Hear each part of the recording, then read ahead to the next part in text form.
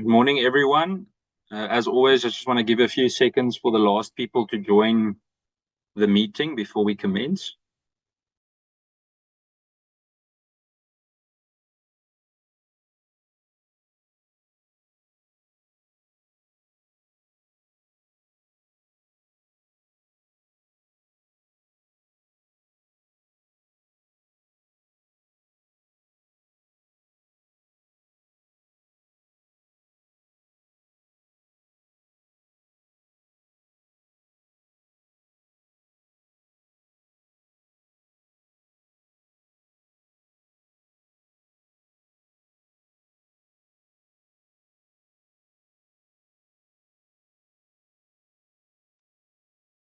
There we go. Good morning, everyone. It's good to have everyone on the platform today for, I think it will be considered one of the record length meetings today. So just a short welcome. And I just want to start by asking whether we can move to adopt the agenda. Babalwa, would you just kindly share the agenda on the screen with us?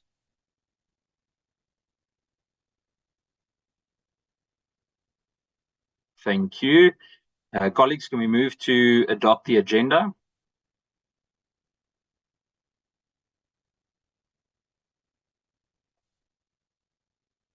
Honorable Schikkerling. Good morning, Chairperson, and to all the colleagues on the platform and the SAPS. I move for the adoption of the agenda. Thank you, Chair. Thank you, Honorable Schikkerling. Can I have a second to that? Honorable Taibosh. Thanks and good morning, Chair. I second that. Thank you, Honorable Taibosh. We then move to adopt the agenda as is.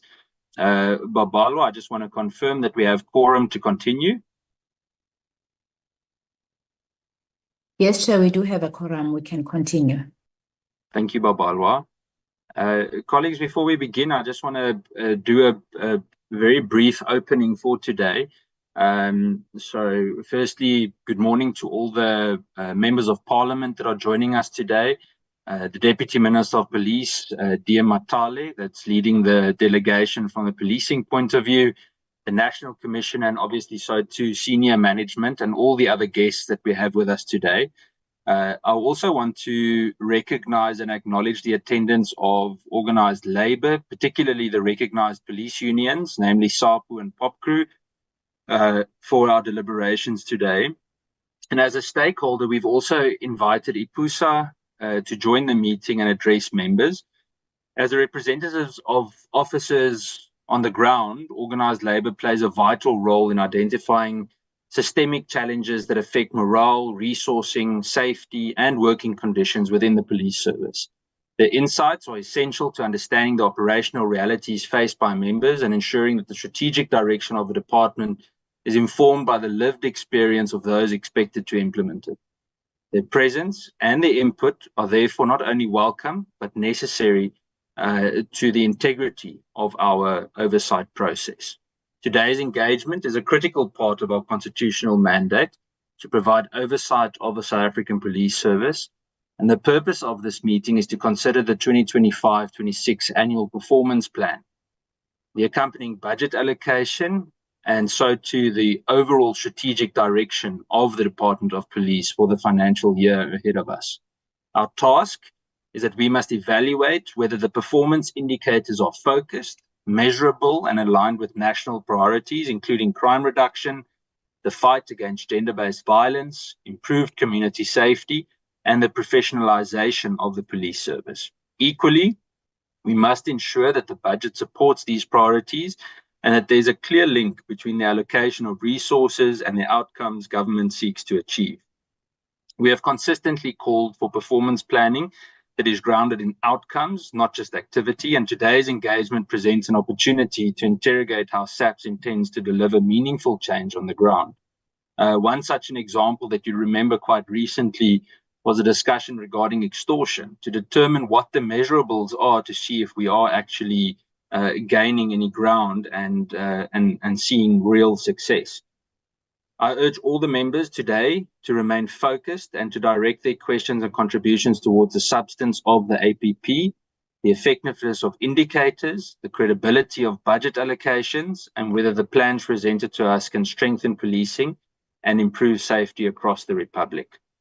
Colleagues, before we begin, I also just want to say that today we are going to have to really manage time very effectively. We've got an extremely full agenda for the day, and there are quite a few things that we must process and handle, and therefore the program is quite full at the moment.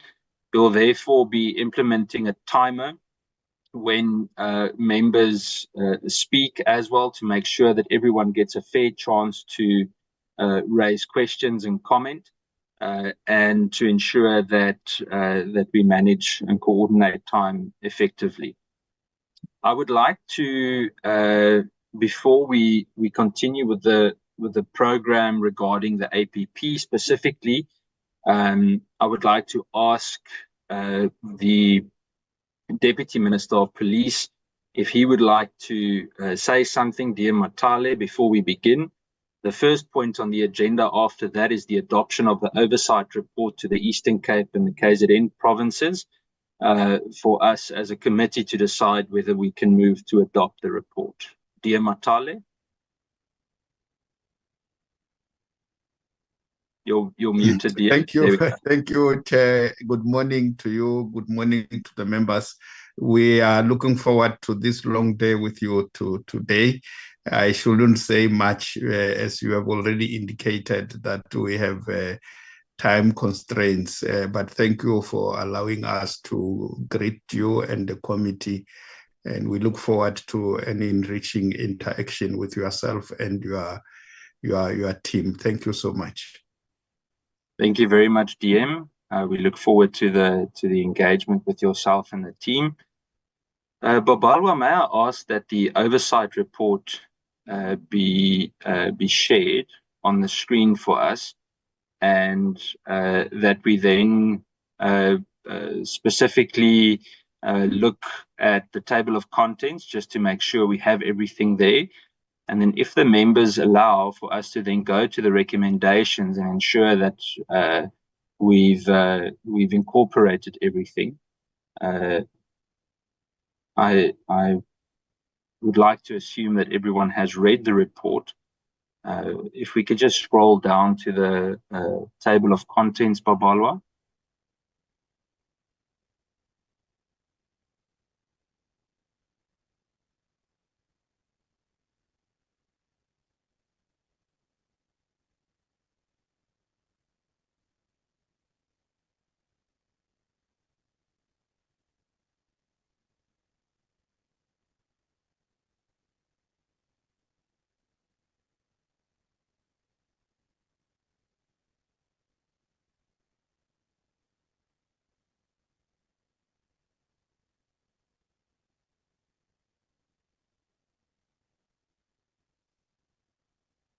Thank you, Nicolette and Babalwa. So, colleagues, you would see that it includes the just an overview, obviously, of the delegation, the strategic objectives, etc., the extortion dialogue / dialogues that form part of some of the discussions that were held. You'd also see it includes the police station visits, namely Mthatha, Inanda, Verulam, Durban Central, and then also the strategic surveillance center that we visited in KwaZulu-Natal. Also includes the forensic science lab that we visited in KZN, and then obviously that is followed by the relevant recommendations. If we can scroll down to the recommendations, please.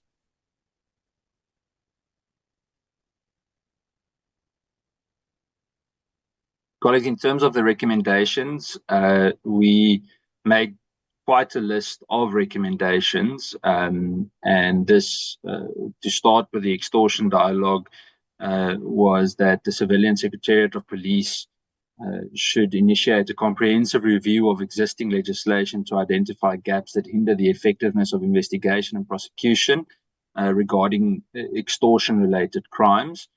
You would have read the rest. and then also just in terms of the immediate action needed to be taken and to arrest and prosecute. Something that came through that you'll read in the report is the constant push for a more integrated approach. I think something that was positive mentioned by the minister about 2-3 weeks ago in Johannesburg was the idea of a more integrated approach, and with specifically with regards to extortion, this is critical for us. If we move down to 814, one of the recommendations is that the Minister of Justice and so too the Minister of Police should engage to discuss the establishment of specialized courts that zoom in on extortion and other organized crime matters. I think this is critical not only for the justice element to see a result, but also to regain trust in the relevant departments that are involved in this process. In terms of other parts of the report, we specifically mentioned the Department of Transport and the role that they should play in collaboration with SAPS in implementing regulations that require car rental agency to track and report rental vehicles involved in criminal activities. Something that popped up during our entire visit was the role or the abuse rather, of rental vehicles, not only in extortion-related crimes, but also other kinds of violent crime, and the role that the private sector and so too the Department of Transport can play in ensuring that that doesn't happen. We further zoomed in on the role that the MPA should play alongside SAPS in terms of having a very dedicated approach with regards to extortion activities within the taxi industry or alongside parts of the taxi industry. In every discussion that we had, there was a very clear indication of involvement from parts of the taxi industry in the extortion crisis. And then if you look at 819, it's specifically to zoom in on the role that CIRA, as the private security regulating authority, should play with regards to SAPS in curbing the infiltration of the private security industry by rogue elements. And this is critical to mention. It was very clear during our visit, as all of the members would remember, that there were several examples of where rogue private security companies, and usually it's a small handful of them in a specific province, that work alongside rogue taxi bosses and operators, and they are in cahoots with each other. And it makes it extremely not only dangerous, but also a complex terrain to then navigate and curb the issue. So there was a very clear indication in terms of recommendations that needs to be zoomed in on. I think we can move on, Nicolette and Babalwa. I think that does give a good overview of it.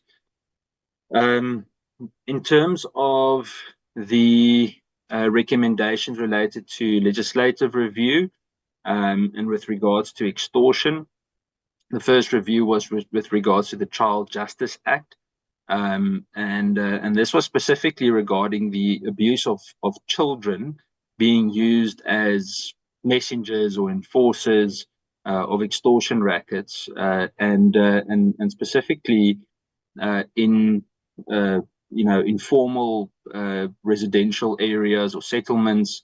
They are part of school protection rackets. It was quite alarming to see the amount of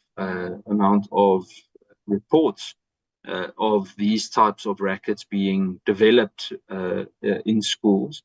The aim would then also be to increase the accountability of adult recruiters and exploiters with aggravated sentencing, to really zoom in on the people that do this to children or abuse children in this way. And then also to zoom in on the relevant protocols for both SAPS and the MPA to deal with juvenile offenders linked to extortion syndicates. And then the last one was to strengthen diversion program guidelines to balance rehabilitation with public safety. I think there's quite a bit to go in on there. I think we can go down more to the stations. In terms of Mthatha Police Station, colleagues, I'm not going to read through every single point, but at almost every police station, Mthatha is a good example. There is a massive need for the Department of Public Works and Infrastructure to prioritize the relevant assessments and infrastructure upgrades to these stations. The frustration on the ground for police members is significant. From a committee point of view, we will do what we can to put pressure on that process to see what we can do to also assist in improving the conditions that these members work in. We looked into, and this was at all the stations, but we've written it specifically at Mthatha, at implementing compulsory licensing and driver readiness programs in order to ensure that operational staff are authorized and trained to drive state vehicles. It sounds very logical, but there are places where this is not in place in the way that it should be, and I think it makes the job of a station commander very challenging, that they have to navigate resources and you don't have the relevant persons to fulfill certain roles. In terms of Inanda Police Station, I mean, there were specific things needed there, as with all police stations, police vehicles, more detectives, faster turnaround of time for vehicle repairs. Again, things that popped up at all the stations, but it was a very positive visit to the Inanda Police Station to see the improvement in not only certain violent crime statistics, but also to see the hands-on approach by members at that station fighting back, and also very positive to see the community involvement during our engagement with the police there. The entire CPF was also present, and different NGOs from the region, and it was really good to see everyone speaking from one voice, or with one voice. In terms of the MPA role in Inanda specifically, we encourage SAPS to accelerate discussions with the MPA and the Department of Justice in order to establish a local court in Inanda. And this is obviously to reduce delays in the legal processes, and to also then improve access to justice to the community. And I think with such a high crime area, even though we do see certain decreases, I think it would make a huge impact. In terms of Verulam Police Station, I think the most worrying thing, one of the most worrying things that we saw there was the derelict, very dilapidated conditions that the members have to work in there. It is, some of the rooms or offices could really be considered high-risk areas where entire floor is busy falling away, where water is leaking over electricity, live electricity wiring, and so the list goes on. So that's part of the recommendations there. And then while we were actually there was already an instruction by the provincial commissioner that certain persons had to be moved out of certain offices because of the risks, health and safety risks of them sitting there.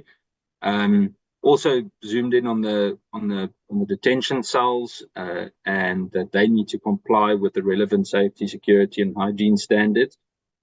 I must say, at all of the different cells that we visited during the week of oversight, there was also a clear indication of vandalism and damage being done by inmates themselves while they are being detained at those specific stations.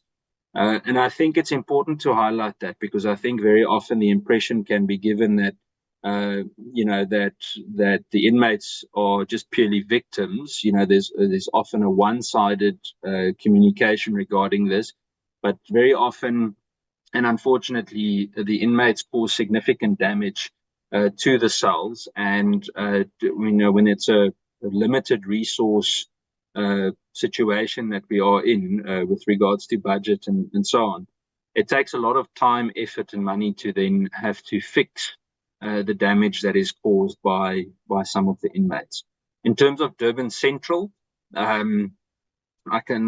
actually want to go directly to the cells first. There, just something that's important to mention was the fact that more than half of the cells cannot actually be used at the moment for several reasons, flooding amongst others, plumbing issues, etc. So I think there's just a lot that can be done in terms of DPWI and also SAPS to ensure that that there is, you know, a working station in a place that so desperately needs it. None of the lifts worked at the building. All of the air conditioning was broken, and most of the generators were faulty at the station. So that's critical for us to have or see improvement on. There was a question regarding drug trafficking.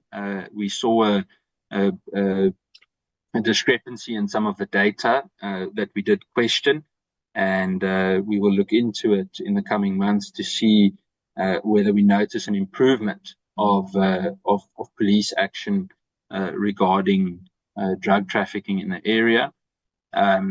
Something that was also recommended is the cooperation between SAPS and Metro Police to enforce public drinking bylaws more consistently. It was slightly concerning when spoken of certain areas, as it's kind of accepted that a specific area is where people can drink, and that the police would then wait for them to finish drinking there before arresting them, instead of focusing or zooming in on a more preventative approach. In terms of the K9 unit that we also went into, and this part was a little bit more unannounced because it's based at the same place as Durban Central. It was concerning to see the age of the dogs. We really have a significant problem with rhodoplot.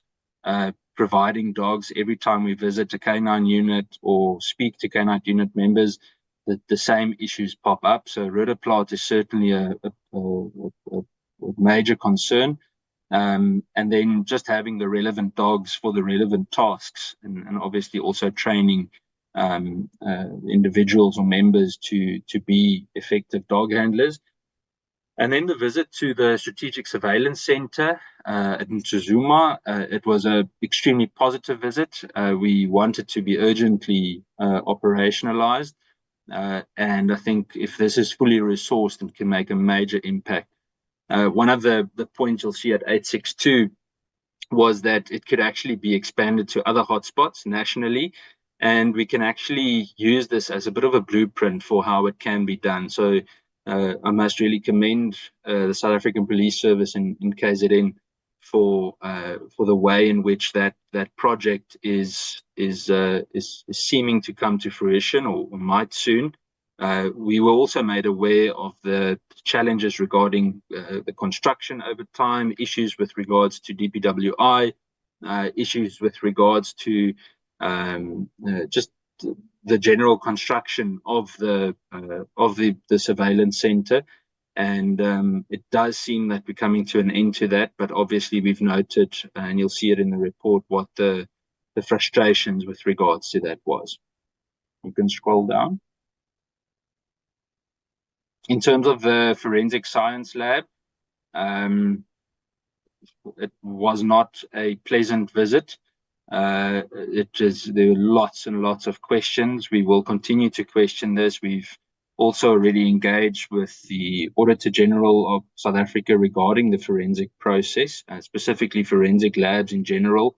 I'm not going to go through every single point. The members would have seen it and read it, but I think just shortly, the amount of money spent on renting a building that is not sufficient after more than 10 to 15 years. In fact, I actually think it's close to 20 years since the original site for a new lab was identified, but never developed. And now we continue and I want to say it as taxpayers, to pay 500,000 Rand a month for a building that's only 50% operational when it is actually operational. So it is a major cause for concern. I think it's not good for the morale of the members that need to work there. That is something that will stay on the agenda of the committee, and we all know the critical role that forensics play, and this is just one part of the bigger forensics engine in the country. And I think there were also critical parts of this. I know Honourable Ghana questioned the way in which data was presented as well regarding forensic processing. And I think that's also important for us to take note of, and that we'll continue to zoom in on as we go through this. You can scroll down. Colleagues, I'm not going to go through the conclusion formally. I'd like to ask whether there are specific or no, rather, can we move to adopt the report? Honourable Skosana. Chair, good morning to all my colleagues and everyone here.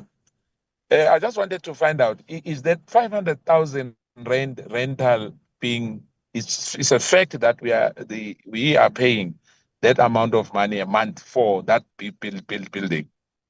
Just wanted us to clear that up, because I don't see 500,000 in that building, a monthly installment.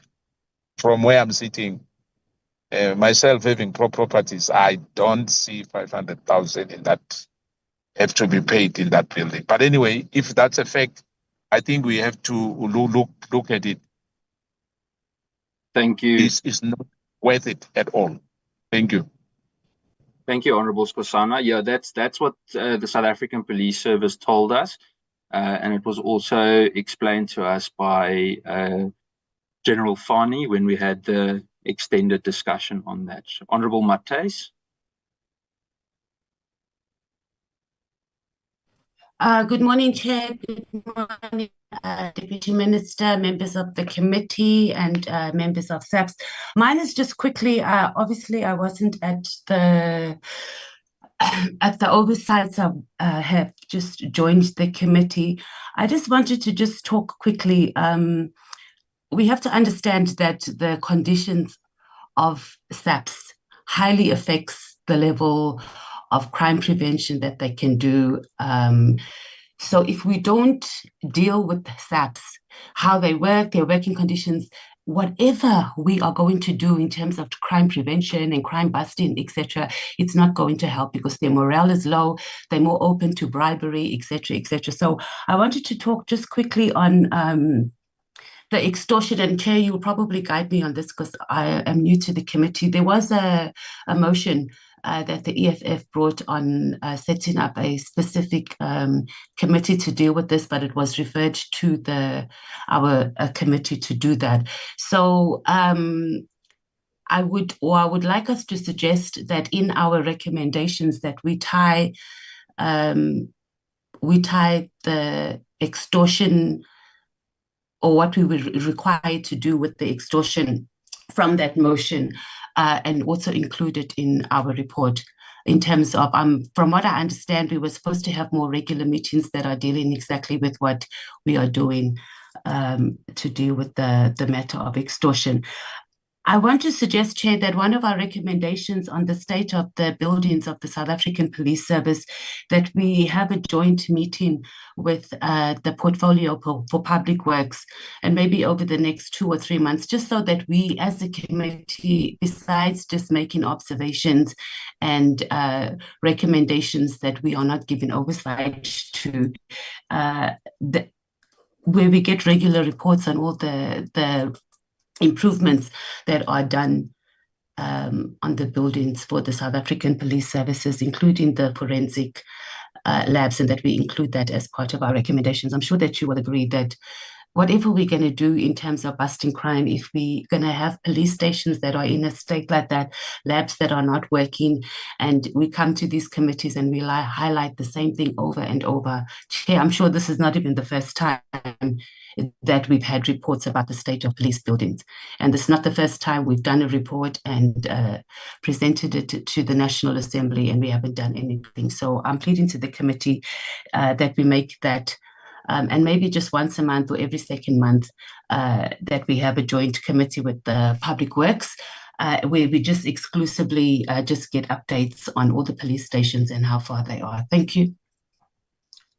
Thank you, Honourable Matthys. I think those are very good points. In terms of the extortion matter, we can also share, I think possibly on one of the next committees, we can share everything that has been done so far in terms of reporting, etc. And then we will also share what the upcoming feedback sessions regarding extortion will be. We will also continue to ask for extended time for the police committee to zoom in on certain matters. So I will definitely, we've taken note and we will follow that up. I completely agree with the joint meeting with DPWI, and I think we can actually prioritize certain places where we've seen needs, very urgent attention. Honourable Ghana. Thanks very much, and good morning to you, honourable members. I must say that the report does cover a lot of what we discussed. It goes to it's extensive in how it's written, and I must also thank the staff that puts these reports together, because sometimes when we make the comments and they are not taken, we also feel aggrieved. So when they are done, we must do so. I think there are 2 points. It might very well be that I found it missing somehow insofar as the conversation on extortion and the involvement of the private security and the proliferation of guns. I know that there's that amendment from SIRA, which it was hinted at that meeting, if you remember, Chair, that it is coming. I think it's something that we need to pay close attention to. It might very well be something that it needs to be programmed, because if you read the body of the report, it was raised around how both in terms of the security companies losing their guns, but also people starting security companies to access guns. I think that's something that we need to ensure that even in the recommendations, it gets highlighted too. I think the points that Honourable Matthys raised on public works, it needs to be done, considered also as a follow-up to that conversations that we had around the head office. Remember, we had that meeting where we're discussing the lease and the police headquarters in Pretoria. I think we need a portfolio on the police stations and so forth. So that's that one. It's agreed to. I think there's been a lot of work from the committee side insofar as extortion is concerned, and we continue to do it. So one of the things that we take from what transpired in the assembly. So the assembly did not say that the matter, the portfolio committee will deal with it. So the motion that was proposed was not accepted by the assembly on account that already the portfolio committee in its program, it has dealt with this particular. It continues to deal with this particular issue, and the visit to Tata is one of it, but on an ongoing basis, we do get regular reports on that. So we just need to ensure that those reports do make their way to Parliament, so that members can also see the work that the committee is doing. But otherwise, happy with the report and the work that the team has done thus far. Thanks very much. Thank you, Honourable Ghana. Honourable Schikkerling. Thank you, Chair. I agree with Honourable Ghana. I think the report is done incredibly well.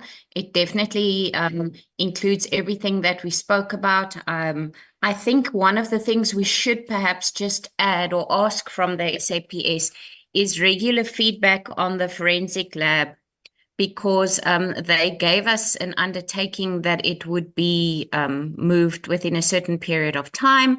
And we would like to know, have regular feedback on that. Obviously, it is affecting the outcomes of DNA testing across the whole of South Africa due to the load that it's placing on the other areas. And I think that we can ask for feedback of when they will be relocated. And Chair, there was...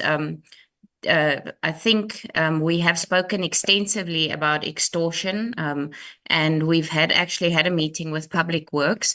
I think one of the things that we should also consider, as we've spoken about, is a discussion, a joint meeting with social services too, especially in the areas of the Eastern Cape where the children are being used to commit crime, to see if there's no way that they can go in there and educate the parents and the residents of the areas of the consequences for these children. Thank you, Chair. Thank you, Honourable Schikkerling. I just want to check, is there any...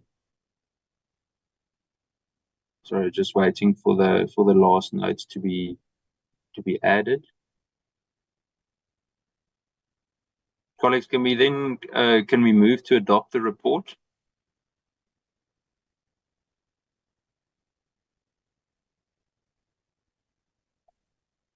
Honourable Matthys, your hand is up, but I don't know if it's a legacy hand. Okay, there it's down again. Honourable Schikkerling. Thank you, Chair. I move for the adoption of the report with the additions that we've made. Thank you. Thank you, Honourable Schikkerling. Can I have a second to that?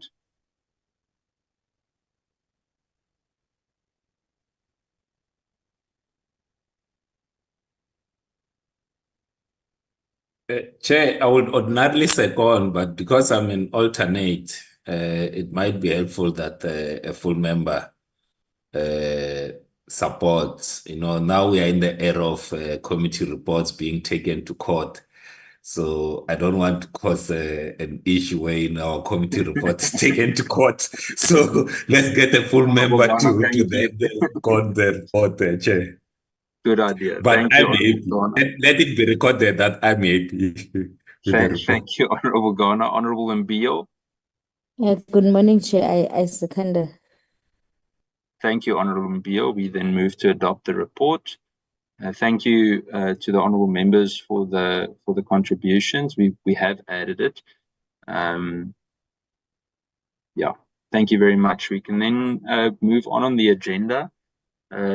Colleagues, I'm going to kick off with the input from police unions on the SAPS 2025-26 budget and annual performance plan, and so to the strategic plan. I would like to start with Mr. Nsime, who's the second vice president of the South African Police Union, SAPU.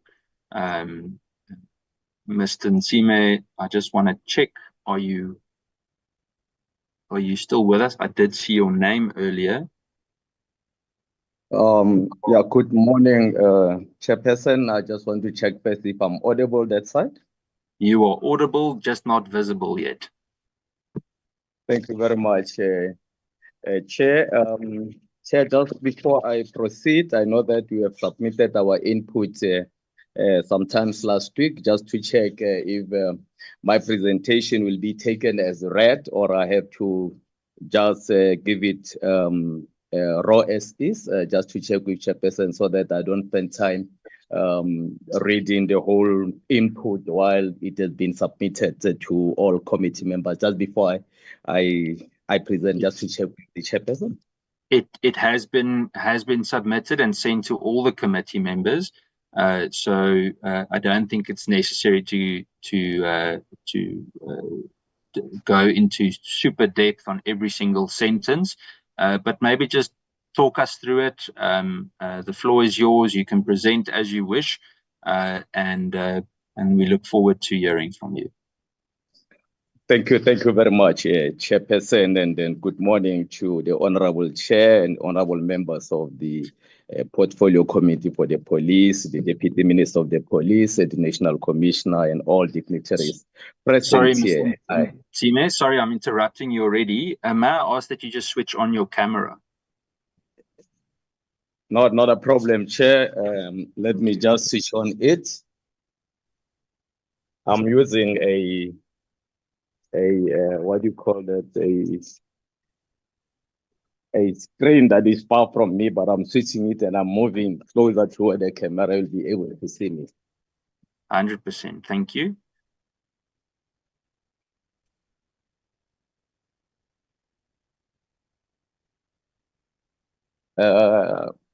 Chair, struggling to, from your side, are you able to, let me just check with my IT, they'll be able to open it. I'm trying to check my camera here. Let me try again. Chair, is it not locked on your side? Is it on my side? Let me try again.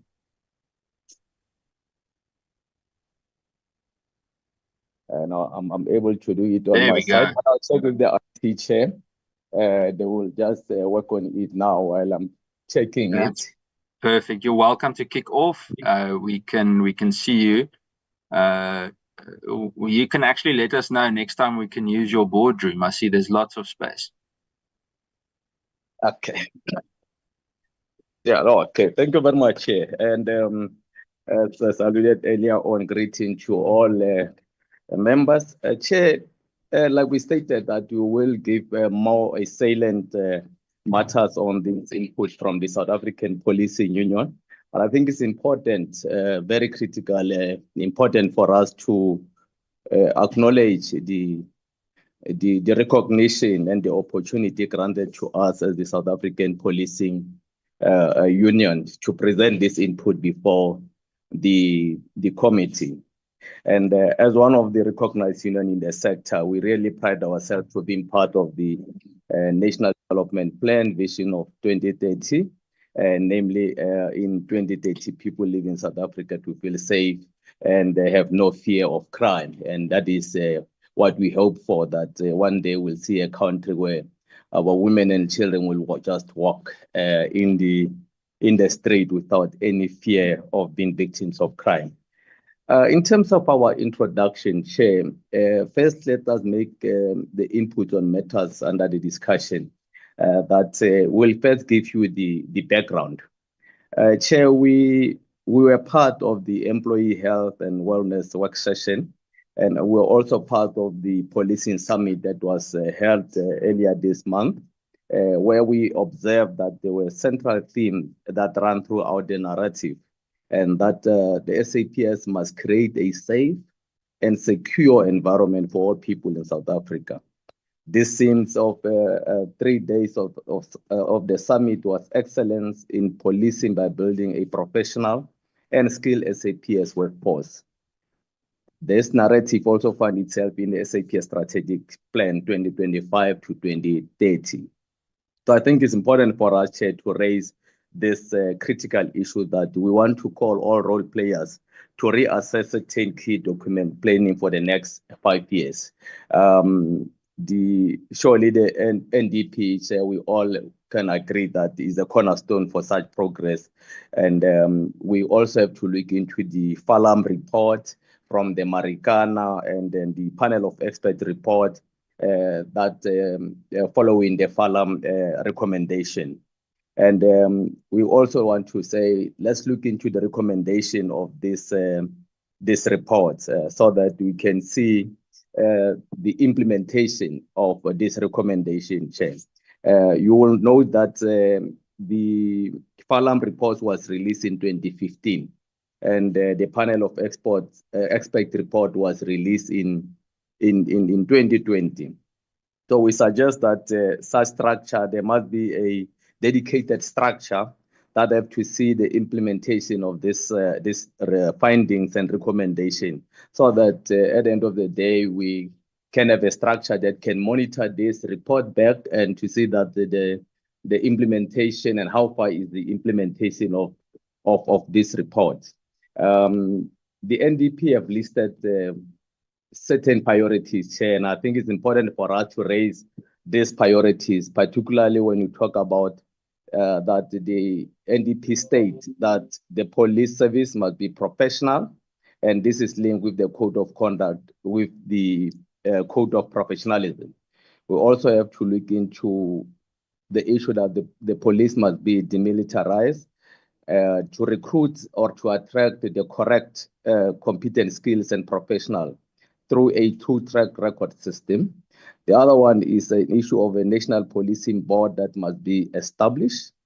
And then as soon as possible, all officers must undergo the competency and assessments and be rated accordingly. I think we're saying this, Chairperson, because we feel that what must come to our mind when we discuss this, when you talk about professionalization and accountability or demilitarization of the police, the code of conduct as well as the code of ethics should also be consolidated into a contemporary or a relevant code.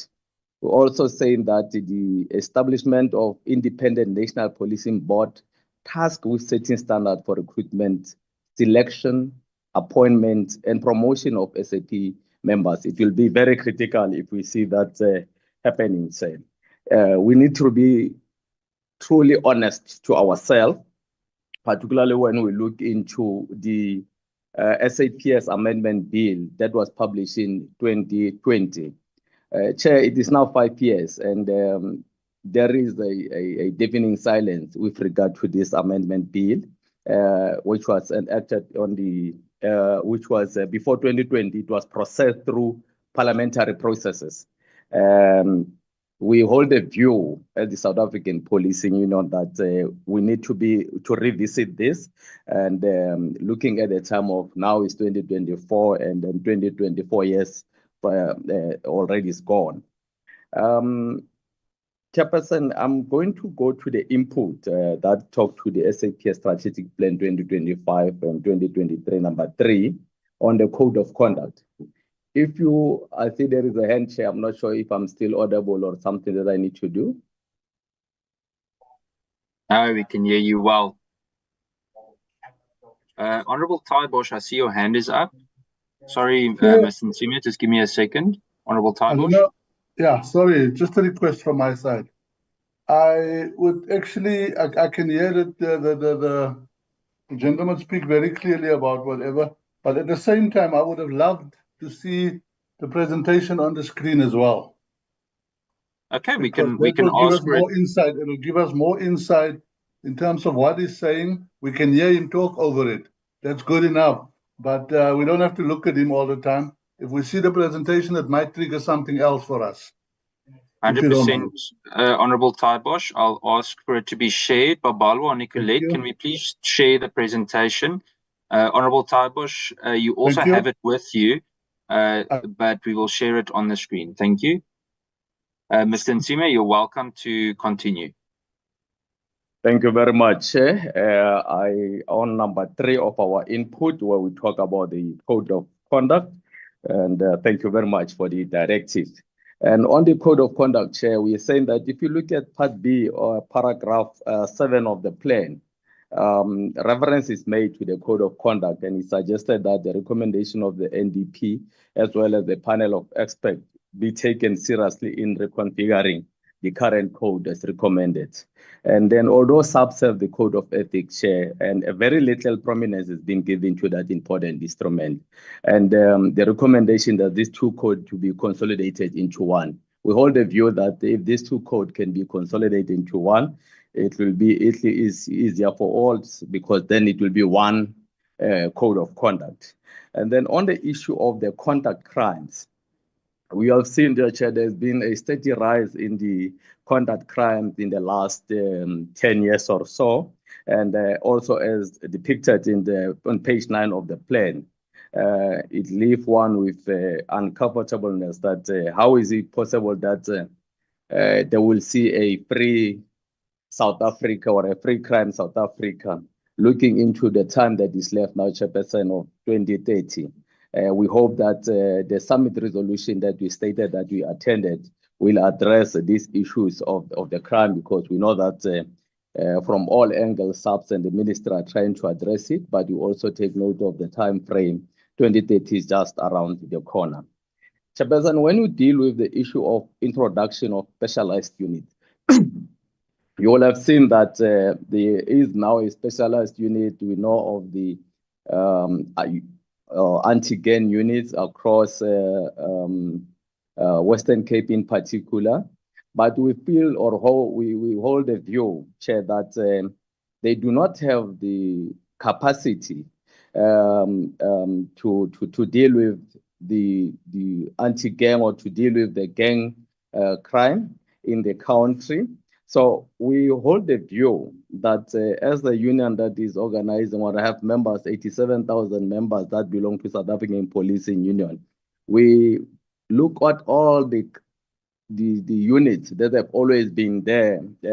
We have always stated it in all this committee, Chair, when you talk about the specialized unit. You remember there were the Maiden Robbery Squad unit, for example, as one of those units that must always be there to deal with the different type of crime, particularly your murder and robberies. So we are saying to this committee that the restructuring that took place in 2020, and it has not yet been implemented up until now. And the implementation of such structures at the ground level, where restructuring took place, it is more at national and provincial. But where crime is happening is at the station level. And we hold the view that when we talk about restructuring, it must be applied across, right from national, provincial, district, and at the station level, Chair. On the issue of professionalization of the South African Police Service, if you look on page 16 of the plan, it is mentioned that the professionalization of the South African Police Service will be achieved through the finalization of the national plan in 2025-2026 financial year. And we are saying with regard to the Chairperson that we need to look at the framework that is there, whether we're still talking about something that we understand or something that is still going to be implemented in the South African Police Service. We hold a view, and we are saying that organized labor was not consulted when we dealt with, or when this matter was discussed before the implementation. So we hold the view that our input will have been more critical and to assist the South African Police Service in making sure that we know the professionalization in the South African police. On the issue of the overtime, Chair, you look into page 19 of the plan.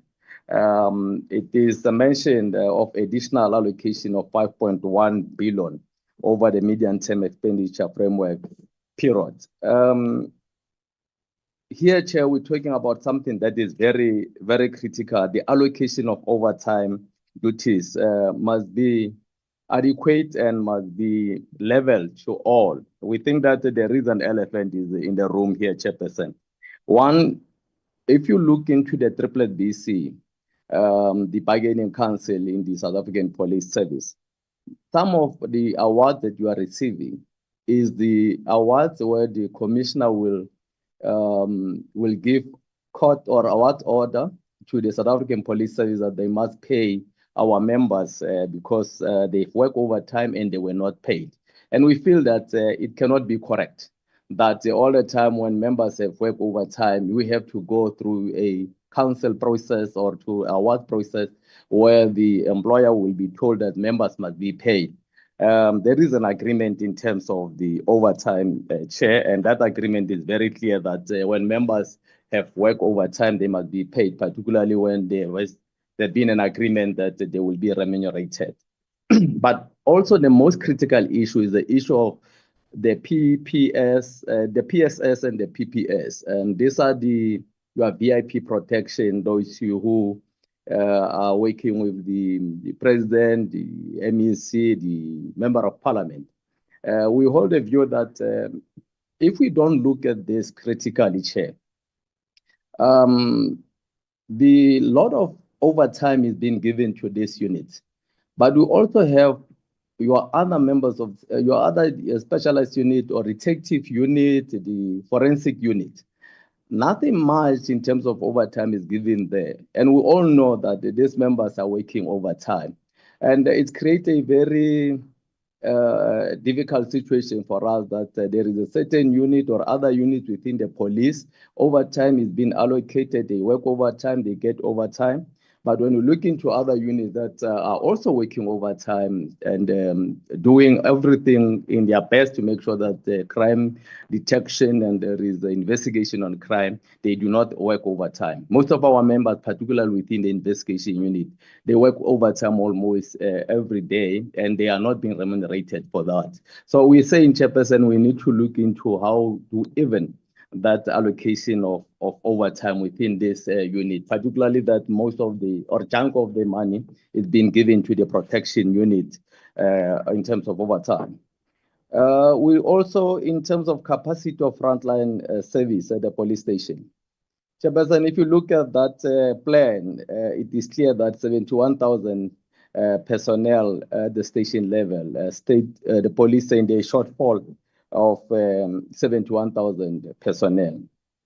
This thing is serious. I think the committee need to look at it that if we are shortfall of 71,000, something needs to be done because even at the time where Commissioner Selebi was the commissioner of the police, he was very clear that members need to be deployed at the station level, from national level, provincial level, but we need boots on the ground. We need members to be on the ground to make sure that they deal with the crime on a daily basis. We cannot have a situation where we don't have much members on the ground.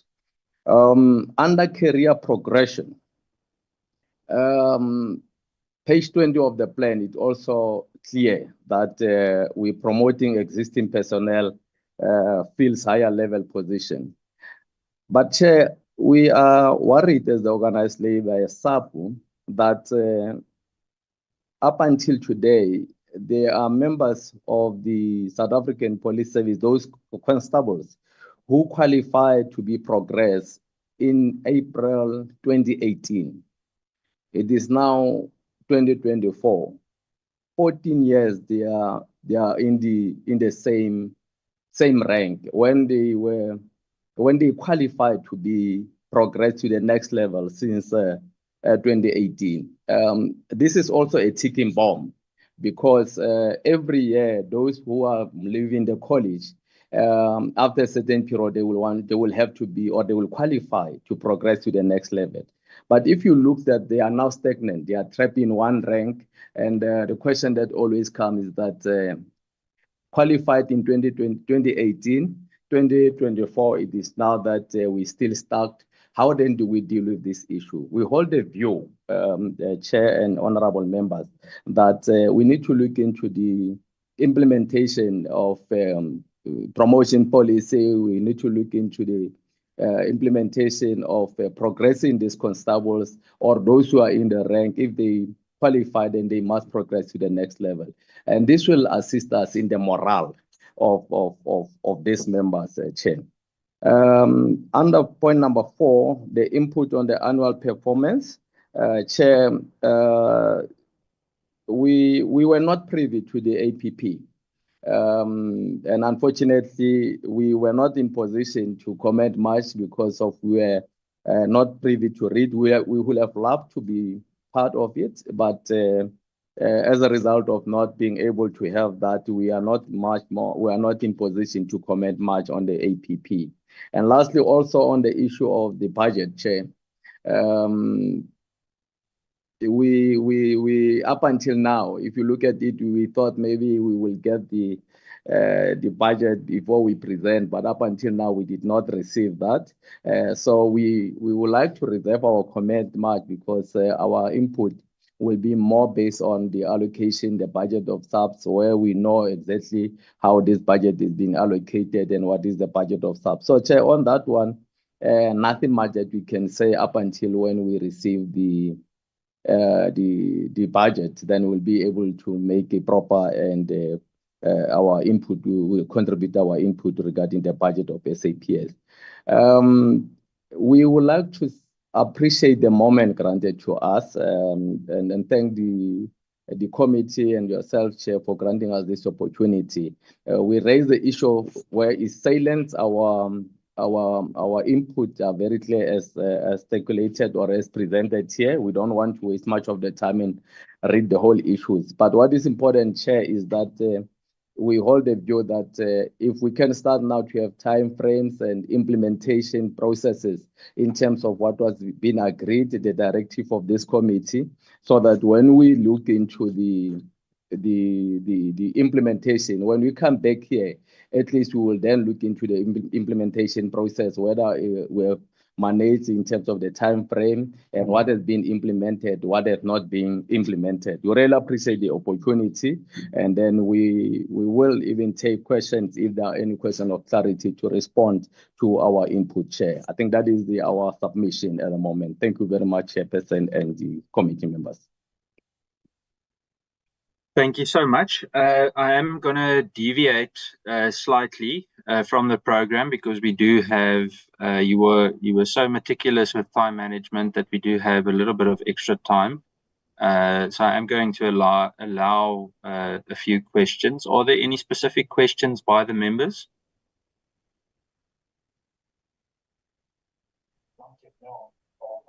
Remember that if there are no questions now, it's not a problem. We are going to have a broader discussion after the SAPS presentation.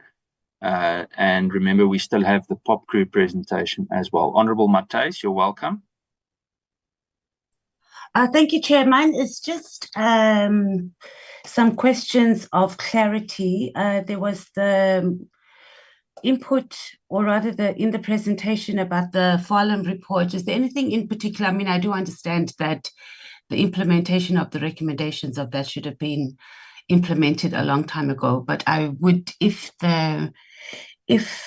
he could just speak to anything in particular and how it affects the members of the South African Police, that the recommendations of the Farlam report, particularly the murdered Marikana workers, are going to assist the South African police members.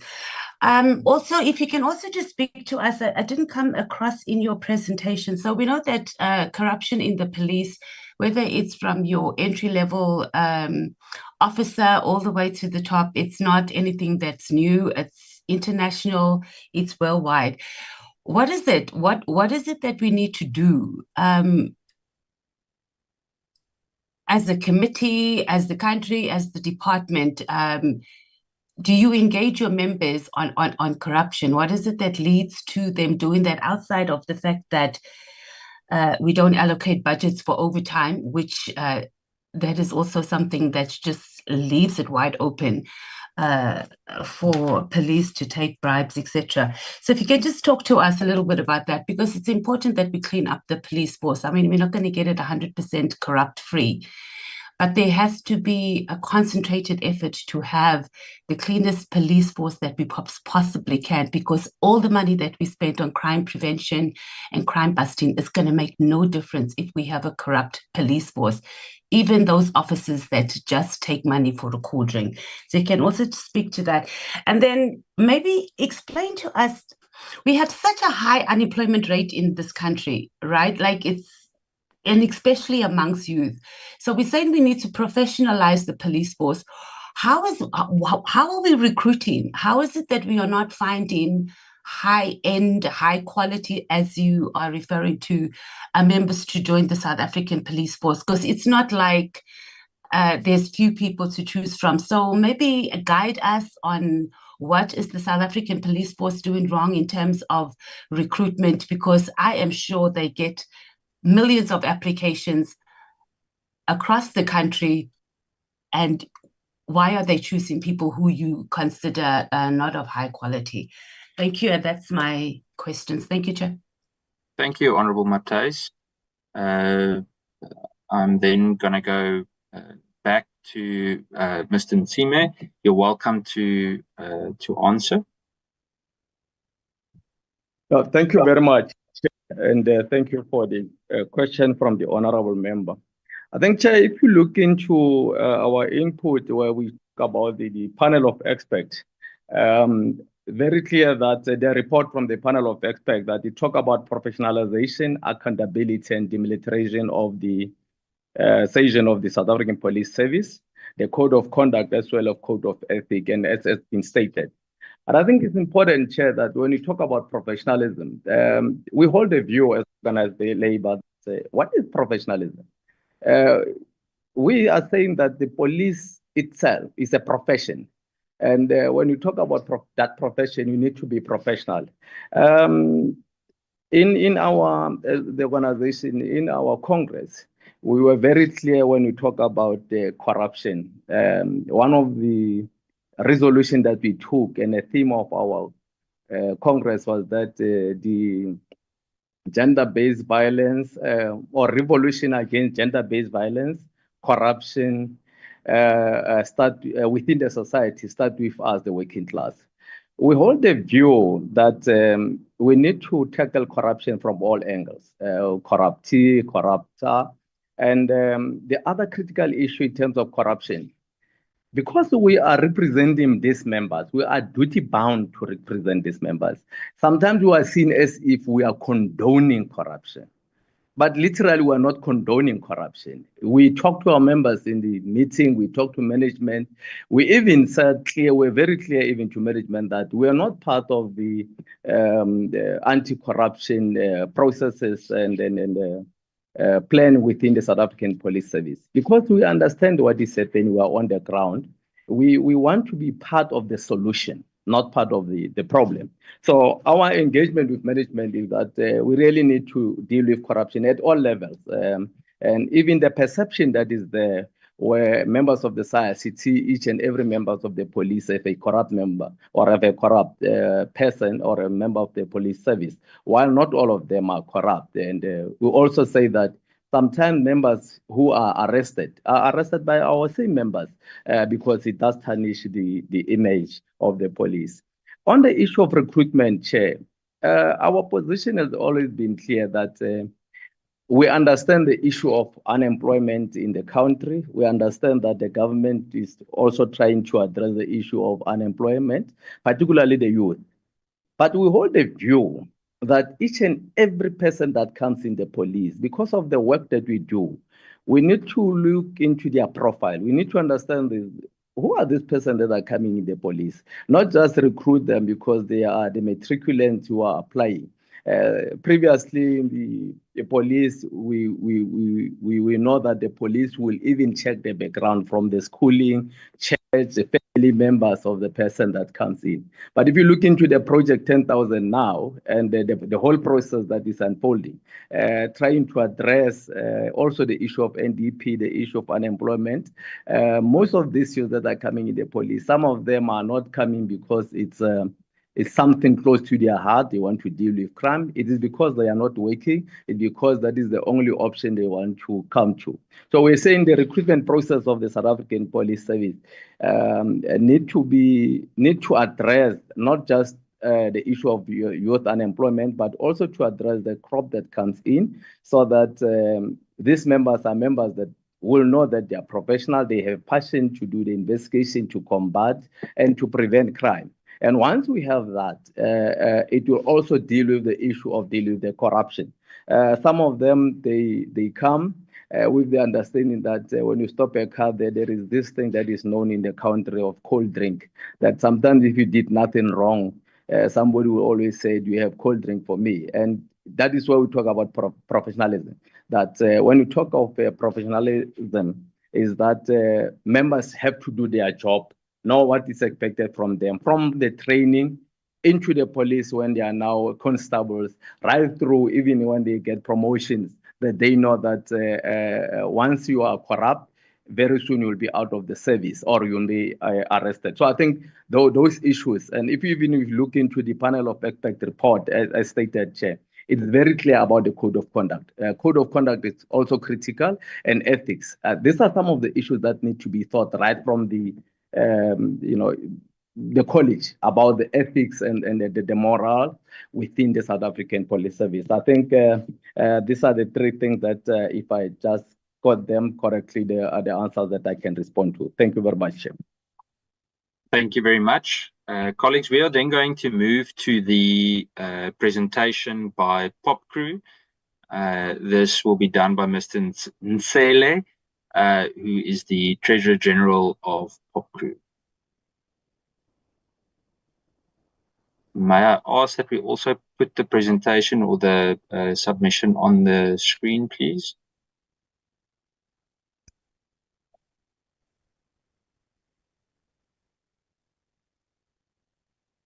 Just want to ask also, just for SAPU, for the IT team there to just mute and switch off the camera again. Thank you. There we go. Just want to check, do we have POPCRU present?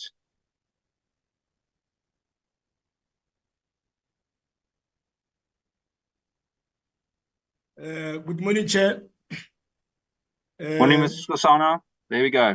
Yes, we are trying to upload our presentation. No problem.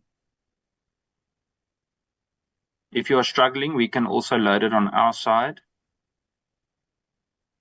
There we go. Yeah, because we have shared it with Baba yesterday. There we go. It's on the screen. Yes. Yes. Do you want to see me also? No, your presentation looks very good.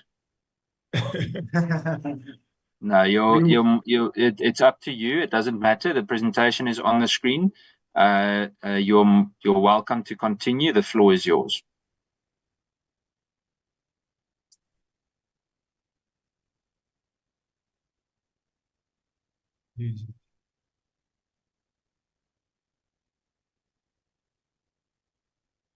All right. Yes, Sorry, Chairperson. Yeah.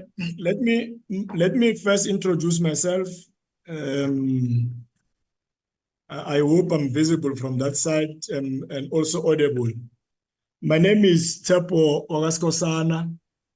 I'm POPCRU Parliamentary Officer.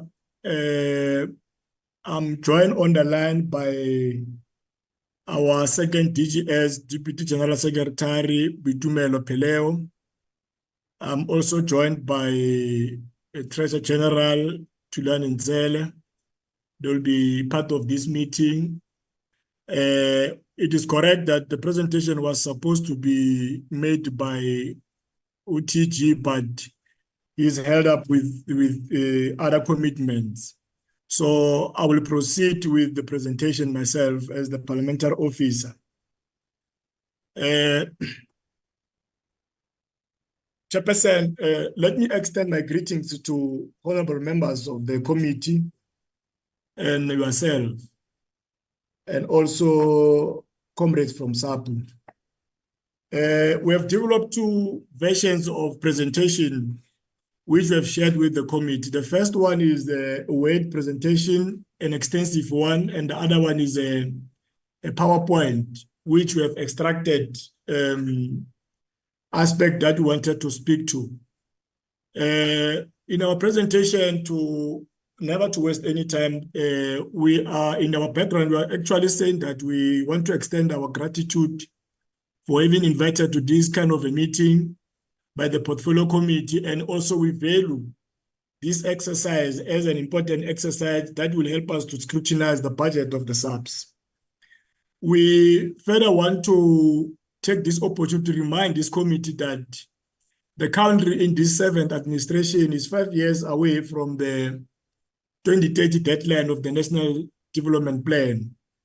And we know that one of the ambitions, actually the chapter 12 of the NDP, it says that we must build a safer community, which is the mandate of the South African Police Service.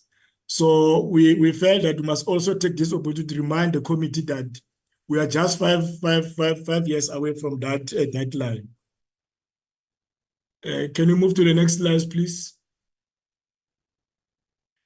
Chairperson, we are going to cover about 6 aspects in our presentation. The first one being of the SAP top management structure. In this aspect, Chairperson and members of the portfolio committee want to indicate that as POPCRU, which is something that we've also highlighted at the previously held National Policing Summit, that the top management structure of SAP is bloated, is too big. And in it being big, we're saying that the structure must be deploted, it must be trimmed, such that the experience and the expertise that is in the high echelons of the structure is devolved to the local level at the police stations where the fight against crime is launched. So we are calling for the devolution of the expertise and experience and the skills from high echelons of SAPS. We are also saying that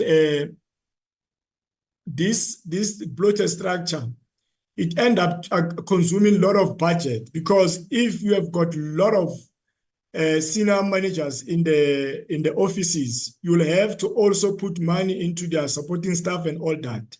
So if it can be deploted, we believe that that exercise will ensure that the resources are going to be used for other purposes, to better the conditions of workers at the police stations, and also get the tools of trade. The next slide, please. The next one. We are also aware that there is a commitment by the budget to put under visible policing. We are saying, Chairperson, that we have noted that there is a target of 10,000 SAPS new recruits starting from the 31st of March 2025.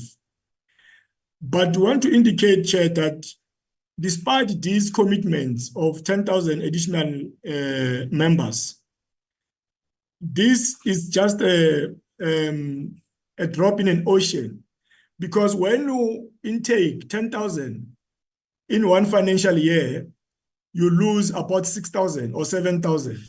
So it effectively means that you only recruited about 3,000 new members instead of 10,000. And also these 10,000 that we are recruiting, some of them along the way, they do not make it to the end of the training because of some other reasons, because of ill health and other better offers somewhere. So we feel that the 10,000 that is being recruited by SAPS, it is not enough. It doesn't even comply with the international standards of 1 to 22, one officer to 22, to 22 members of the population. We can move to the next slide, please.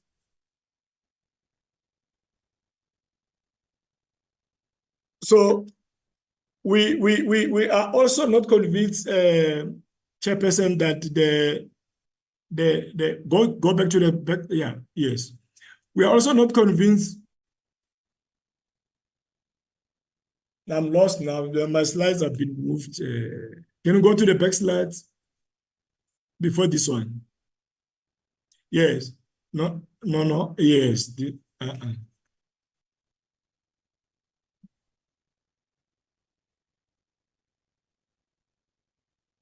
Continue. Yes, this one. Oh my. So, yes, we are saying that it is very much unfortunate because of with the ambition of this annual performance plan, which says that they will be able to employ, to have 254,248 Police Act members by 2028, 2029. We don't believe that is an achievable ambition, looking at the rate at which the intake is being made. with this 10,000 per financial year, because even if you check, this 10,000 that is being recruited, it is 5,500 this financial year and then 5,000 the next financial year. And that tells you that SAPS is not able to accommodate the entire 10,000 in a one financial year. That is a problem to us. It is something that is not going to be done. We are not convinced by that commitment. We can move to the next slide. We are of the firm view, Chairperson, that this predicament of being unable to make intake, this 10,000 intake feasibilities, because of if we can only move away from, take a radical shift from neoliberal policies and austerity measures persuaded by the National Treasury. We also submit that enough budget be invested in the security of this country, including prevention of crime. To the next slide, please. The next item or the next aspect that we want to talk to is about the police attacks and killings. The continuous incidence of police killings in the country demands for immediate attention. In the third quarter of 2024-2025, 13 police officers were killed with 30 suspects arraigned before the court and 7 convictions made. POPCRU has urged before that killing that killing of a police officer is an attack on the state. It's a treason, Chairperson. We deem this as a treason. Our members are brutalized by heavily armed and heartless criminals. Hence, we have been, as POPCRU, we have called for the overhaul of the Criminal Procedure Act of, number 51 of 1977. To alleviate this scourge, there must be improved regulation of firearms to disarm these criminals and also minimize number of firearms illegal and legal in circulation that are in circulation. Here we are saying that our members, Chairperson, whenever they are confronted by the heavily armed criminals when they are about to effect crime, our members have been killed. So that is the reason why we are saying that the Criminal Procedure Act must be amended, in particular Section 49 of the Act. It must be amended. And we're also calling for a tight regulation on the circulations of firearms, be it illegal or legal. To the next slide, please. We note budget allocation made to Syria and further aware of the proposed amendment to Syria Act. POPCRU does want to submit, based on allocated budget and proposed amendment to the Syria Act, that Syria must tighten the regulation of firearms in the private security. We are alarmed by the reported 847 firearms stolen and lost by private securities in 2024 and 2025 financial year. POPCRU will monitor the progress of the Invasion Firearm Control Management System, which is scheduled for completion in 2026-2027 by the budget. Chair, here was saying that it is not only SAPS that is losing or where the firearms are being stolen from. Even the private securities, they lose the firearms. So there must be a tight regulations and also accountability from these private securities, because these are the ones that we know for the fact that they are heavily armed. So we are calling for that. The tightening of this is, they've got 847 firearms that have been stolen from their storerooms compared to 347 of the SAPS. Go to the next slide, please. On gender-based violence and femicide, this is the scourge that is ravaging families and a society at large and needing an urgent intervention by a broader society. POPCRU endorses and supports any efforts and budgetary intervention made to push back the frontiers of this pandemic. The budget must ensure that victim-friendly services is rendered and that victim-friendly rooms are established in all police stations, not in other police stations, and even those that are in the rural areas, there must be these victim-friendly rooms. Apart from the VFRs, This budget must also ensure that more officers are trained in GBV-related courses to assist victims of this crime. We are saying here, Chairperson, that the police officers must be trained so that are able to assist people that are coming to the police station to report GBV crimes. This will include training of detectives to avoid taking shortly investigated case to court, because if they are well trained, we'll have a high conviction rate if these cases are taken to court. But if they are not well trained, money is not being put aside for their training, we'll always have cases reported, but less convictions made by the court. The court. To the next slide, please. Community-oriented policing and community police forums. This is the critical aspects towards achieving ambitions of the National Development Plan of Building Safer Communities. This is in Chapter 12 of the NDP. There's a disturbing trend emerging in our communities which demonstrates that number of crime incidents go unreported. And there's also a trust deficit between communities and the police officers in our communities. We are saying that in restoring this public trust, SAPS budget must avail necessary resources to community policing forum to effectively play their roles. Next slide, please.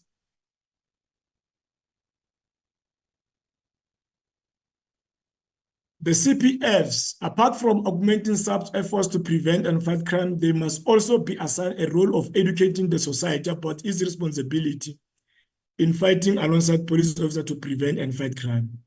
We submit that any failure by this budget or any police budget to address challenges faced by the CPFs will render them redundant and unable to help in preventing and fighting crime, especially violent crime and GBV+F cases in our communities.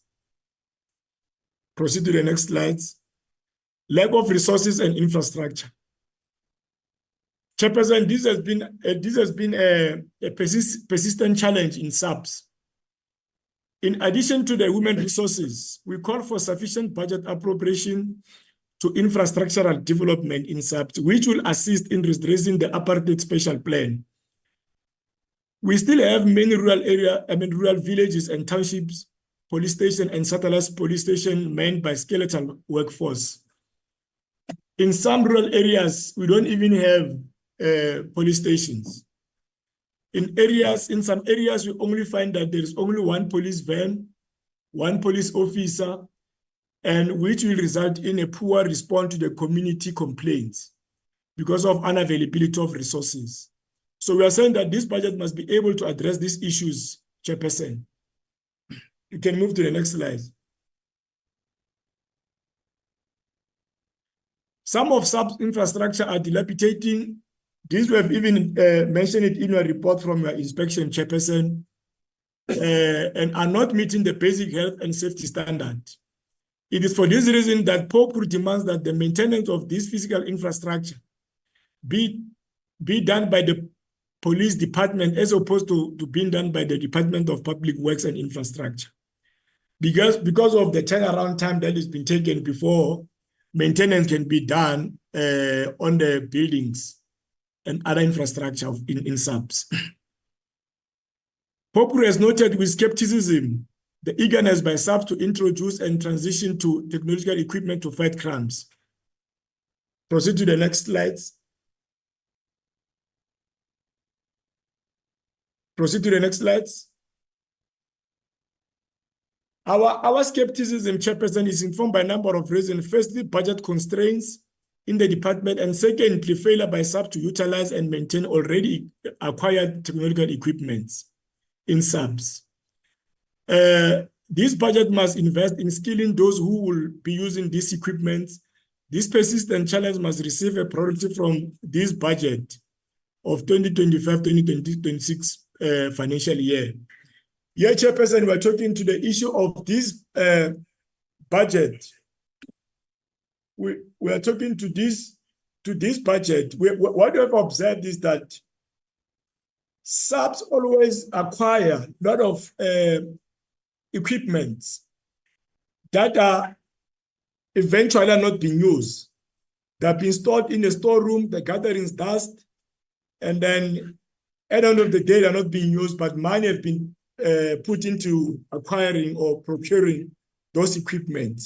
So we are saying that if there's any equipment that is going to be procured, let's first make sure that we equip those who will be using this equipment with necessary skill sets that they're able to use them. Because when you transit to a technological or digital era, you must also be able to upskill your own members so that they're able to use these resources that you're acquiring or procuring for them to do. Like for an example, now there is an eagerness from SAPS to procure the body-worn cameras. But the question is, are they going to be used effectively? Or if they're being procured, there will be enough budget for that. If perhaps they are no longer well functioning, there will be a budget for that, for them to be maintained. Because one of the challenges that most of the SAPS equipment are not being maintained. They end up being, getting broken. So that is our concern, Chairperson, in relation to the transition to the digital era of combating crime. Move to the next slide.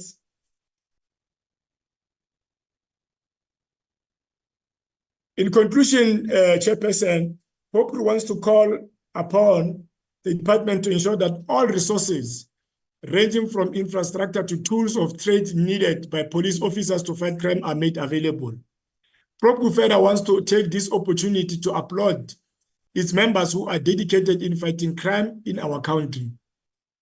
Chairperson, that is the end of our presentation. As I indicated earlier on, that we have got two of them. The other one is an extensive one. The other one was a PowerPoint. But before I sit down or I step down, I would like to invite the office bearers that have joined ourselves on this platform to add if there's anything that they want to add. We've been joined, as I've indicated, that we've got TG online, we've got DGS online. We've also been joined by the president that's just walked into the meeting. So I'm appealing to the committee that before I sat down, if there's anything that they want to add on what I've presented, be given an opportunity to do so. Thanks very much. Thank you, Mrs. Hosana. They are welcome. We've got about 8 more minutes. So if there's something they would like to add, they're welcome to do so.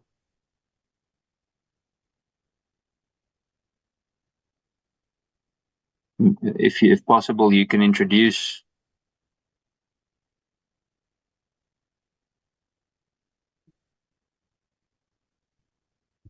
Yeah. Thank you, Chair. This is the President of POPCRU, Tulane, the Deputy Minister, and the members of the committee, honorable members of the committee, SAPS management.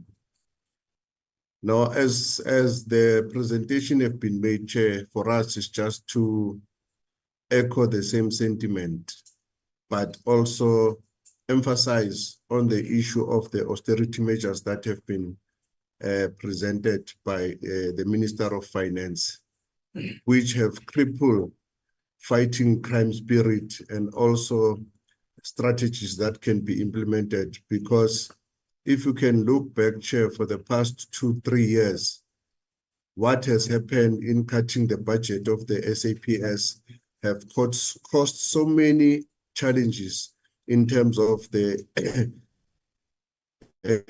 strategy of fighting crime. And if we don't seriously talk about those things and make an emphasis that if crime is a priority and the Constitution is clear in relation to this its mandate of fighting crime, then it means we are opening up for ourselves. The other thing, Chair, that we wanted also to emphasize is to also to consider the opening up of the Police Act. The Police Act is such a way that it still resembles the old system, that those who are giving support to the South African Police Service, which are the so-called Public Service Act, they don't have upward mobility. So it's a very crucial thing. Hence our call for the removal of the police in the offices and open up of the Police Act to accommodate Public Service Act, because I don't see any reason why should we have generals in supply chain when you've got qualified people. Why must we have generals sitting in offices pushing papers when we have we need that experience in dealing with crime on the ground? And we have welcomed the thought of the minister in relation to a decentralization of laboratories. Chair, it's long overdue. That thing, it should find its expression, I think, on each and every month of the portfolio committee to advance the issue of decentralization, that all provinces must have laboratory. And the other thing, Chair, which is most critical and important, the separation of the Secretariat, Police Secretariat, and the implementers, which is the DG and the policymakers. Who is who in the zoo, Chair? Because you can find SAPS developing their own policies when Secretariat is supposed to be dealing with those things of saying, these are the policies, this is the strategy that we want to see going forward. So we need to have a clear demarcation and separation of these two arms of operationalizing the policy and implementing the policy and the policy developmenters. So it should also be very clear, Chair, that the portfolio committee must deal with this, but that can also be achieved through the amendment of the Police Act, because the Police Act must be amended, Chair. And lastly, if the portfolio committee can have powers, I've heard, Chair, you were saying you must have meeting with public works. There are some departments which are useless in government, like this department called public works.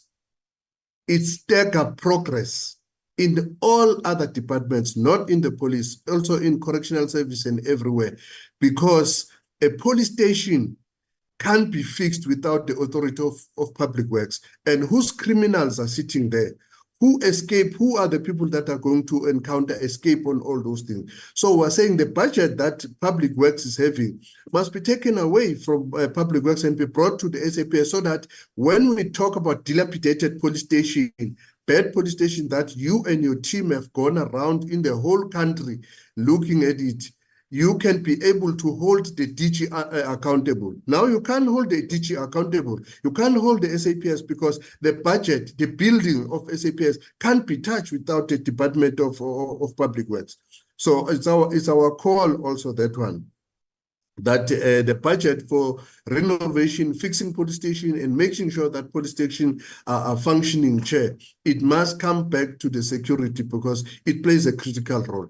So thank you very much, Chair. But lastly, before I go, I'm not sure but portfolio committee can make other people to enter through the back door. We are a recognized trade union in the police. It's us and SAPU. Nothing more, nothing less, Chair. Because you are there in parliament yourself, it's because of the numbers that makes you to be there. So inviting people who are not even having numbers in the portfolio committee to address issues of SAPS, we feel that as an insult to us who are fighting very hard to have our numbers. I've seen on your agenda that you have invited IUSA. I don't know where does it feature, because it does not have numbers and it can't present anything in relation to the policing. They are not a union in the police. They are not having numbers in the police. So I'm just raising that for the future reference. Thank you, Chair. Thank you, Mr. Skosana. Colleagues, we are still well in time. I'm going to then hand over to the team from the Independent Policing Union of South Africa, and that is Mr. Nkuna. You then also have 30 minutes. The floor is yours. I think that's your camera that is on. Mr. Nkuna.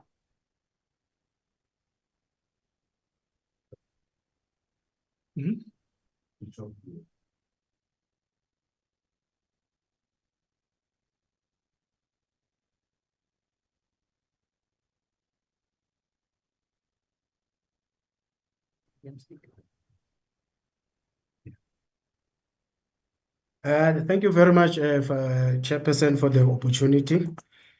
I am Bethwel Nkuna, the President of the Independent Policing Union of South Africa.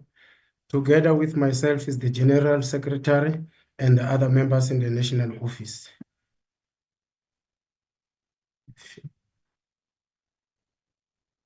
Thank you. You're welcome to continue. The presentation will be on the screen shortly. There we go.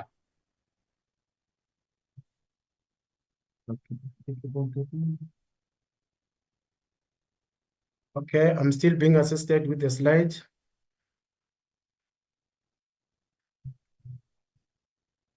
Okay, sure.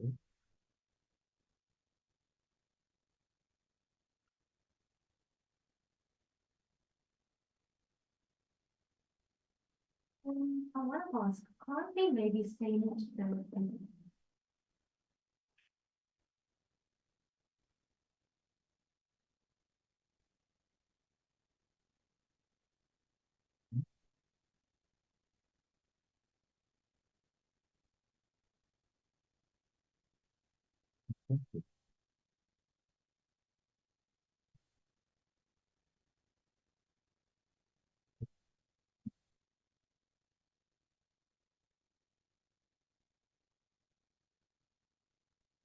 I think you can begin.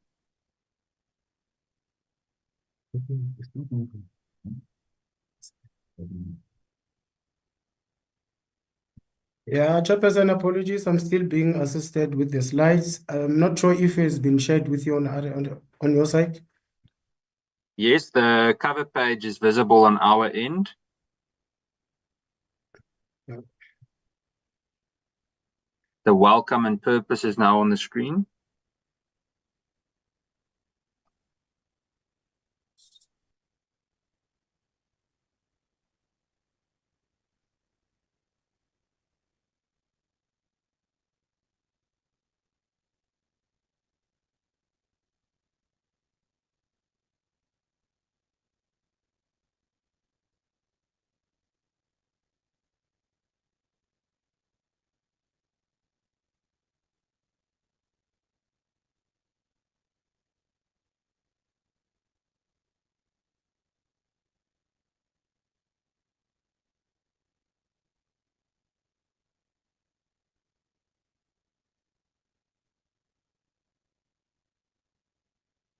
Are you managing? Can we begin?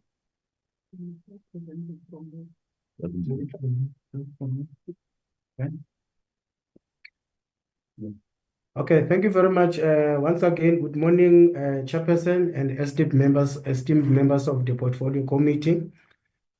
As the Independent Policing Union of South Africa, the purpose of this presentation is to provide a comprehensive analysis of the South African Police Services 2025-2026 budget, the annual performance plan, and the strategic plan. This presentation will highlight how the budgetary allocation align with the national security needs and explore how the annual performance plan and strategic plan support the effective functioning of the South African Police Services. We will also identify key gaps and propose solutions to optimize SAPS capacity in addressing South Africa's crime challenges. The South African Police Services is the national agency responsible for law enforcement and ensuring public safety. As we approach the 2025-2026 financial year, it is vital that SAPS has adequate resources, strategic direction, and robust accountability mechanism to continue fulfilling its mandate efficiently.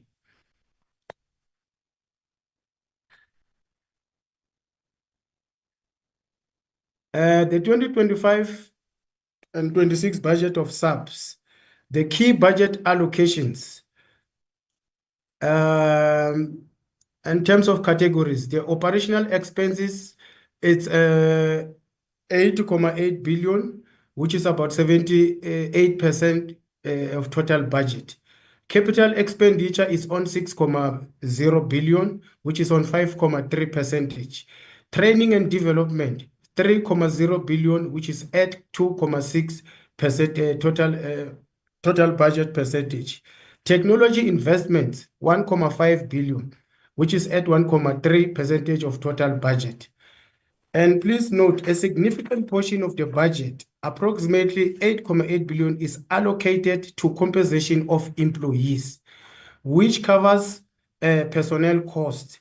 However, the technology and infrastructure needs remain underfunded, contributing to staffing gaps and resource limitations.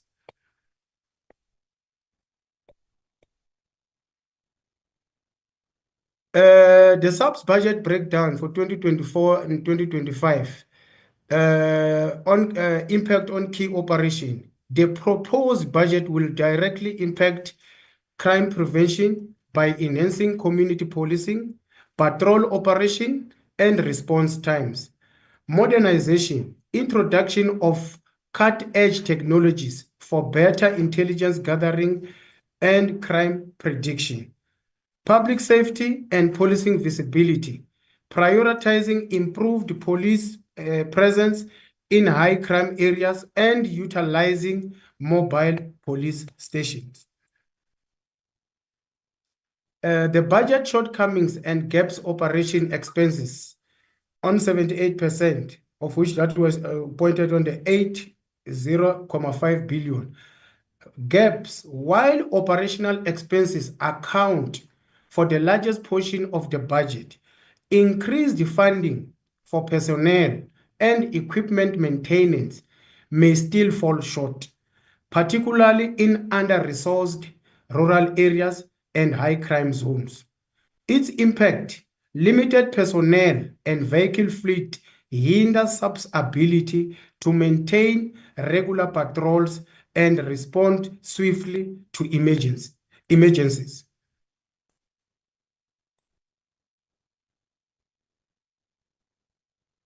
The budget shortcomings and gaps, shortfall in personnel. We've got a staffing shortfall of around 10,000 officers. SAPS faces a staffing shortfall of approximately 10,000 officers, especially in critical areas such as detectives and specialized unit.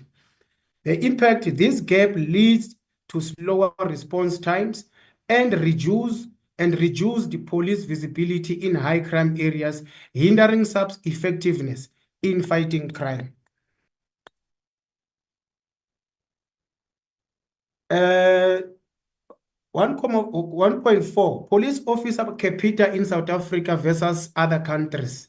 The current situation in South Africa, according to the SAPS staffing records, there are approximately 190,000 police officers in South Africa as per in 2023. This gives an officer to population ratio of approximately 1 police officer per 315 people. Compared to other countries, United States, number of police officers 1.6 million, population 330 million, population to police to population ratio is 1 officer per 206 people. The impact, the US police force with a higher officer to population ratio can cover a wider area and responds more quickly to crimes, especially in urban settings. The United Kingdom has got over 150,000 police officers, policing with a population of about 67 million, which is 1 police officer per 447 people. The impact in the UK, despite a higher ratio than South Africa, the UK's technology and policing strategies, such as community policing and crime prevention models, help mitigate the pressures of a smaller police force per capita. In Germany, it's about 300,000 police officers, population 83 million, which amounts to one police officer to 277 people. Germany benefits from a well-funded police force with a balanced distribution of officers across urban and rural areas. However, like South Africa, Germany faces challenges in maintaining high police visibility in fast-growing urban centers. The challenges, given South Africa's high crime rates, especially in urban areas, police officer per capita are insufficient to manage security concerns. SAPS is facing a staffing shortfall of about 10,000 police officers, which impacts the response times and visibility in high crime areas. 1.5, technology information, which is allocated 1.3% of the budget. The gaps there, technology investments make up a small portion of the budget, while the focus on CCTV systems, drones, and AI-driven crime prediction is a step in the right direction. Funding allocation may not be sufficient to modernize all SAPS operations. Comparison with other countries, investment comparison. South Africa, on key technology areas, CCTV systems, drones, and predictive policing, crime reporting tools. United States, A1 crime prediction, body-worn cameras, automated license plate readers. United Kingdom is AI crime reporting, public surveillance, and crime mapping. Germany, predictive policing, biometric identification, CCTV, and AI surveillance. Capital expenditure, 5.3% of the budget. The gaps, while the capital expenditure allocation includes new police stations and infrastructure upgrades, this may not be sufficient to handle increasing demand in crime hotspots. The shortcomings, there may be insufficient focus on upgrading existing police stations, maintaining infrastructure, or providing mobile stations for rural and underserved communities. Impact on underdeveloped infrastructure can limit police effectiveness and community trust, particularly in remote areas that require mobile policing.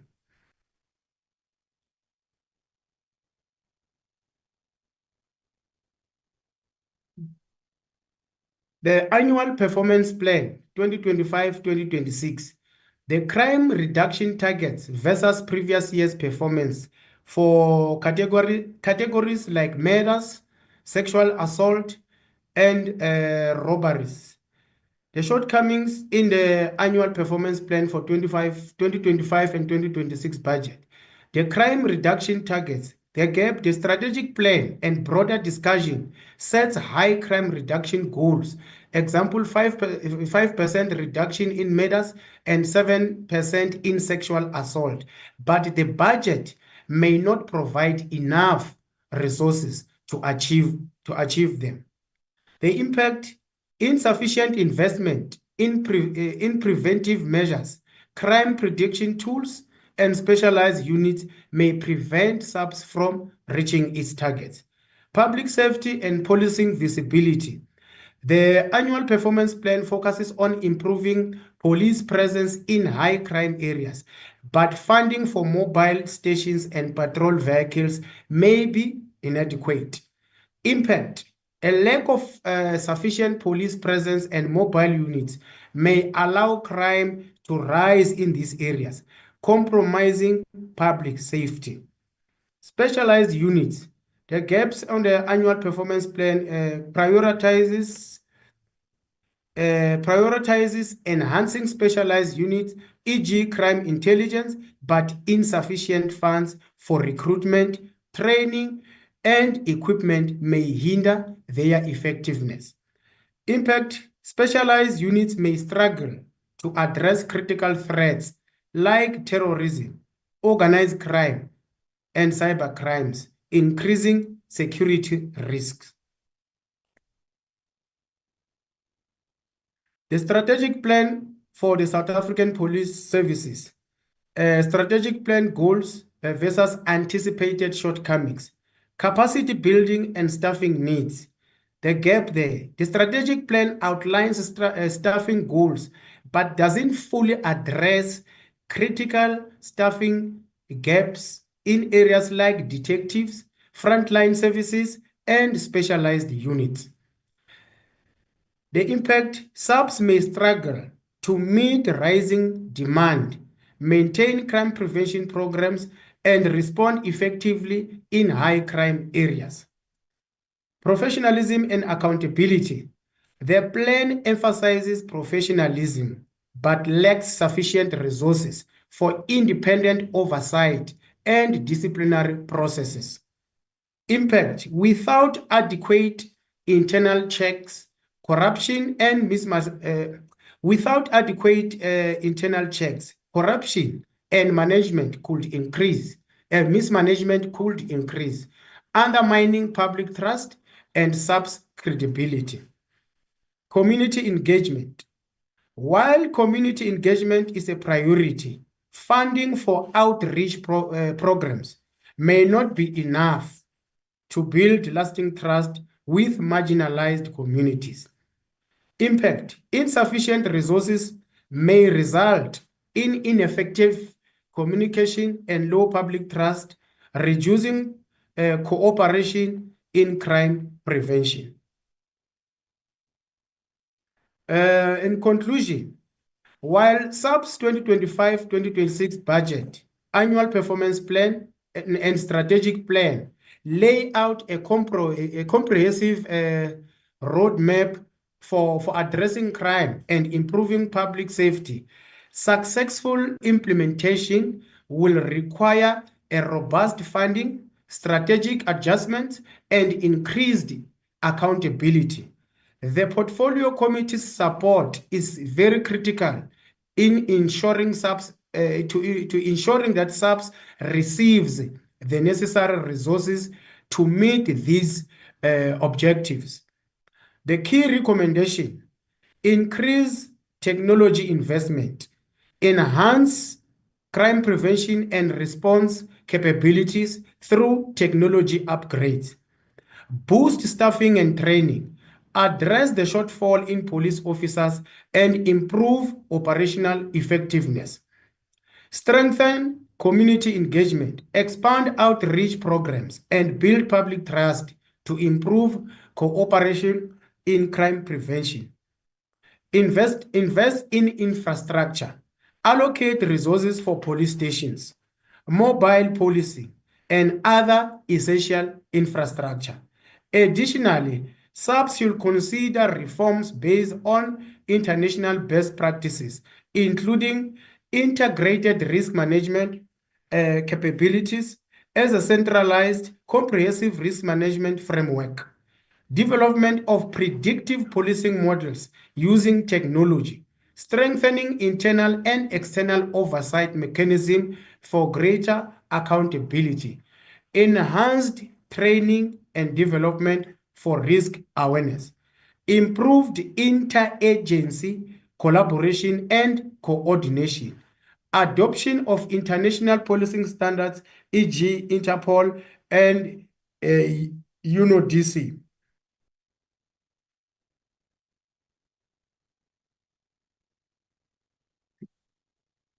And Chairperson, in conclusion, IPUSA wishes to appreciate the time allocated, and we look forward to discussing these matters further to ensure that the South African Police Services can effectively meet the needs of South Africa's citizens. I thank you. Thank you very much. Thank you for the detailed presentation. Colleagues, I'm going to ask that we take a 10-minute break. We will start at 10 past 10 again. because we have quite a long presentation then from the South African Police Service, followed by quite a long discussion as well. So may I ask that we take a 10-minute break and that we start at 10:10 sharp again. Chair? Honorable Ghana? Just to check, the presenters from the unions, will they get an opportunity to respond maybe to the questions that we might have? I would have thought that maybe they then we close them, so we ask those questions, and then when we engage on the other side, they have also responded on their side, unless if you're thinking of handling it differently. But I'll await your guidance, Chair. Thanks, Honorable Ghana. Now, we have allocated enough time for discussion and for questions towards them. We want to include them in the broader discussion after the SAPS presentation too.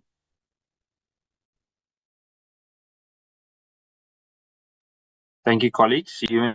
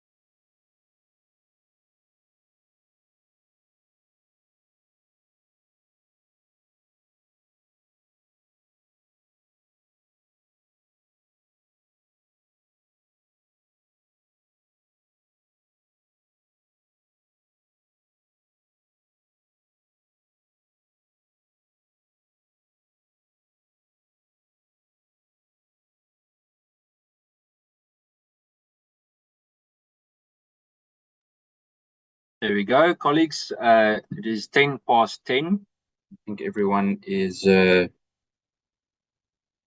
with us.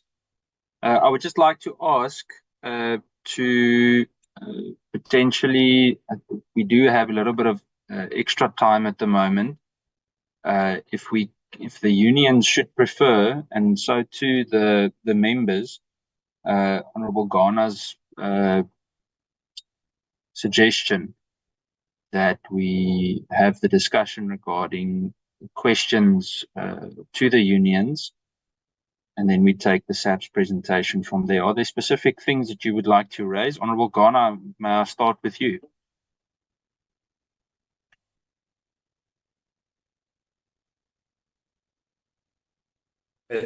Chair, thanks very much. So there are specific things that I want to check with the unions, more so around the issues at the station level, because one will presume, and they are here on the call, that a significant number of their members are the ones that are at the station level. Is to understand insofar as both the conduct and the attitudes that come from the members themselves when people walk into police stations.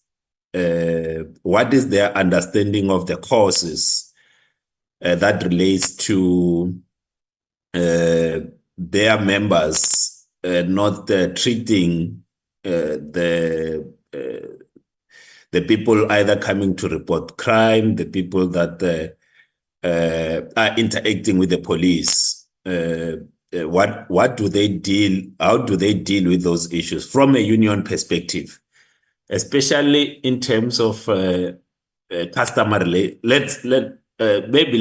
because there's a term that has been used around customer satisfaction.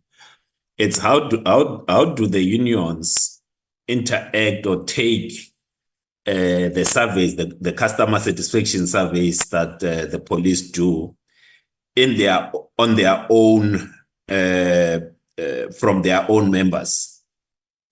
The second one, and I know that there was a response from SAPU insofar as the conduct of the members, whether it's on asking for cold drink and all those matters related to that.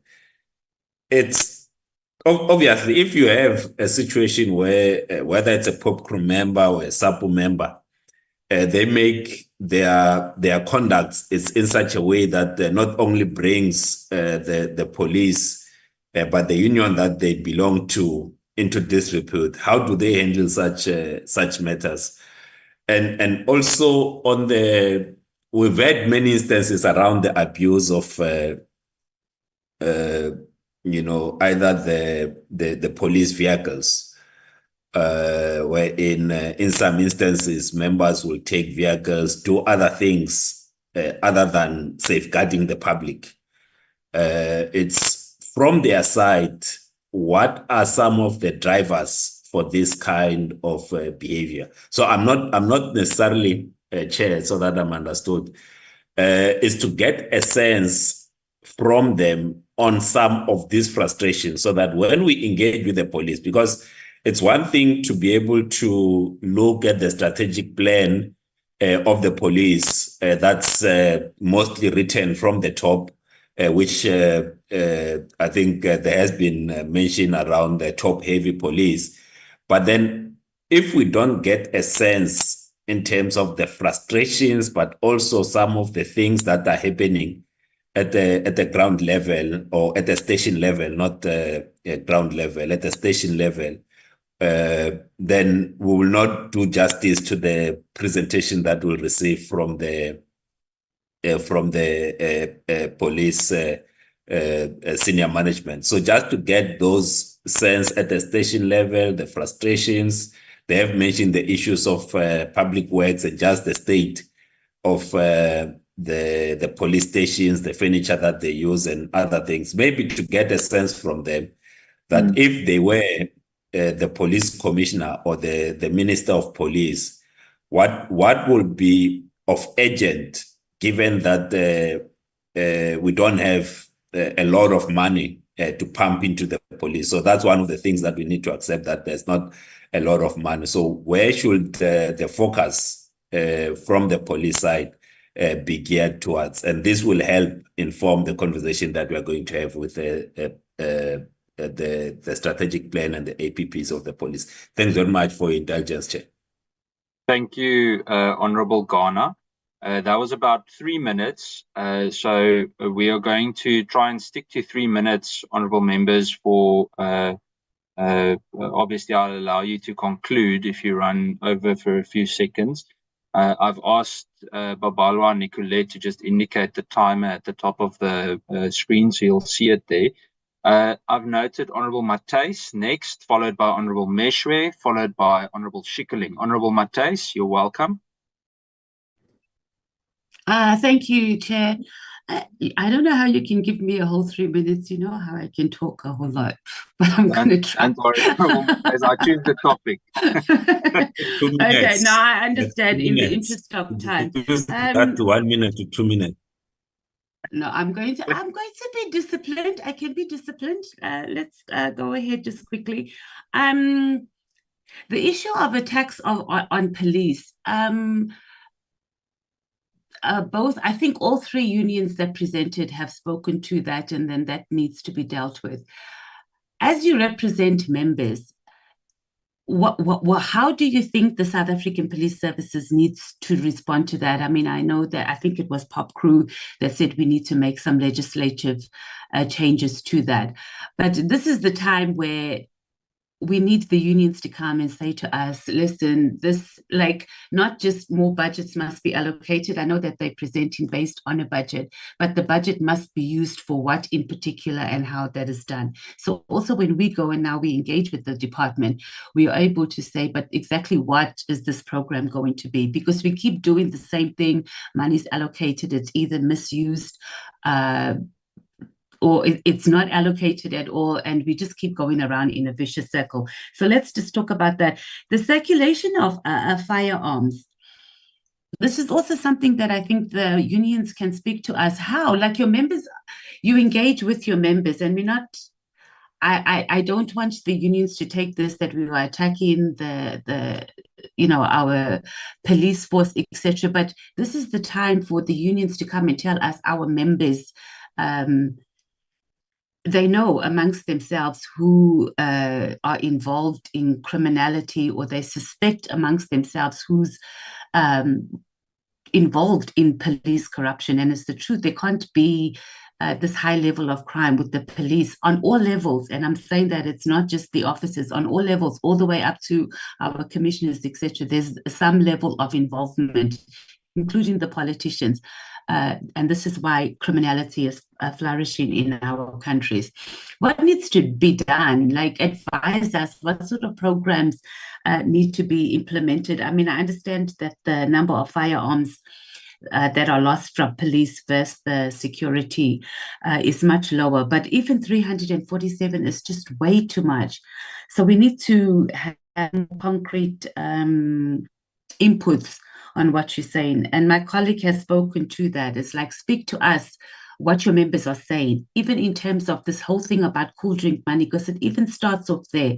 They can let people, a woman comes to a police station, tries to open a case, the perpetrator already knows, they end up just being frustrated. We know the stories. I'm not even going to tell you any story that is new. That's why we have a phenomena in our country about cool drinks, because it's something that happens. I don't think there's a South African that has an experience that. I don't think there's a South African that has gone to the police station and hasn't been frustrated in some way or the other if they're trying to report the crime.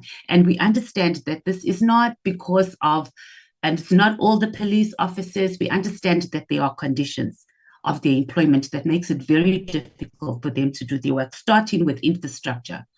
And that is something that as a committee, Chair, that I would like us to push, as we say that we will in in the report. It can't be that year after year we're saying that we are allocating money for infrastructure and the police stations are just becoming more and more dilapidated. It just can't happen. I would like POPCRU, though, to speak to, they are recommending that we move the public works budget for renovation. Please start wrapping up.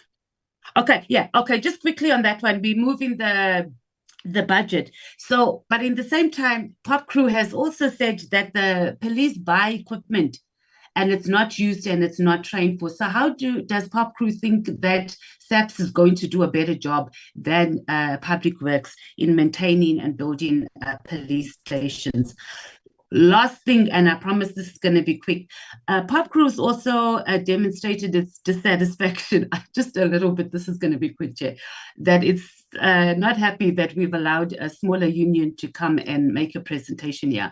And I just want to offer some guidance on that. I don't think it's a bad thing. It doesn't take away from POPCRU's expertise and the numbers and their longevity as a union. But as a country, it's not going to hurt. We shouldn't have monopoly unions, and it's not going to hurt. It's only going to benefit workers. And it also reduces that thing of unions and employees colluding with each other. Thank you, Chair. Thank you, Honourable Matthys. Then over to Honourable Reverend Meshwe. Thank you, Chairperson. And greetings to all members who have connected. Firstly, I want to agree with unions on 3 issues as a matter of emphasis. Firstly, the killing of police must be classified as a crime against the state. Criminals must know that they will not be tolerated for attacking and killing the police. So it has to be a very serious crime. So, yeah, I agree with them on that one. And the second issue, my colleagues have spoken on dilapidated buildings. I agree that the monies that are allocated for maintenance of buildings, specifically for the police, should be transferred to the police to do it themselves, because we are aware of buildings that should have been built, police stations that should have been built, that the police wait for many years, 5 years and 8 years. So it is frustrating when you have buildings that are dilapidated and you want them to be renovated or to be repaired. Maintenance done by Public Works has left much to be desired. So I agree that maintenance has to be shifted to the police if they can have capacity to do maintenance themselves.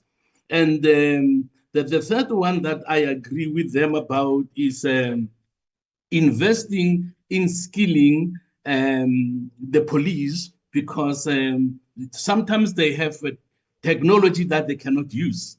And so what's the use of having body cameras that are not going to be used effectively? So I agree on these 3 issues, that police have to be skilled to use whatever technology that has been given to them. Now on questions.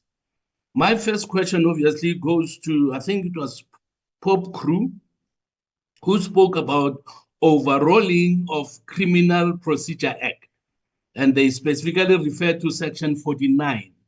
I would want to know how and where they want amendments to be made, and whether whatever they suggest, do they think will help police to be more effective in what they are doing, and for the Criminal Procedure Act, whether they think it will have more teeth if amendments are made, and let's know where they want those amendments to be. And then secondly, the issue of trust deficit. We know that there are communities who don't trust the police. A lot of people don't trust the police. Obviously, they would want to see that changed. They want the trust deficit to be done away with. They want people to trust their police. So what do they suggest has to be done so that the lost trust that the people had in their police can be restored? What specifically has to be done? And lastly, when you have people who do not want to report crimes because they have been let down before, how do we encourage members of the public to come forward with crimes they know, particularly those who want to be witnesses? There is a fear that police will expose them. And it has happened many times. You report the crime, and maybe the same day you get a call. We are aware of what you said. We are coming after you. So what can be done so that the people who know, if we open a crime, we go to the police station, this matter is not going to be known by the people who are complaining about. And maybe the last one. The last one, I think it was Mr. Skosana who said we are 5 years away from the NDP goals of building safer communities. The next 5 years, what strategy does POPCRU suggest? Because now the police have to move faster. 5 years is not a long time. What should be done to make sure that the goals of the NDP, that by 2030, all our communities are safer? What should be done? Do they have a strategy that they would propose? Thank you very much, Mr. Chairperson. Thank you, Reverend Meshwe. Honorable Schikkerling. Thank you so much, Chair. Chair, I've been partly covered by my colleagues. I also have to agree with the unions on certain parts. The fact that we have discussed overtime for detectives is a long-standing issue. The fact that equipment is standing in offices or in warehouses that are not being used is an absolute form of fruitless and wasteful expenditure, and that money could have been redirected somewhere else where it's very much needed. I really agree that we need boots on the ground. I also agree with the career progression. It's demoralizing for officers to be working hard and stay in the same position for years. It's something we've picked up in several of our visits. And I think it's something that must be looked at as a matter of urgency. I also agree, Chair, that there should be a devolution of policing powers to provinces. I think it will cut out a lot of the issues that the police officers are experiencing. What I do, however, not agree with completely is the fact that everybody just speaks about budget. There's not enough money for this. There's not enough money for that. And I agree that budget is an issue. However, the attitude of police officers, their pride in themselves, the pride that they have in their uniform goes a long way in restoring the trust of citizens. And it also shows that they are accountable and that they are open for citizens to come to the police stations. And I really think that it is something that must be addressed by all unions present here today. Chair, and then I also want to disagree with POPCRU as my colleague, Honorable Matthys.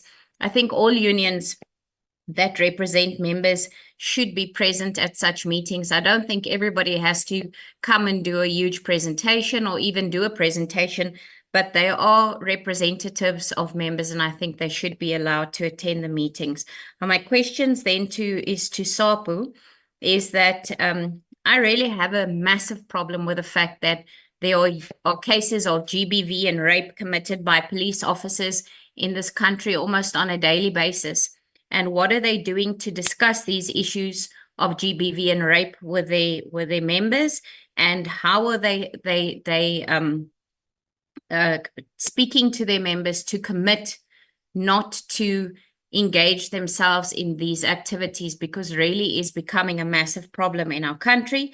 And then we obviously know that mental health issues within the police services is actually quite a big problem. And I do know that the police health services do really try and assist their members. But what is POPCRU doing to assist their members that have mental health issues? How are they addressing this with them? And what are they doing to make sure that they are more accessible? Thank you, Chairperson. Thank you, Honorable Schikkerling. I'm going to allow, again, the same amount of time for a response to each union representative. I'm going to start with SAPU. and do it in the same order as we did the presentations earlier. We obviously, as I said earlier, have more time for discussion after the SAPS presentation if there's something that then fits into that.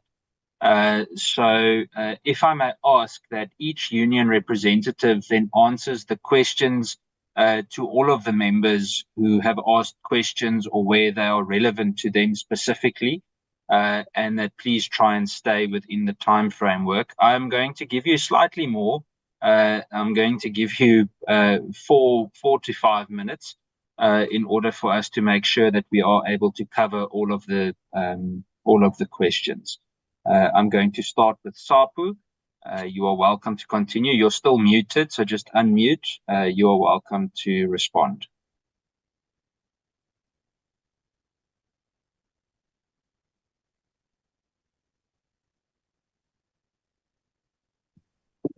There we go. You're unmuted. Oh, thank you very much. I'm now unmuted. Thank you for the question, Chair. I think firstly, I'm not going to respond line by line with the question, but I think I will cover most of the questions that have been asked. Chair, when you talk about code of conduct in the police got a code of conduct, they got a disciplinary process. Any member of the South African Police Service, if he or she violates that process, there is an internal investigation that will check whether the person conducted him or herself in line with the police regulation. When we talk professionalism, and we are very clear as the union, we engage with our members on a daily basis that they need to be professional at all times. The challenge is when our members or one of our members involved in a crime, for example, there is a serious outcry, and we understand that once you are in uniform, you represent the organization. But the problem is when there is an attack on our members, there is no outcry. Our members are being killed, are being attacked on a daily basis. And we have to engage, and we have to be serious about this matter, that if a member is attacked or is killed while on duty, there must be the same spirit, same energy must be used to say you cannot do that. Unions have been on record. As SAP, we've been on record where we discourage our members to involve themselves in corruption, to involve themselves in treating members of the society in a way that it's not acceptable in terms of the police. And of course, yes, when we have our own meeting, we engage with our members to say, you must understand that once you do this, members of the committee nowadays, they are having cell phones, they are having videos. You are tarnishing the image of the organization and you are tarnishing the image of all of us. And that is how we engage with our members. But our members are overworked. We have here some of the police stations where you still have 2 or 3 members working in the police station overnight. We have police stations around in urban areas where members have to work from the time they report on duty until they knock off. The question is, why don't we capacitate those members? Why don't we have more vehicles, more members? And we understand that everything, whether we like it or not, it will start with the issue of budget. The state of the building. I will urge the members of the portfolio committee to visit just here the Hawks, the headquarters of the Hawks here in Pretoria.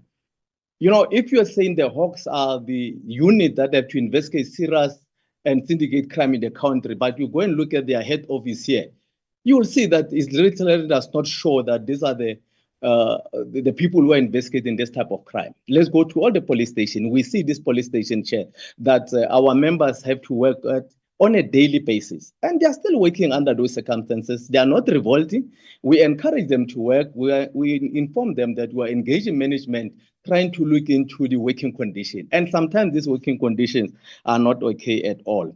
The issue of police killing, our position is very clear, Chair. Police killing is an attack on the state. We need to change legislation. We need to hear members, the president, members of parliament say, once you attack the police, you attack the state. Our position is that when you attack the police, you literally attack the backbone of those who are fighting crime in the country. And once there is nothing that is being done to deal with the police killing, the next people are members of the community. When the police respond equivalent to the attack, we are now viewed as we are trigger happy. We are viewed as if the police are now enjoying killing the members of the community. Fact of the matter is, Chairperson, no member of the police will wake up in the morning, put on the uniform with the intention to go and kill. But criminals themselves, they plan to attack the police. So our position is that once we are serious about the police attack, maybe this will deter criminals to attack the police, and criminals will know that once you commit a crime, the crime will be committed, you will be arrested. Same like the police who are corrupt. We are clear. Once a member of the police is corrupt, let there be investigation, let the member be arrested. Once you it will be easier. Chairperson, last two issues, the issue of human capacity, we're very clear about it that let's look into issue of human capacity. You can bring all this instrument, all this gadget that you have, but members of the community will still want to engage with the police. They still want to talk to the person and the training that is there. So on the issue of HWS, I conclude an issue of gender-based violence. Police, we are saying debriefing pre and post. And once our members are not briefed, unfortunately, the tool of trade, which is a firearm, they carry it with them all the time. But we need to deal with their mental state. We need to check whether these members are okay to can go and perform duties outside because they are exposed to violent crime. We all know about the violent crime. Cape Town, Cape Flats, and all these areas where members are exposed to this kind of violent crime. So basically, Chairperson, if we had time, we can even give more input regarding how to deal with these issues, and we can even submit it at a later stage to this portfolio committee as to what needs to be done to address the strategy of the police. Thank you very much. Thank you very much for your very good answer with everything in such a short space of time. Mr. Susana from POPCRU, the floor is yours. Okay. Yeah.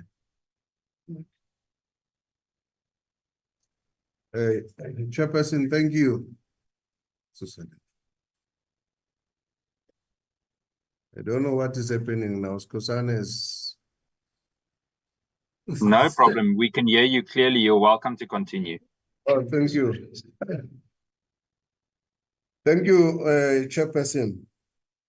I can't agree more with my colleague on police killing, because every time when the police is killed, even the Human Rights Commission don't talk about it.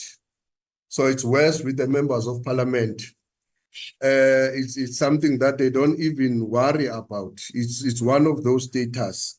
I can't agree more. He's spot on. If portfolio committee on policing can be hard on those things of saying, once you attack a policeman, it means you are attacking the president and the state itself. Police killing is unacceptable, is something that we also agree with it. But let's focus on what the Honorable Moshe have raised in terms of the Criminal Procedure Act. Section 49.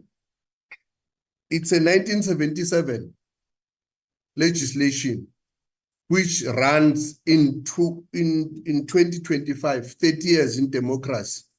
At that time, it has its own agenda when it was addressing the issue of fighting so-called terrorists. That is why it was used in that manner. We don't see it compatible with the current situation in a democratic way of policing. So it does not give a clear-cut indication of how police should they use their force. That is why you find people saying they are trigger happy and all those things, because of the Section 49, which hold the police at ransom, that they don't know when is minimal. When you are at the cold face on a heist, when can you think it's minimal? You can use a minimal force or a lethal force to deal with that. And we're not saying only Section 49, so that would give more powers to the police. Let's look at this value chain called the criminal justice cluster. The police's work in terms of the Constitution is to secure the attendance of the people in court. But there's a missing link which is called justice that needs to deal with the processing of these people up to the end, which is called the warehouse, which is correctional service. So that missing link in the Criminal Procedure Act does not talk to one another on the synergy on operations. And in terms of Section 21, Section 22, 23, and 24, in terms of search warrant, you find that another person will issue a search warrant for another place of which the jurisdiction is not applicable. So it gives at a later stage trouble to the police that you're going to find police being sued for doing wrong searches and all those. So the whole Criminal Procedure Act is not for this democracy. It was the Criminal Procedure Act of then the apartheid regime. The trust deficit that you are having between the community, how can we bring with them? We've already started as POPCRU, and we've got an arm, which is a non-governmental body, which deals with children at schools, which is called Safer South Africa. Now, how do we then educate the Community Policing Forum not to become the guard of the police, but to educate the public? Because the initial intervention and establishment of the Community Policing Forum was to educate the public how do the police work. So the only thing that is happening now, the police forum become the security guard of the police for the public. It's not like that. They should educate the public to say, when you go to the police, what is it that you must do? What are the challenges that they must have? So that there will be that interaction between the police and the community forum, of which we support the involvement of the community, but there should be more time so that we'll be able to educate them. From the two members, Honorable Mateus and the issue of the public works, we are saying it's a duplication. How can one department be in charge of your house, chairperson? And when you want to fix a pipe in your house, you can't do it because that house does not belong to you, but it's time to be your house. You must sleep there. You must stay there. It can't be. You must be able to see when there is a pipe leak. You call the plumbers, you pay them, they fix. You call the electrician to fix everything. But police are handcuffed in terms of the public works, in terms of what should they do in the dilapidated police cells. But escapes have happened. Police are going to be blamed when they can't even touch the police cells.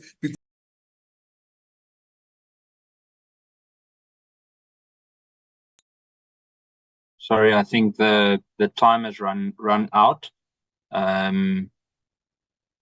Do you want to conclude just with another 2 sentences? It automatically mutes after going over time for a minute.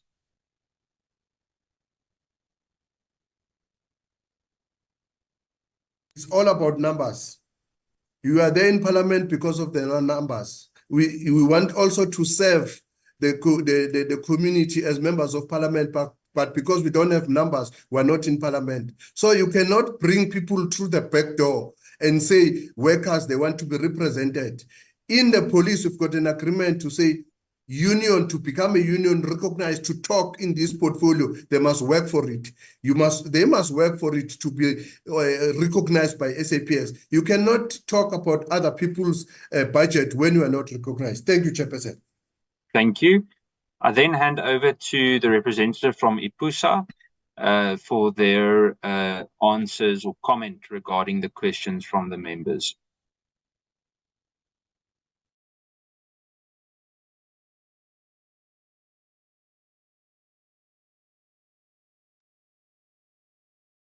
Are the colleagues from the Independent Police Union still with us? There we go. I see you've unmuted. You're welcome to go ahead. Once again, thank you very much, Chairperson. On the issue of Honorable Ghana, the issue of conduct and attitude of our police officers towards members of the public. We believe that there are a number of underlying issues that might lead to that kind of conduct. Yet on the same band, we're not in any way promoting the conduct of our police officers or the ill treatment of our police officers. And we remain vindictive to say discipline. It's a prerogative of the management. Our duty will be to represent our members. But the problem with the discipline within most police stations, it will be when it's now being utilized as a punitive matter, a punitive measure other than a corrective one. Because if it can be utilized as a corrective measure, the underlying issues where we've got our police officers who are very much overworked, who are overburdened with a lot of work because of shortage in manpower, shortage in working resources. That can lead to errors in between in trying to cope with the workload that our members are facing or on the ground. And when we speak about a police ratio of 1 versus 315 in population, that will be a point blank issue to point that our police officers are overworked. So if we can utilize discipline whereby we can pick up such issues that our members are facing, where they can be even encouraged to seek assistance from our EHWs, that can reduce this kind of conduct from our members. The issue of dilapidated buildings and lack of resources, we also want to encourage public works, because we have realized certain police stations, our members don't even have chairs to sit on. Our members are facing having to go to work without functional bathrooms or toilets, where it takes time for public works to respond to such emergencies. If there can be an improvement in terms of how the public works coordinate with the South African police in at least resolving emergency issues. We have had one police station in Gauteng where they had no electricity for over 4 weeks, where they didn't have even lights, and whereby only 3 members are posted at the client service center. And when you check, the matter has been reported several times, but the response time from public works needs to vastly improve. And on the issue of Honorable Matthias, on the issue of police attacks, our police officers needs more support from the management. For example, we cannot have a police van that is posted at the mall while there are no other roving vehicles around for emergency backup as and when they are being attacked. As we also proposed the issue of mobile units. You cannot have a mobile unit that can be placed elsewhere whereby there are no roving vehicles to support. And one of the problems that we have realized in certain police stations, we do have commanders who are commanding the section that is called crime prevention, who blatantly refuse to offer support to the sector vehicles, the ones that are roving around the communities to assist in issues of domestic violence and stuff like that.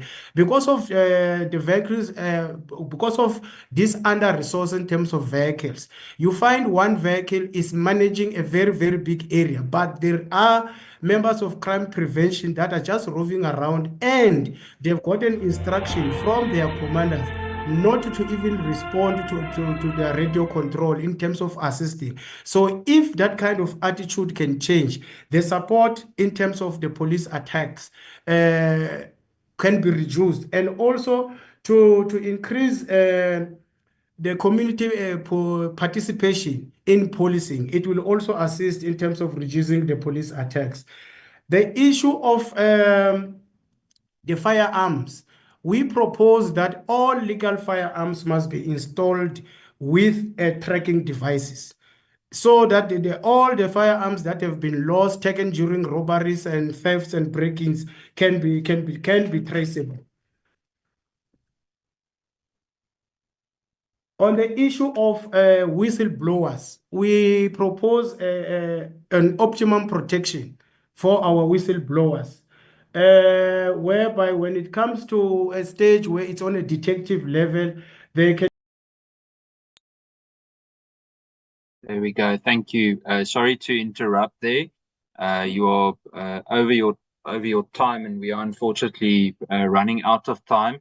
I have to then hand over to the South African Police Service for the presentation that we are going to go through regarding the budget, annual performance plan, and strategic plan.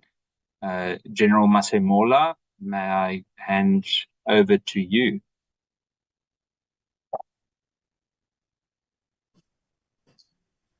Good morning, Honorable Chairperson and honorable members of the committee, the Deputy Minister, Mr. Natale. Members of the committee, we are here to table the strategic plan for this year 2025 to 2030, and also the annual performance plan for the 2025-2026 financial year.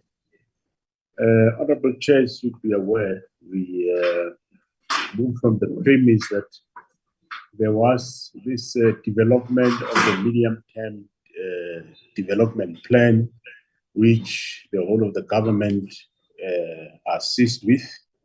And one of the priorities, priority number 3 of the plan, is the development of a capable, ethical, and developmental state, which we, as part of the JCPS, we're just but one leg of the JCPS value chain right at the beginning, where all the rest of the department follows, as Home Affairs, Intelligence, your SSA, and the rest follows. So we are then going to proceed with the tabling on the picture. I'm going to allow Brigadier Michelle to take us through the presentation. Thank you very much, Brigadier Michelle.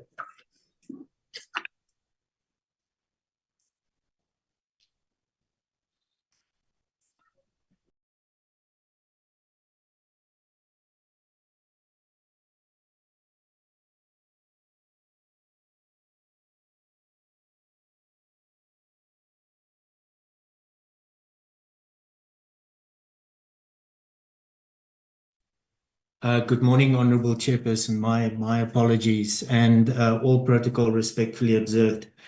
As the National Commissioner indicated, the SAPS is tabling its 25 to 30 strategic plan and its 25-26 annual performance plan, which is accompanied by the budget for 25-26.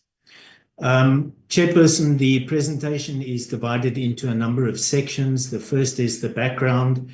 The second element of the presentation is the 25 to 2030 strategic plan itself, the estimates of national expenditure 2025, which will be dealt with by our Chief Financial Officer, General Dampani.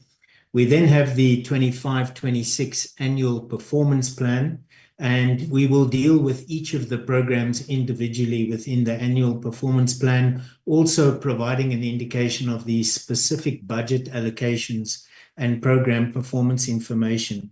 And then we have a couple of concluding remarks. We've also attached as Annexure A recommendations that were made by our 2 parliamentary committees, the Portfolio Committee on Police and the Select Committee on Security and Justice, recommendations for reference purposes, which will not be presented, but to give you an indication of the extent to which they have been taken into consideration.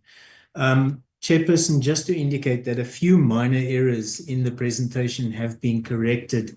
However, the content has not been significantly changed. So, for example, under the background, the SAPS's approach to perception-based measurement of outcomes, those few minor errors have been addressed. Chairperson, in terms of the background, when we look at SAPS's strategic planning documents, the revised framework for strategic plans and annual performance plans, which was published by the Department of Planning, Monitoring and Evaluation during 2019, provides the technical specifications to all departments for both the SP and the APP. The strategic plan of the SAPS is focused primarily on the achievement of the 24-29 medium-term development plan, looking specifically at the JCPS cluster's focus and consequently the national development plan. And what has distinguished the medium-term development plan from the medium-term strategic framework, which was the government strategic plan in the previous 5-year period, has been the involvement of the clusters. The DPME, together with Cabinet, has insisted that clusters really take charge of the environments that they are responsible for. And as General Masemola indicated, priority 3 within the medium-term development plan relates specifically to the JCPS cluster. So with the support of the ministers and the DGs, the direction that has been provided by the cluster has been very clear and easy for us to apply. It also provides the impact statement, the outcomes and outcome indicators, together with 5-year targets that we will be focusing on during the period 25 to 30. It allows for the measurement of the performance of the organization against the outcomes that we've identified. And then it includes midterm and end-term assessments of outcome indicators. So halfway through the 5-year period, we will develop a midterm report. And at the end of the 5-year period, we will develop an end-term report that will provide feedback on the extent to which we've actually progressed towards achieving our outcome indicators. The SAPS's annual performance plan 25-26 is focused on the outcomes and sub-outcomes in the strategic plan, and consequently is also directed towards the achievement of the 24 to 29 MTDP. It provides outputs, output indicators, estimated performance, and medium-term targets for each of the 3 financial years, starting from 25-26. It allows for the measurement of the performance of the organization, specifically in terms of outputs over a 1-year period, and critically, it links areas of performance to allocated budget. The performance is reflected in the annual report that is developed by the department at the end of the financial year, and then quarterly performance reports during the course of the financial year. The SAPS also has its national policing strategy, which serves as our annual operational plan. This is also a requirement that is applicable to all departments emanating from the revised framework. Our annual operational plan is focused on the achievement of the outcomes and sub-outcomes in the SP, and consequently is also linked to the medium-term development plan, but provides for specific implementation requirements that are linked to the outputs in the APP. The purpose of our National Policing Strategy Annual Operational Plan is therefore to accelerate the implementation of the APP by focusing actions, the implementation requirements by key business units on the achievements of outputs in the APP, as well as key government priorities and priorities that are important for the SAPS. So, for example, the 2025 Policing Summit resolutions that are applicable to 25-26, those short-term interventions that will be addressed by the SAPS, we will include in our National Policing Strategy Annual Operational Plan. To give the committee an indication of what we have taken into account during the development of our strategic direction, starting on the left at the medium-term development plan, the MTDP is the strategic plan of government and includes the JCPS cluster-specific outcomes and interventions. It has guided us significantly in the development of our approach as a key department within the cluster. The State of the Nation address by the President highlighted key issues that he wants government to commit to, and he was very specific in indicating what the requirement from the cluster and from the department is. Our minister has also stipulated or communicated a number of priorities for the department for the upcoming medium-term period. And I think what distinguishes what the minister has done is the fact that these priorities are linked to the national policing policy. The national policing policy, which will be finalized during 25-26, provides overall direction to the department, and the Minister has linked the priorities that have been identified for the department to the NPP. The Integrated Crime and Violence Prevention Strategy, which imparts a whole of society and whole of government approach to addressing crime and violence in the country, is critical. And what we've done is taken it into consideration, and we show the clear links that we've been able to establish both within the strategic plan and the annual performance plan to the ICVPS. What is critical for us are public perceptions of the SAPS' service delivery. We are fully aware that the general opinion that the public has of the SAPS' ability to deliver on its mandate, specifically also its levels of professionalism and levels of service delivery to the public, which are influenced by individual engagements between police officers and members of the public, but also through our department's corporate image, will influence the degree to which the public are actually willing to cooperate with the SAPS and accept the SAPS. And the degree of cooperation will also impact on the SAPS' overall performance. So we're taking that into consideration as well. And similarly, the morale of members is important for us, because the morale of members has a significant and measurable impact on the key issues that are linked to the overall performance of the department. Simply put, increased levels of morale positively influence levels of professionalism and service delivery to individuals, and this will have a positive impact on the SAPS' overall performance. There is another layer of priorities that we've taken into consideration. Firstly, the ICT strategic plan, the 3-year plan for the information systems and information and communication technology has been included in the strategic plan, as well as the 1-year focus having been included in our annual performance plan. And these are reflected as Annexure B in both documents. This was a requirement that was put to all departments by the Department of Public Service Administration for the current medium-term period. What we've also taken into account is recommendations by the Portfolio Committee on our budget report, the 2024-25 annual performance plan, the Select Committee on Security and Justice, recommendations that were made by that committee, as well as recommendations by our PCOP on the BRRR for the 23-24 annual report, and that detail is reflected in Annexure A. Chairperson, the Cabinet-approved medium-term development plan interventions for Priority 3 have played a key role in structuring not only how the JCPS cluster has approached its medium-term and annual planning, but also the department. There were 11 specific interventions that were communicated by Cabinet to the cluster and from the cluster to the department. And highlighted in blue are the elements of each one of these interventions that are applicable specifically to the SAPS. Notably, 10 of these interventions have a direct implication for the SAPS. The first intervention talks to the upholding of the independence of the NPA. The second, providing additional capacity and resources to the DPCI, the Hawks, to tackle organized crime.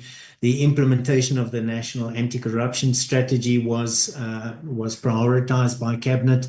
The strengthening of accountability and consequence management in the public service in general, as well as the conducting of lifestyle audits. At number 5, the tackling of priority crimes like gang violence, CITs, and the construction mafia. Evidence-based policing was also prioritized, including the use of proven technologies, the modernization of 10111, and the need for the implementation of a data-driven approach to targeting violent crime hotspots to inform the directing of police resources and personnel to police stations where crime is most prevalent. At number 7, there's a requirement that we work with communities to address crime, as well as establish safe channels for citizens to report criminal activity. Effective border security management was also prioritized by Cabinet. The National Strategic Plan on Gender-Based Violence and Femicide added as a priority, including specific requirements like ensuring that all police stations have gender-based violence desks. At number 10, the FATF issue was addressed and prioritized by Cabinet. And then at number 11, the combating of infrastructure crime by adopting a multidisciplinary collaborative approach. So these 10 interventions have been crucial for the cluster and crucial for the department in structuring the way that we've gone about our strategic as well as our annual planning. The cluster took these interventions and collapsed them into 5 outcomes. So the JCPS cluster identified these 5 outcomes, and underneath each one of these outcomes are the interventions that were specified by Cabinet. The impact statement that was identified by the cluster, which is applicable to the entire cluster, a capable state delivering basic service to all citizens, as well as a safe and secure environment. And this is linked to the priority 3 within the MTDP. At outcome 1, a reformed, integrated and modernized criminal justice system. At outcome 2, effective border security, and the SAPS contributes to this outcome. It's led primarily by the Department of Home Affairs and the South African National Defence Force. Secured cyberspace at number 3, to which the SAPS also contributes, this particular outcome being led by the State Security Agency. Increased safety in communities, particularly women and children at number 4, and then the combating of priority offences, including economic crime, organised crime, and corruption. So those were the 5 outcomes that were identified by the cluster collaboratively. This was a joint effort by all of the departments in the cluster. What the cluster then did is provided direction to individual departments that constitute the cluster as to how these interventions should be cascaded downwards within departments.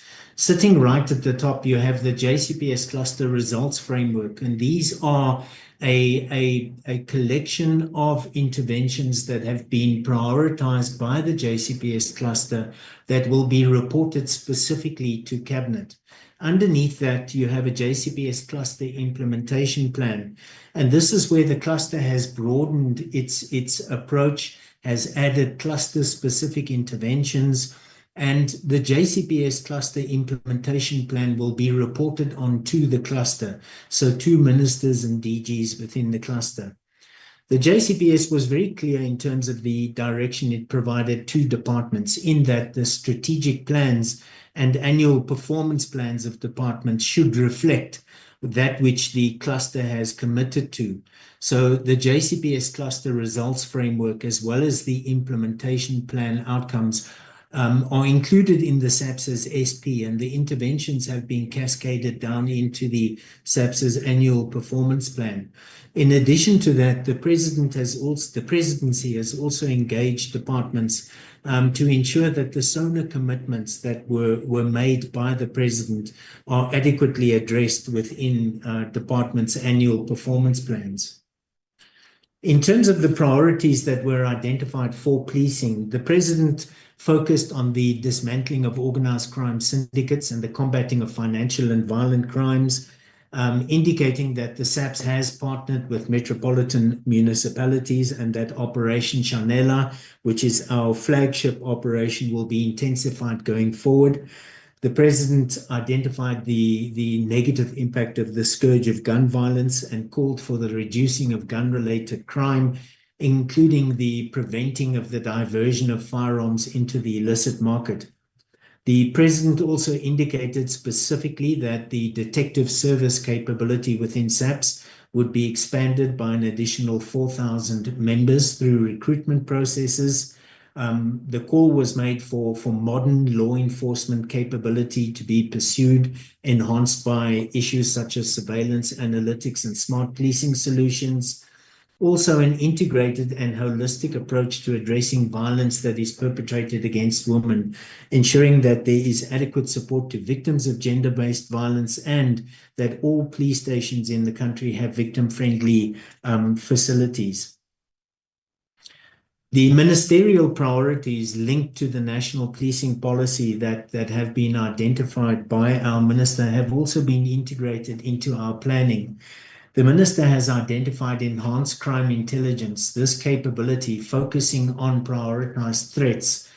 In addition to that, certain key legislative amendments and the finalization of key policy, including the NPP or the National Policing Policy, the SAPS Amendment Bill, as well as the CSPS Amendment Bill. The Minister also called for the addressing of high levels of violent crime and gender-based violence. A commitment was made to the reducing of contact crime over the medium term by 14.5%. And then there was also a call by the Minister to ensure that departments collaborate to implement the ICVPS, as well as a more responsive approach to contact crimes, hijacking, kidnapping for ransom, gang violence, extortion, including the construction mafia. And what the Minister is looking for is a more responsive SAPS in relation to these threats, so that we respond to the threat quicker, we identify, analyze, and deploy accordingly. Improved control of firearms, police safety was also identified as an issue by the Minister, the professionalization of the SAPS, enhanced SAPS capability, looking at tools of the trade as well as training, the modernization of policing, and the building of sustainable partnerships, where the ministry has been instrumental in assisting the SAPS establish key partnerships, for example, with the municipalities, the larger municipalities in the country. So the ministerial priorities are linked to the national policing policy, and in essence, the NPP is the minister's response to the need for policy direction for the SAPS. The NPP, which is in draft form at the moment, but will be finalized by the Civilian Secretariat for Police Service during 25-26, looks at the current state of policing and has identified 4 critical pillars that need to be addressed in order to ensure that the department is able to effectively address its constitutional mandate.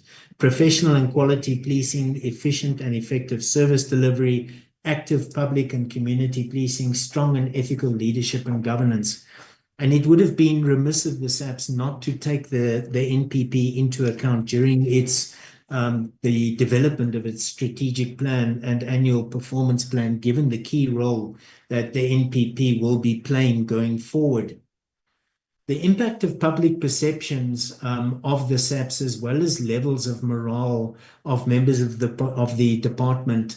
The SAPS has been looking at this critically. We understand that from a service delivery perspective, poor service delivery means that clients will be less likely to cooperate with us, which will influence organizational effectiveness. Excellent service delivery by the department will, however, influence clients to be more likely to cooperate, and that will have a positive impact on our organizational effectiveness. And the same morale is applicable to the morale of members. The same rationale is applicable to the morale of members, with current research indicating that the morale of members has a similar effect on service delivery. Lower levels of morale, one can anticipate lower levels of service delivery and professionalism. So we've taken that into account, particularly within the context of the strategic plan of the department. We also thought that we would just like to communicate the approach that we've taken to perception-based measurement of the SAPS's outcomes. Government's results-based approach requires the inclusion of outcome-based performance indicators. And these are indicators that look specifically at what we want to achieve, what government wants to achieve, and what SAPS wants to achieve. And this is to be found primarily in the strategic plan, as opposed to the output or delivery-based indicators that we've included in the annual performance plan. We are in the fortunate position as a department that we have established 3 critical perception-based surveys which enable the generation of outcome-based data. The 3 surveys are the Customer Satisfaction Survey, the Organizational Climate Survey, and then an internal end-user perceptions of the value add of crime intelligence, which is gathered and provided in respect of the prevention, combating, and investigation of crime. These 3 surveys, which were initiated prior to 2021, finalized in 2021 and made available to us, have been repeated in 2023, allowing us to establish baselines for some of the performance indicators that we've included in our 25-30 strategic plan. And the rationale behind this is that the inclusion of various indices or barometers in our 25 to 2030 strategic plan as outcome measures provides an indication of the collective perception that the public and or members of the SAPS have with regard to a particular issue. And this is directly associated with their lived experiences in terms of that issue. And these lived experiences may have been achieved through either direct association, for example, a member of the public having been a victim of crime, engaging with a SAPS member and being exposed to either poor service delivery or excellent service delivery. Indirect association is where members of the public are informed of somebody else's exposure to an encounter with the SAPS. And those 2 principles are applicable to the morale of members as well. The SAPS's intention with regard to the inclusion of these perception-based indicators, which include both the public at large in terms of the external customer satisfaction survey, as well as members of the SAPS, the internal morale survey, is to influence these perceptions positively by reducing the negative lived experiences that people have of particular issues. The public's perception of SAPS members' professionalism may be positively influenced by a decrease in the actual lived experience of poor or unprofessional service delivery. And similarly, members' morals may be influenced positively as a result of certain specific actions by SAPS management. As an example, improved communication on issues that affect SAPS members directly. In terms of the external environmental analysis, just for the committee's information, the situational analysis that we've included in the strategic plan is exactly the same in the annual performance plan. This is a requirement that comes from the revised framework for strategic plans and annual performance plans. And the external environmental analysis has been structured in accordance with the 4 key threats to safety and security that influence the country as a whole, but also that impact on individuals.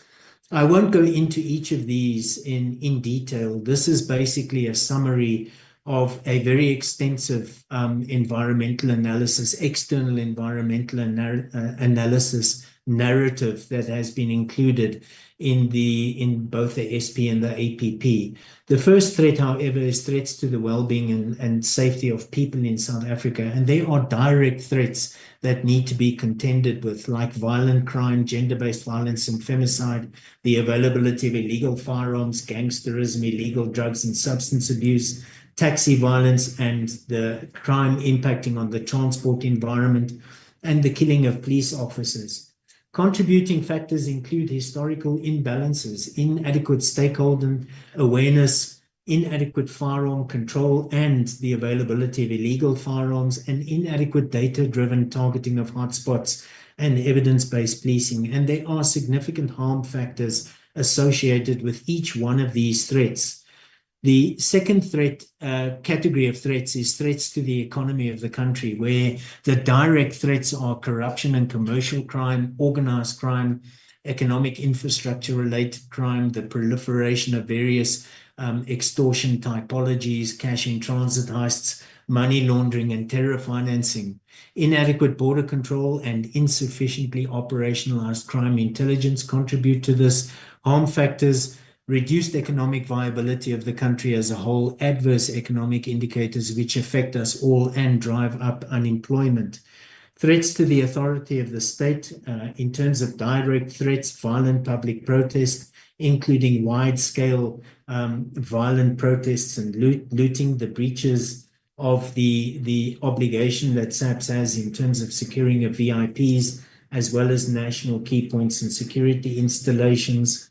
Contributing factors: social inequality, poor service delivery by government, in particular local government, and criminal exploitation of events like this. The harm factors: the tarnishing of our reputation as a country, political and social instability, which we do not want, and increased levels of violent crime. Threats to the territorial integrity of the country is the last category that we focused on, which includes the proliferation of illegal immigration, xenophobic violence and crime, as well as cross-border crime, inadequate border security and borderline control contributing, as well as the proliferation of international criminal networks. And harm factors, again, political and social instability, as well as increased levels of violent crime. In terms of the internal environmental analysis, we've focused our analysis on 3 key issues.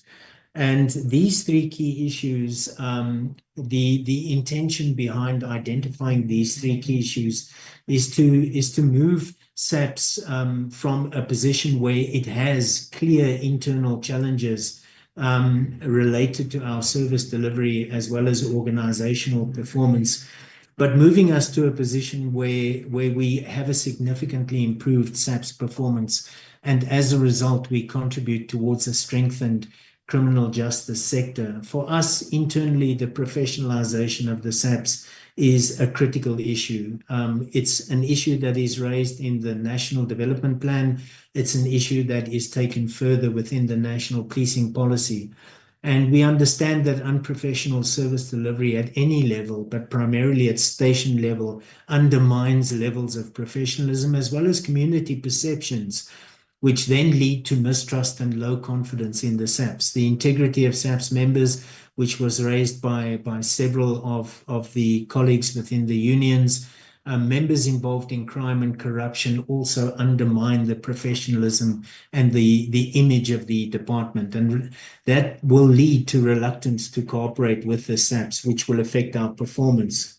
The morale of members is important for us. We understand the increased demand for policing increases the workload, but primarily at operational level, our operational capabilities at station level. The well-being of SAPS members is negatively affected, but this also has a wider impact on the families of our SAPS members.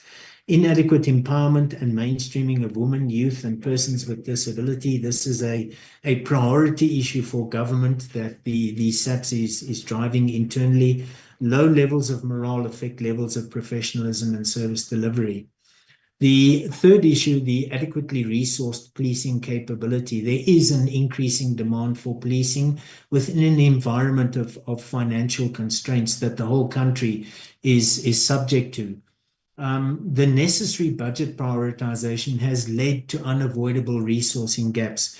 One cannot resource all environments equally. It's necessary for us to prioritize given the financial constraints, which has also led to our inability to fully capacitate policing capabilities, particularly frontline policing.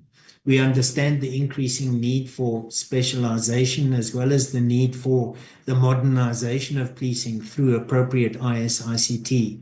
As has been raised, the aging and inadequate infrastructure that the SAPS has to contend with, particularly our members at station level, and insufficient physical resources. But then we also have key external dependencies, which have also been alluded to. Chairperson, what we would like to do is just give an indication of the layout that honourable members can expect in terms of the strategic plan and the annual performance plan, and then provide an indication of what we've done in trying to ensure that the links that are applicable to our strategic plan and annual performance plan are visible.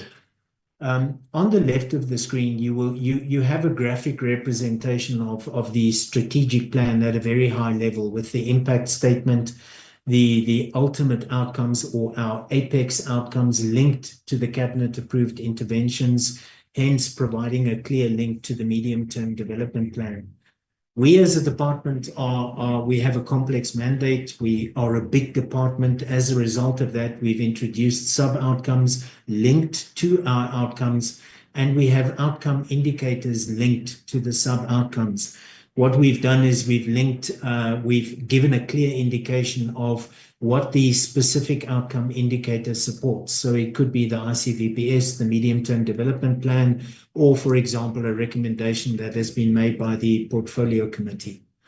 On the right-hand side, you have the annual performance plan, and the link between the annual performance plan and the strategic plan is ensured by the carryover of the outcomes and the sub-outcomes, because the outputs that we've identified in the annual performance plan are linked to the outcome and sub-outcome. We have an output indicator, a number of output indicators linked to outputs that are then linked to the outcomes and sub-outcomes. And the links have also been made clear in respect of each one of the output indicators. Just in terms of the categories of links, the medium-term development plan is a critical link for us, as well as the commitments that were made in the State of the Nation address. The integrated crime and violence prevention strategy is also important, and there must be a commitment from all departments, not only the SAPS, going forward to the thorough implementation of the ICVPS. The links to the ministerial priorities as well as the national policing policy are made clear.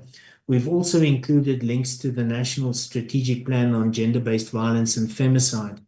On the right, we have indicators that are linked to the IS-ICT requirement that was introduced by the DPSA, which is linked to the Public Service Regulations 2016, recommendations that were made by the Portfolio Committee as well as the Select Committee, one or two issues that were raised by the AGSA. And then we have a category of indicators that we've included because they are linked to the mandate that we have as a department in terms of 2053. Chairperson, that concludes the background. Moving to the 25 to 2030 strategic plan, the SAPS has identified a specific impact statement as well as a set of outcomes that were informed by two key high-level issues, the JCPS outcomes, as well as the issues that we identified in our external and internal environmental analyses. Our impact statement, a safe and secure environment that is conducive for social stability and economic growth, supporting a better life for all. We have three outcomes, starting with increased safety in communities, particularly women and children, and this is linked to JCPS outcomes 2 and 4, as well as threats 1, 2, and 4 in our external environmental analysis. Just to indicate that in terms of the listing of the outcomes, we acknowledge the JCPS cluster's outcomes and the direction that has been provided. For us, the listing of outcomes from 1 to 3 does provide a certain degree of prioritization by the department.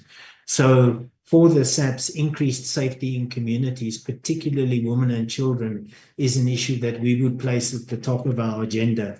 Under that, you have the cabinet-approved interventions. You will recognize move towards evidence-based policing, implement a data-driven approach, work with communities, implement the National Strategic Plan on Gender-Based Violence and Femicide. And then what we've done is we've included effective border management within this particular outcome because we do not drive the border management outcome from a cluster point of view, but we contribute. So ensure effective border management to limit transnational crime is included in our outcome 1. Outcome 2 is combat priority offenses, including economic crime, organized crime, and corruption. This is linked to JCPS outcomes 3 and 5 and to specifically to the second threat in the external environmental analysis. Here, the focus is on tackling priority crimes, gang violence, CRTs, etc., the combating of infrastructure crime, the strengthening of anti-money laundering efforts in terms of the work that is being done primarily by National Treasury, but which is contributed to significantly by the DPCI in terms of FATF, And then strengthening whistleblower protections through stronger legislation and the implementation of the National Anti-Corruption Strategy.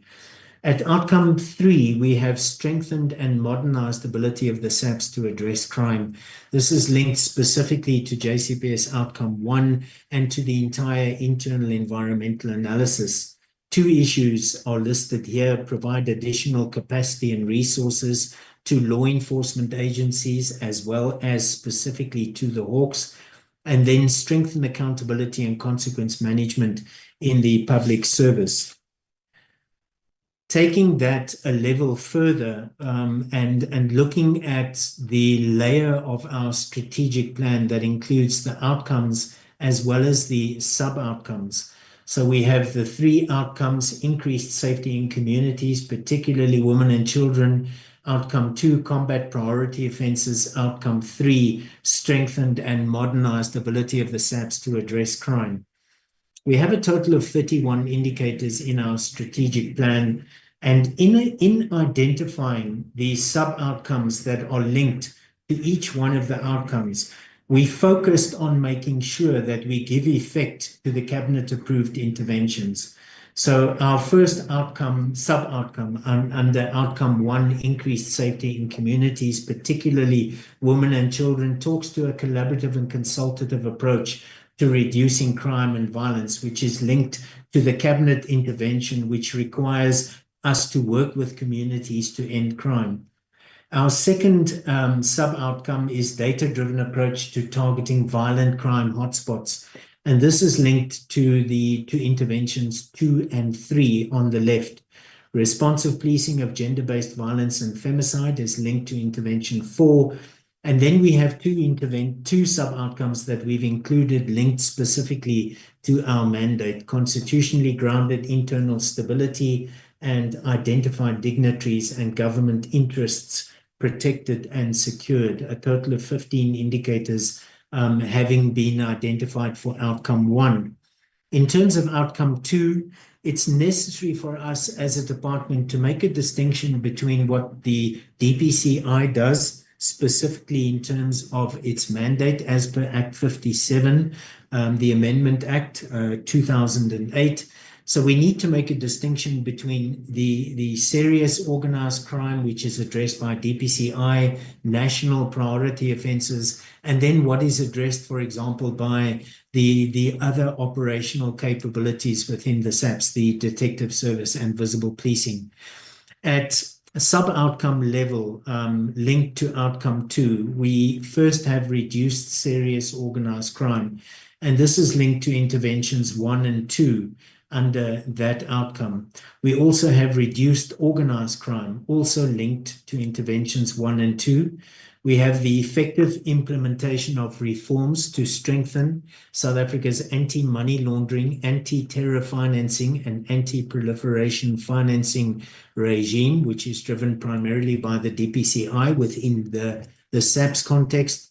The reduced serious corruption within the SAPS eradicated, and then reduced serious economic crime, a total of 6 indicators linked to outcome 2. Outcome 3 is our inward-looking outcome: strengthened and modernized ability of the SAPS to address crime, supporting a strengthened and modernized JCPS cluster and CJS.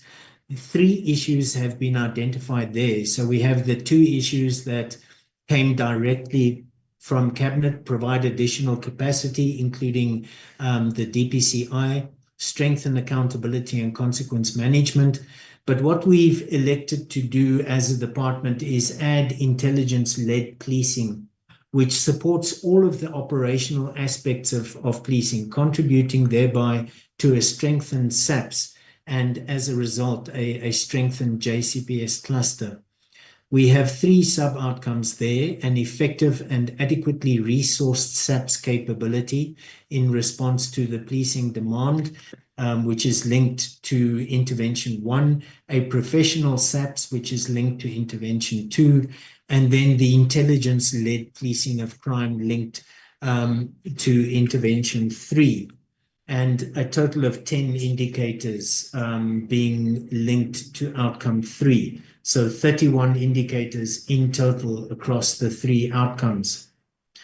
Moving on to the detailed breakdown of the strategic plan, what honorable members will note is that the outcome and the cabinet-approved interventions are reflected on the left. So this is a continuation of the previous slide. This is the outcome as well as the cabinet-approved interventions. And then next to that, we have the sub-outcomes, each of which will be addressed individually.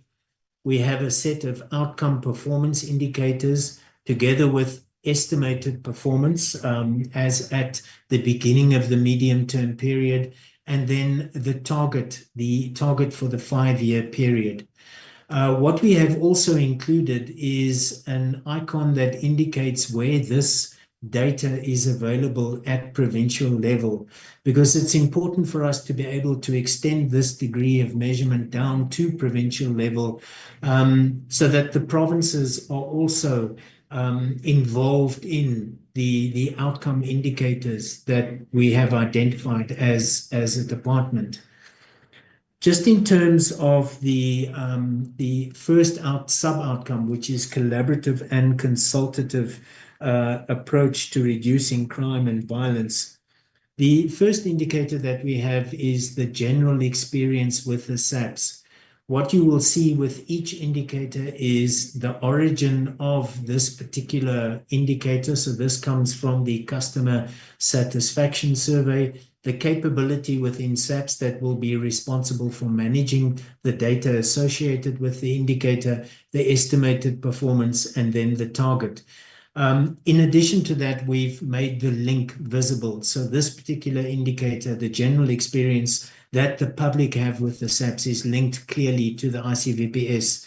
And what this indicator will look at is the members of the public who had recently engaged with the SAPS being asked to indicate how they would describe their experience. Just to deal with the estimated performance and targets, I won't go into that with each one of the indicators. The detail is both in the presentation as well as the strategic plan.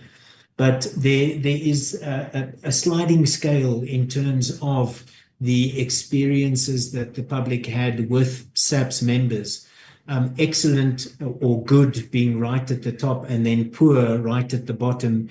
And just in terms of this particular issue, the general experience that the public had with SAPS members, at the top, 33% indicated that their experience was good, excellent or good. So we would be targeting that over the medium term to increase to 50 to 60%.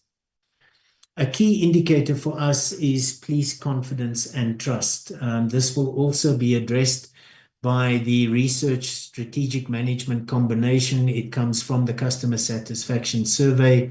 And this, quite simply put, is the degree of confidence and trust that the public have in the SAPS's ability to foster a safe and secure environment for all people in South Africa, because of the ability that the department demonstrates in addressing specific issues. So responding timely to cases, the way, the extent to which power is abused by members, the authority is misused for personal gain, the extent to which the SAPS is adequately resourced, the reliability of police service delivery in terms of it being an internal culture, and then the efficiency that we display in using resources at our disposal to fight crime, also linked to the ICVPS. It's important for us to involve certain key stakeholders in both our strategic plan and the annual performance plan. And for that reason, we've included the CPF Efficiency or Satisfaction Index.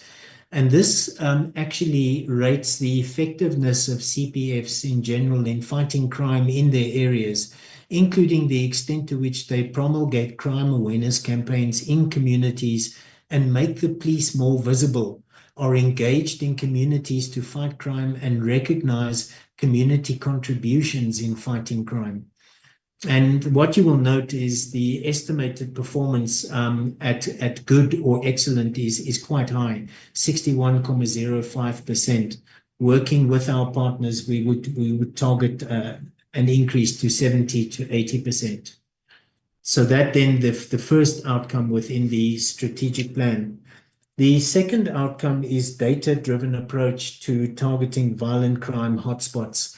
Here, we will look at the percentage of individuals who felt safe walking alone in their neighborhoods during the day and night. And to feel safe at home and in one's neighborhood is one of the NDP goals. Perception of safety is considered to be a subjective well-being indicator. It affects how citizens interact with their surroundings, their health, and consequently their quality of life. The safer they feel, the better the overall quality of life for the individual will be. This particular indicator we've extracted from the Victims of Crime survey, and it's also linked to the ICVPS. We also have included a police visibility index, and this is the extent to which the SAPS is deemed to be visible in communities. We know visibility is a significant crime deterrent and that it promotes overall feelings of safety and security.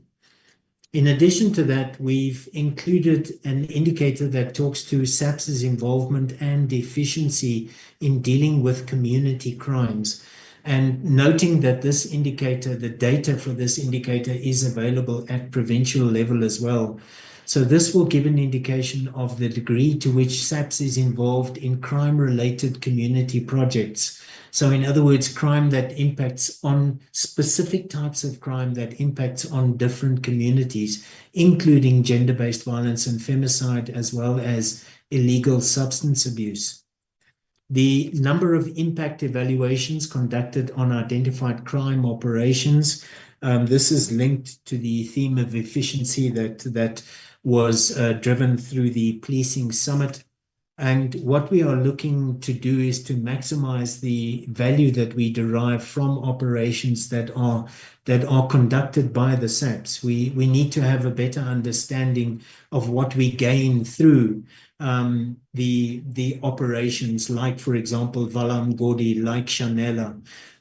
Looking inter alia at public perceptions of the effectiveness of these operations, members' perceptions, the resource requirement that went into the operation, financial implications, and then the link that the operation has to key government as well as SAPS priorities. So those indicators link to data-driven approach to targeting violent crime hotspots. The third sub-outcome for us is the responsive policing of gender-based violence and femicide.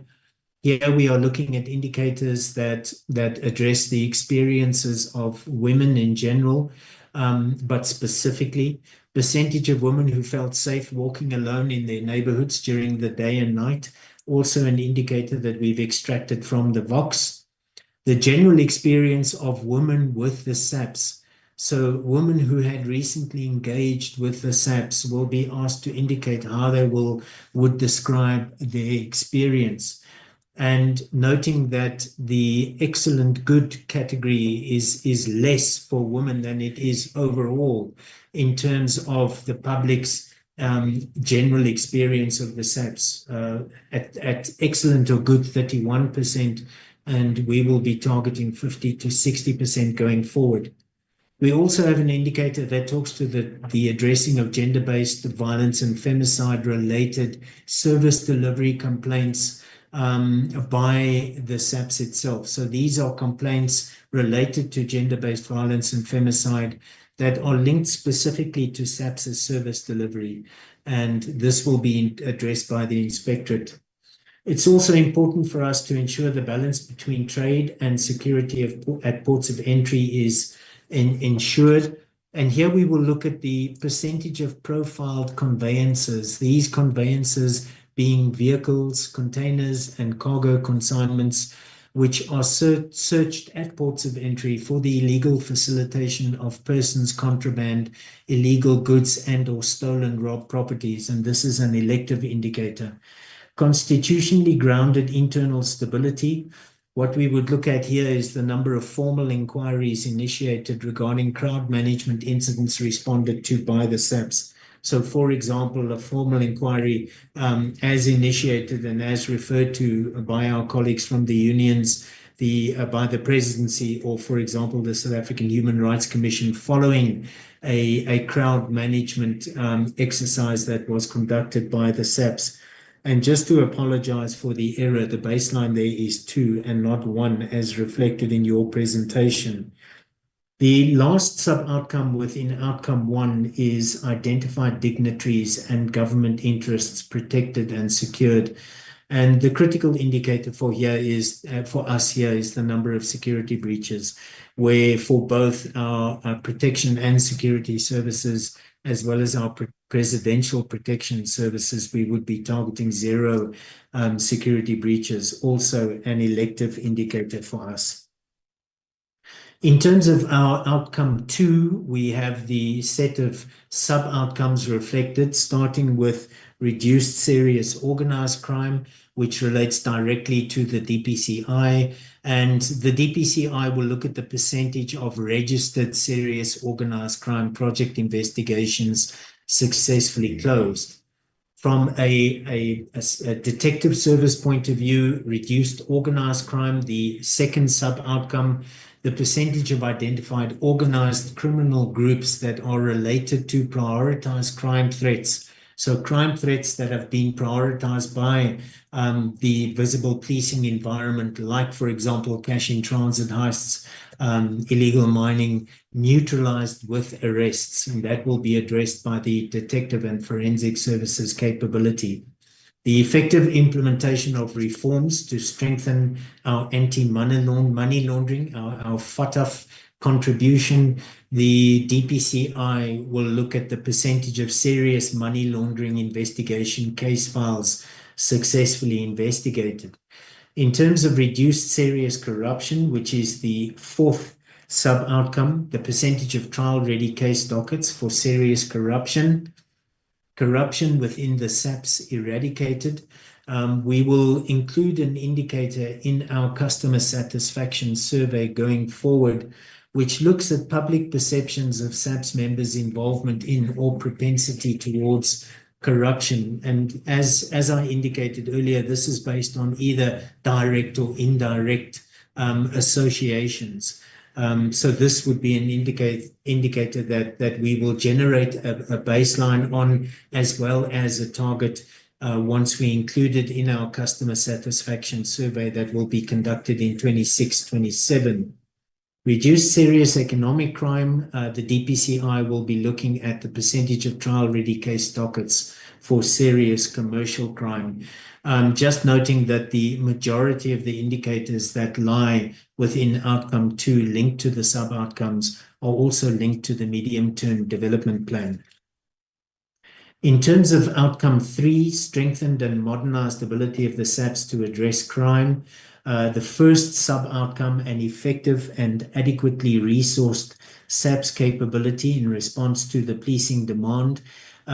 We would want to maintain staffing levels over the medium term.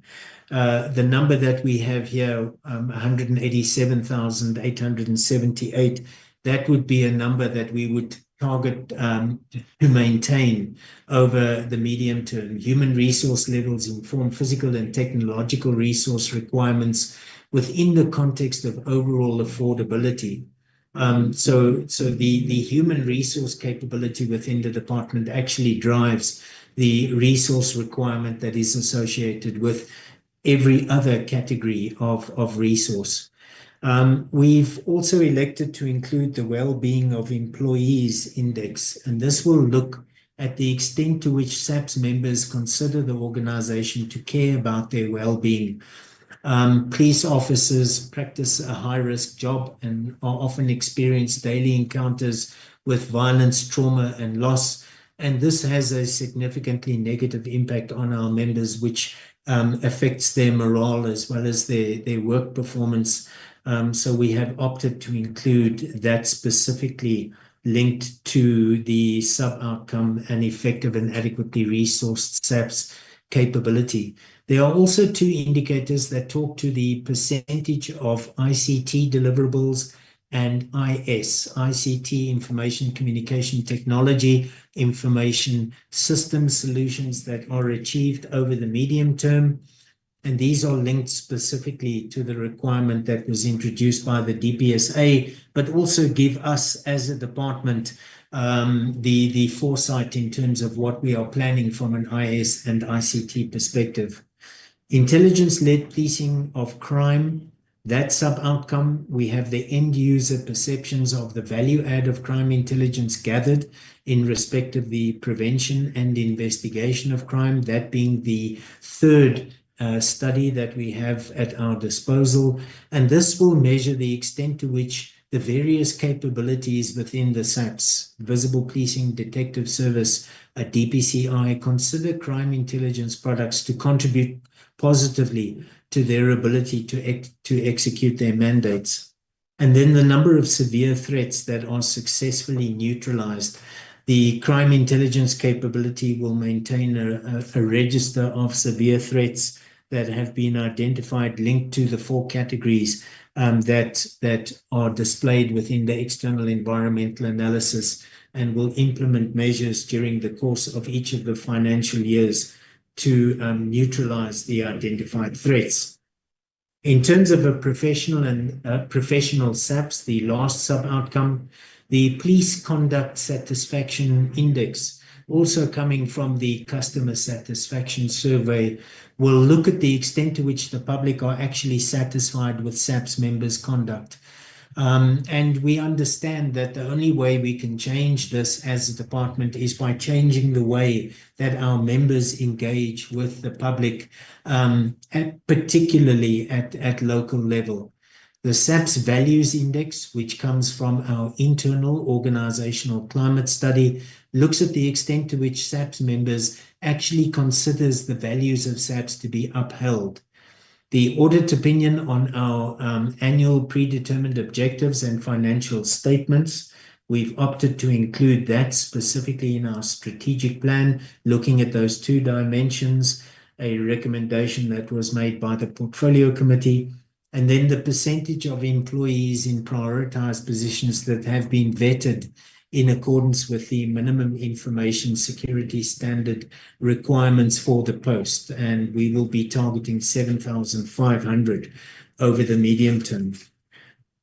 Chairperson, that brings me to the end of the strategic plan. May I hand over to General Dimpani for the estimates of national expenditure.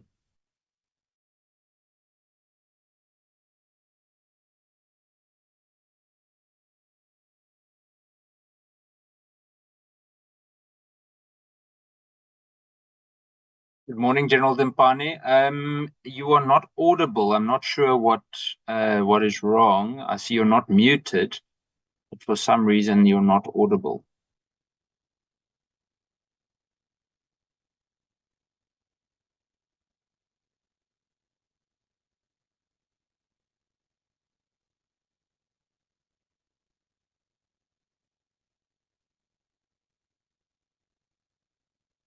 No, still nothing. Sorry, General.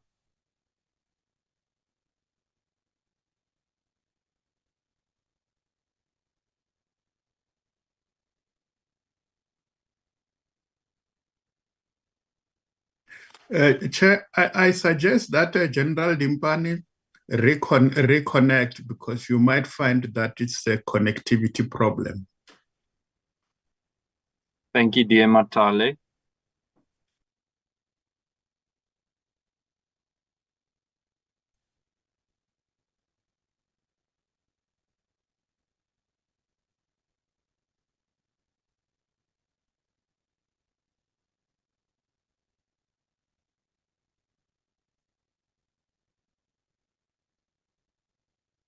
Still nothing, General.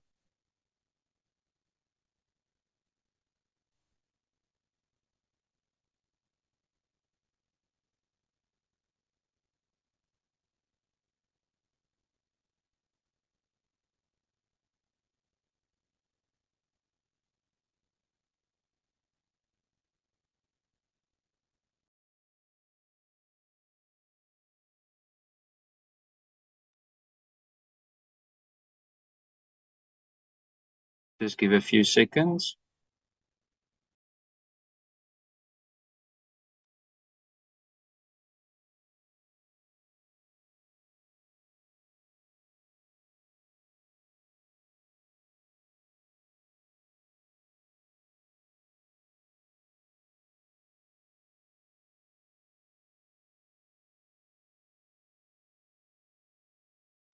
Let's try now.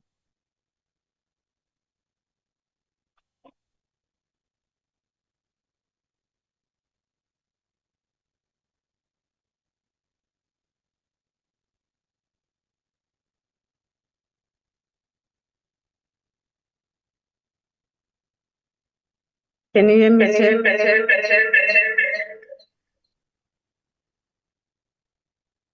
Yes, I can hear you off that one, General. I think we just need to mute the one now because...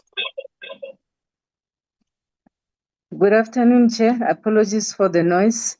Chair, I will take the committee through the EME for 2025. The breakdown of the budget per program will then follow through in the slides that will then be finalized by Brigadier Mitchell. So if we go to the next slide, we are indicating that according to National Treasury directives, this budget is appropriated according to expenditure per program as well as per economic classification. Chair, of importance on this slide is to note that SAPS has received over 5 billion in additional funding over the NTEF. And this constitutes of additional funding allocated, the 4.4 billion for compensation of employees over the 3-year period. This essentially is to cater for the cost of living salary adjustments concluded in the Public Service Coordinating Bargaining Council. Additional 219.2 million for security during the G20 event hosted in 2025. We also received additional 400 million for security during the 2026 local government elections that is upcoming. We have also received, Chair, additional 34.8 million over 3 years for the purposes of costs related to an additional post in the ministry. Chairperson, while we have received additional 5 billion in this regard, we have also experienced budget reductions, in particular on operational funding. 286.2 million has been reduced over the MTEF. Within the goods and services category, we have an amount of 229 million that has been reduced. Machinery and equipment has been reduced with an amount of 57.2 million. We also, Chairperson, allocated 150 million from the SAPS operational budget, and this was shifted to DPCI during the 25-26 financial year. 75 million will be allocated the 2026-27 financial year.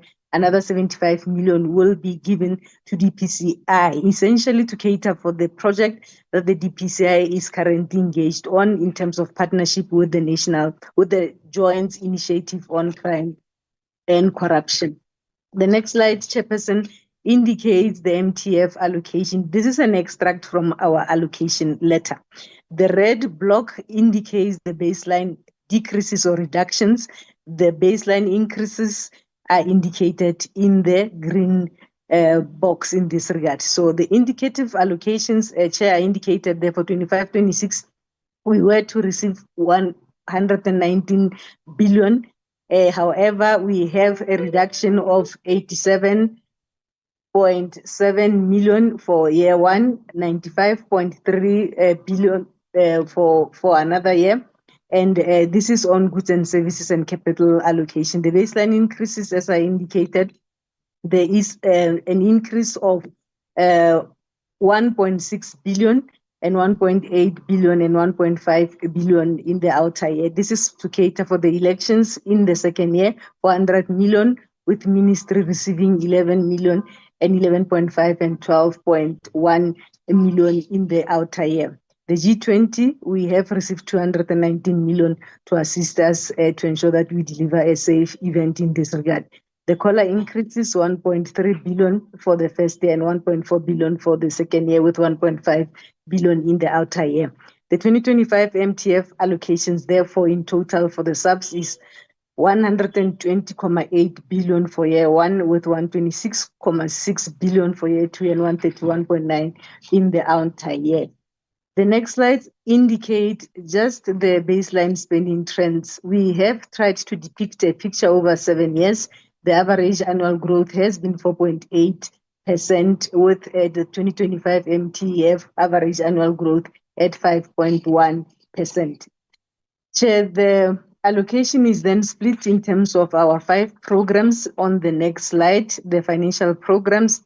These are the programs that reflect broad purpose and function on which funds are expended. We are indicating the average growth as well as the weights in this particular slide.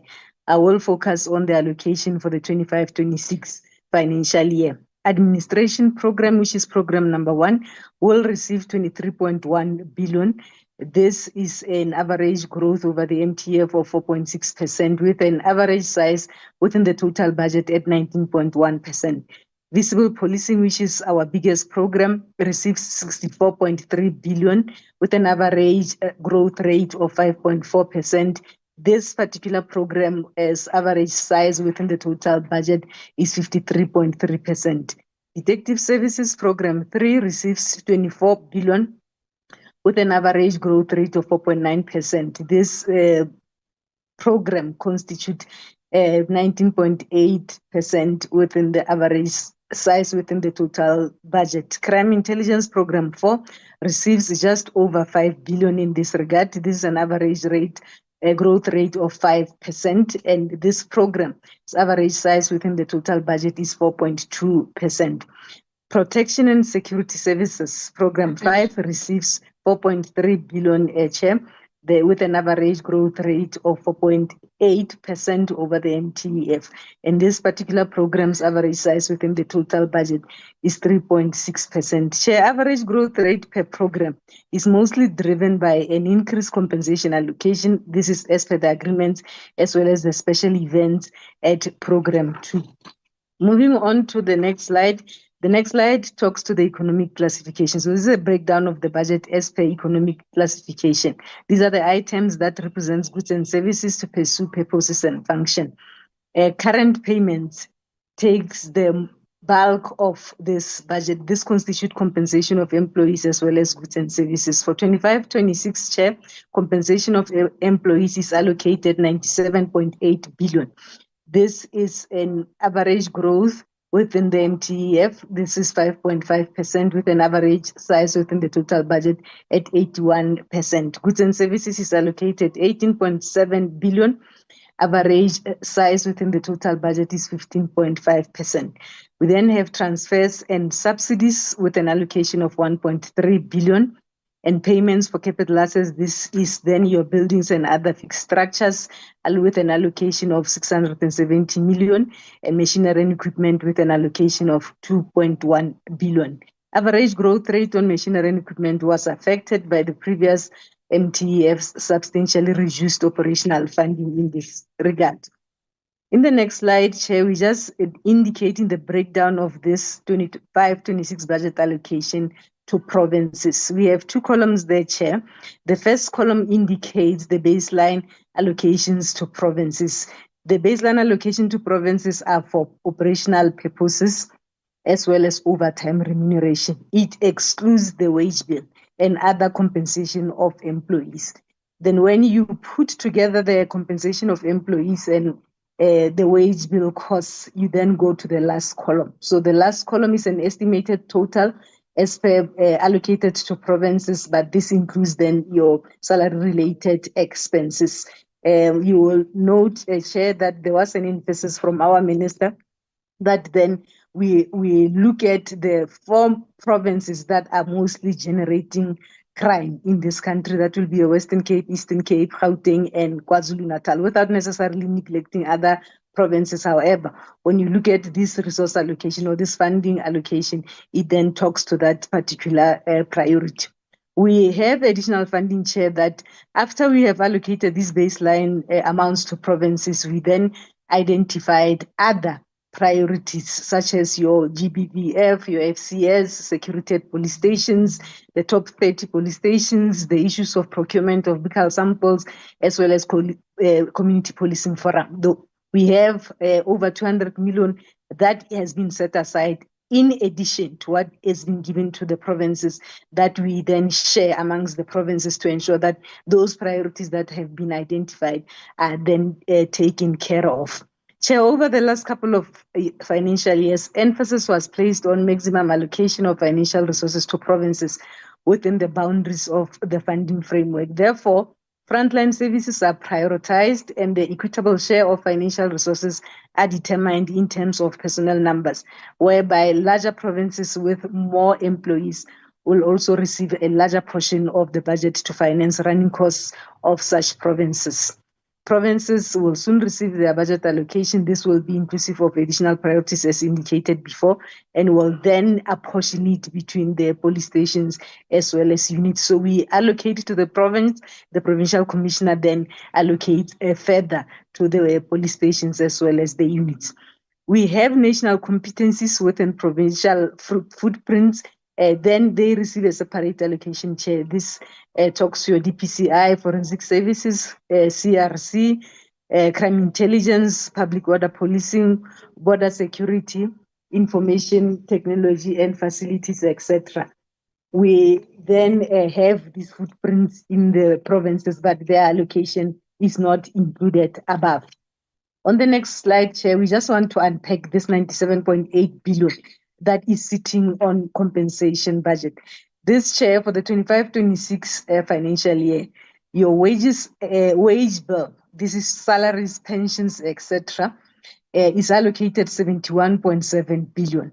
We also have cost of living salary adjustments. This is as per the 2025 PSCBC agreement at 5.5% increase. We have made provision for 3.9 billion in this regard. We have also provided for pay progression at 1.5%. The amount there is 769 million.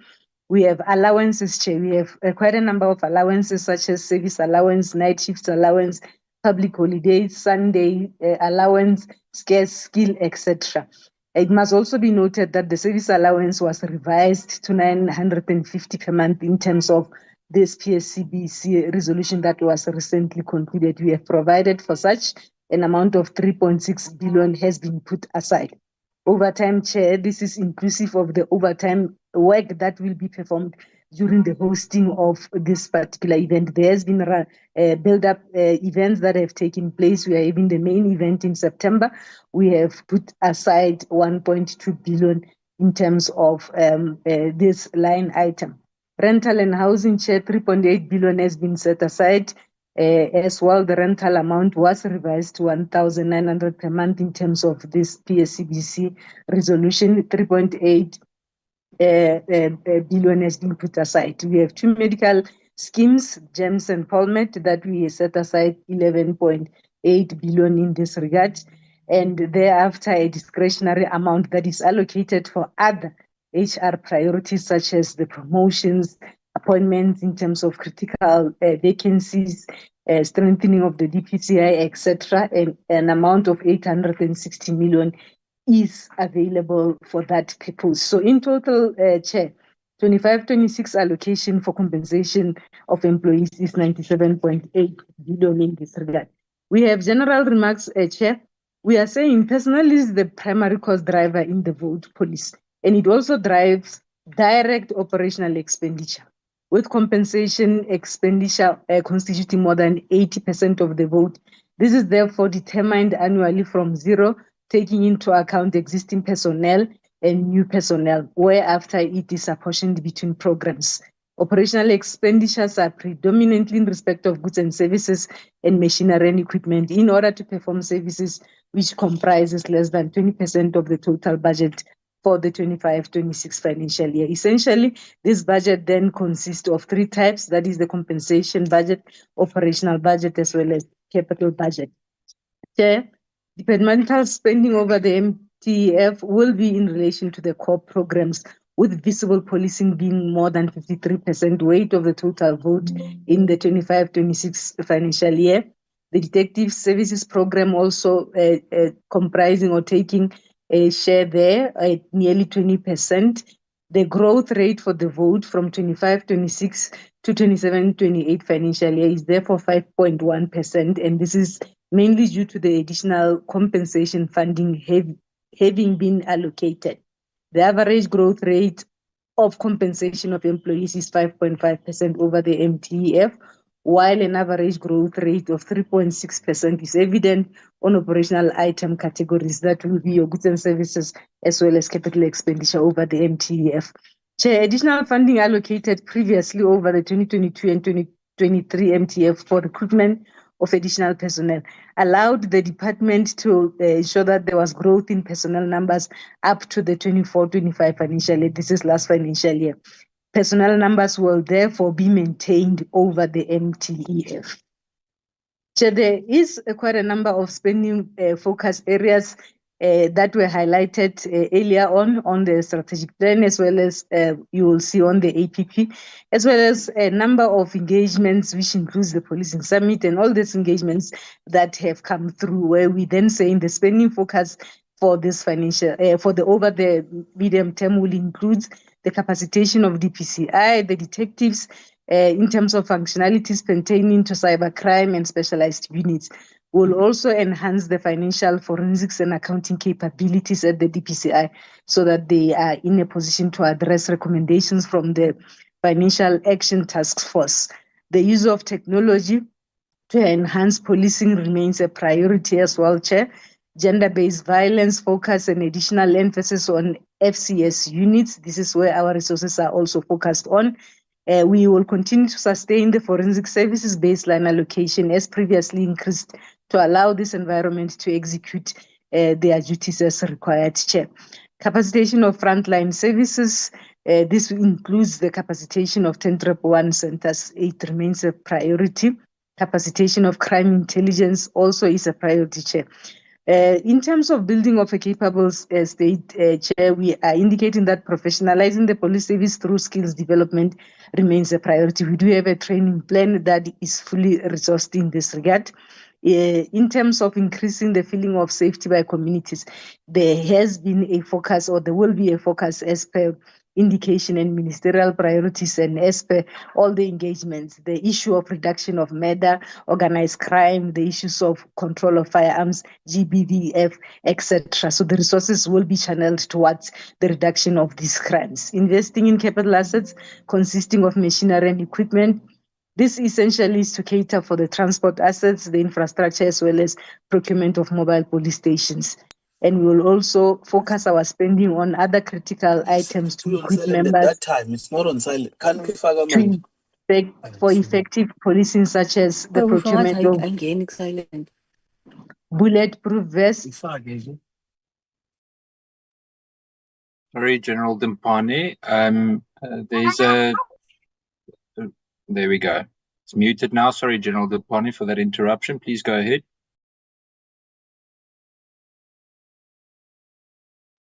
General, now you're muted again. As I conclude, Chair, on this slide, we will also focus on other critical items to equip members for effective policing, such as the procurement of bulletproof vests, uniform, and all other critical tools of trade to assist our police to ensure that they successfully render their duties. So this page then indicates our spending focus for the MTEF. The breakdown in terms of programs, Chair, will then follow through with the rest of the presentation. Thank you for the opportunity. I will then allow Brigadier Mitchell to conclude and also indicate the breakdown per province. Thank you, Chair. Thank you, General Dimpane, and thank you, Chairperson. Looking at the 25-26 annual performance plan, including specific budget allocations per program, as well as the performance indicators that have been identified for each of the financial programs. Chairperson, just to give you an indication that the strategic plan and the annual performance plan are structured differently. The strategic plan, which is at the top left of your screen, is structured according to the 3 outcomes as well as the sub-outcomes which are dealt with. while the APP is structured at the bottom left according to the departmental financial programs. And this enables the linking of the allocated budget per program to specific outputs, as well as the outcomes that have been transferred from the strategic plan. It should be noted, however, that the outcomes and sub-outcomes from the SAPS's SP are in the annual performance plan, which ensures that we have that continuity between what is reflected in the strategic plan and what is reflected in the annual performance plan.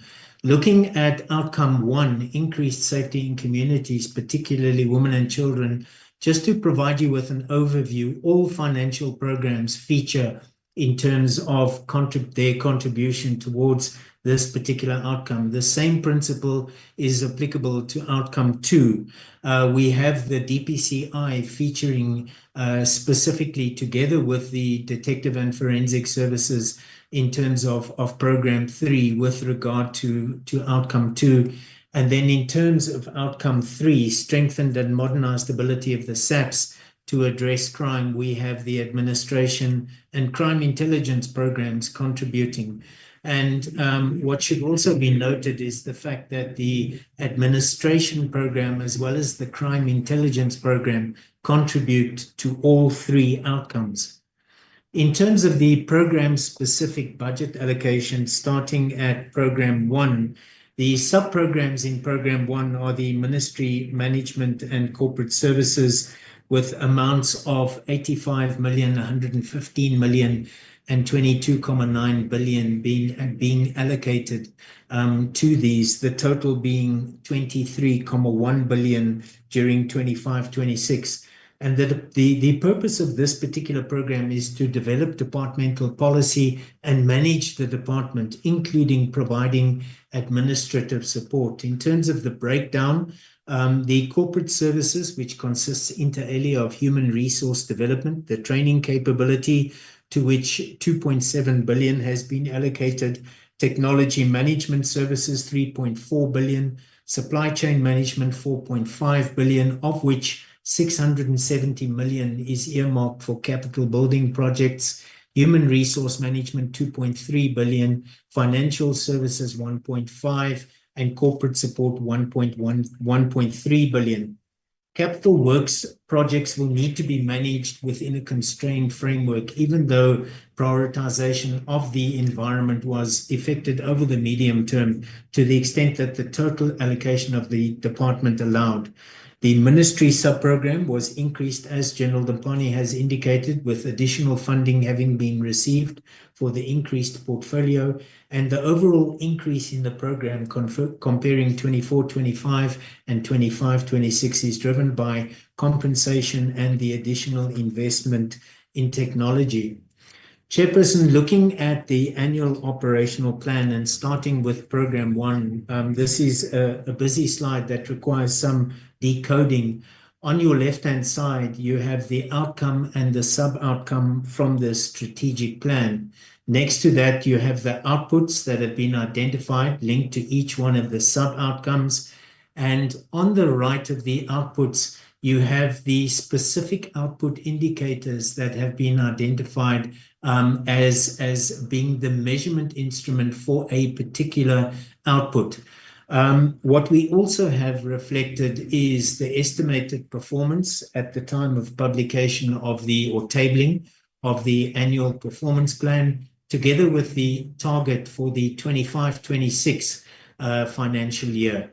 What we've also done is we've included an icon which indicates which of these performance indicators will be specifically applicable to our provinces. So that particular icon will be displayed across all 5 financial programs. Starting with outcome 3 in program 1. Program 1 contains 25 indicators. Outcome 3, the sub-outcome there, an effective and adequately resourced policing capability in response to the demand. There are a total of 7 outputs that are linked to this particular sub-outcome. 4 of the outputs are reflected here, and I'll start with the improved SAPS capability output, which has 6 performance indicators linked to it.